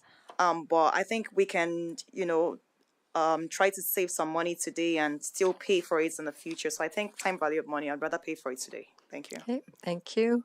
Councillor Macon, comment? Thank you, Your Worship. Councillor Macon's comments are as follows.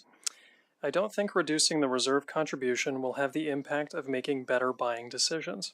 I do think departments always strive to make the best buying decision regardless of what they have in their budgets.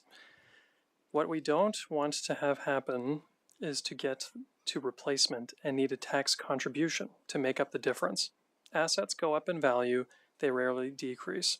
I think a lot of work goes into ensuring we have appropriate reserves. Thank you. Okay, thank you. Councillor Kelly?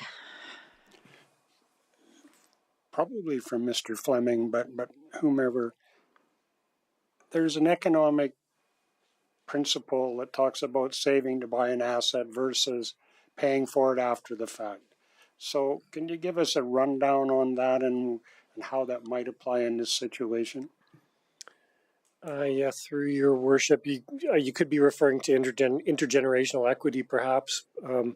There are different ways to look at asset replacement. One is you wait until the asset requires replacement, and then you would look at financing it at that time. And the best way from an intergenerational equity perspective is you would debt finance it, and then that way the people that are benefiting from the asset will be the ones paying for it, because you're essentially paying for it as you have it.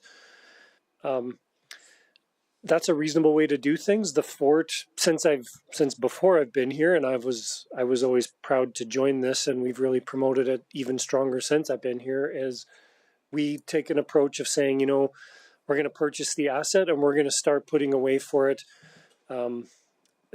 as soon as we get it, essentially. And so it's not as good from an intergenerational equity perspective, but what I do think it does is it sets you up for a better place. Essentially what you're doing is you're paying for the amortization of the asset as you're using it down.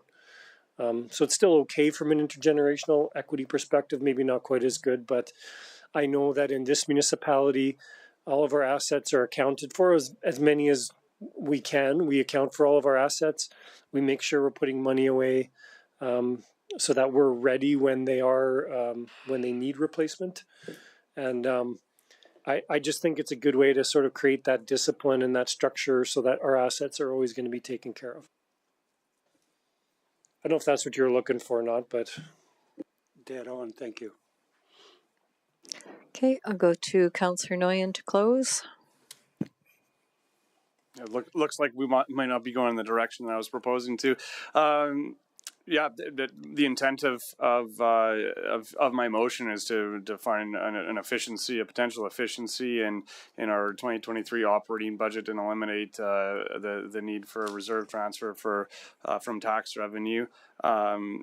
I do believe we should be looking at ways to do this and transfers to reserves for potential assets that we could be looking at gaining vendor relationship and buying efficiencies from is one way to do that. If the rest of council sees it that way, that's definitely up to them. So thank you. Okay, thank you. The motion is now closed. Please cast your vote.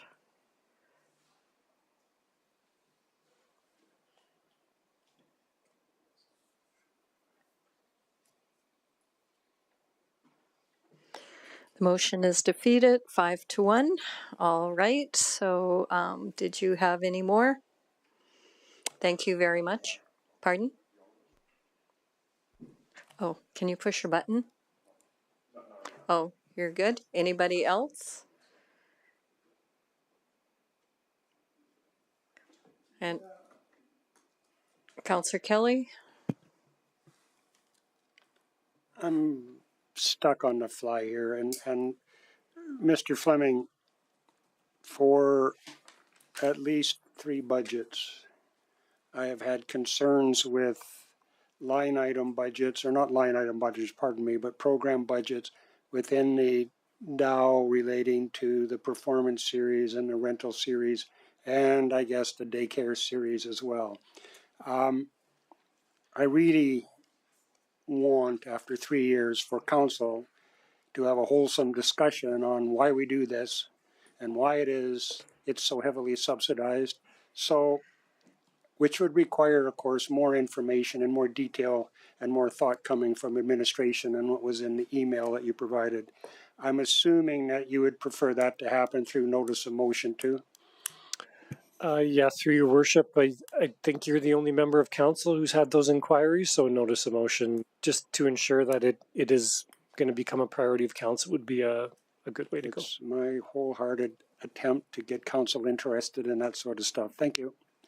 Okay, thank you. So that looks like, and he who is acting for Councillor Macon, she has nothing further on her texting to you? Nothing further, Your All Worship. right. Thank you.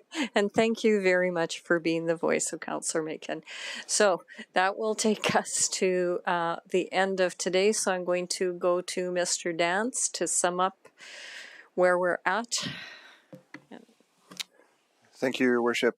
That's the end of flagged items and questions. So unless there's any need, I would assume that December 1st, which was day 4, is not required. I will remind everybody that these were 3 days, but we spent 2 days in October as well on the capital budget. So, 5 complete days within the budget. So a number of changes were made to the budget. We're tallying those up right now, that some will impact the property tax and others will impact one-time items. So we'll assess those in the coming days. And then just to thank, again, everybody for their support, for council support in the process, as well as administration. You see some of us in this room, but there's a whole team of people in the background who do a lot of work on the budget and the budget process. So I'm very proud of our processes, and, reflecting back on the last couple of days of, today with a virtual counselor and a proxy in the room, and some of the injuries that were suffered throughout the budget process as well. It's been a unique budget, but again, just thank you to everybody who participated. Great. So thank you very much to Troy, to John, Janelle, Heather, everybody who has participated. And with that, the time is 3:39 and we do stand adjourned. So do we have to cancel like December 1st, or that just automatically because we had it set up? I shouldn't have adjourned till I asked that question.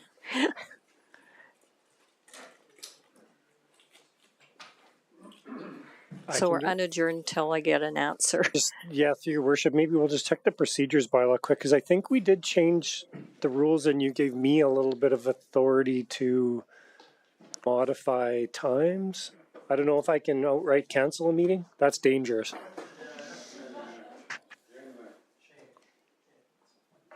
I can change, but I can't cancel.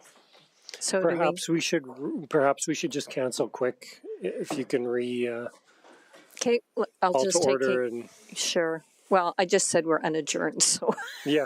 Okay. Don't put that in. Do you want to put a motion on to cancel December 1st? Yeah, you have to say it into your mic. I move that we cancel December 1st. You have to put your mic on. Go ahead. I would move that the December 1st, 2023 council meeting to discuss the 2023 operating capital budgets be canceled.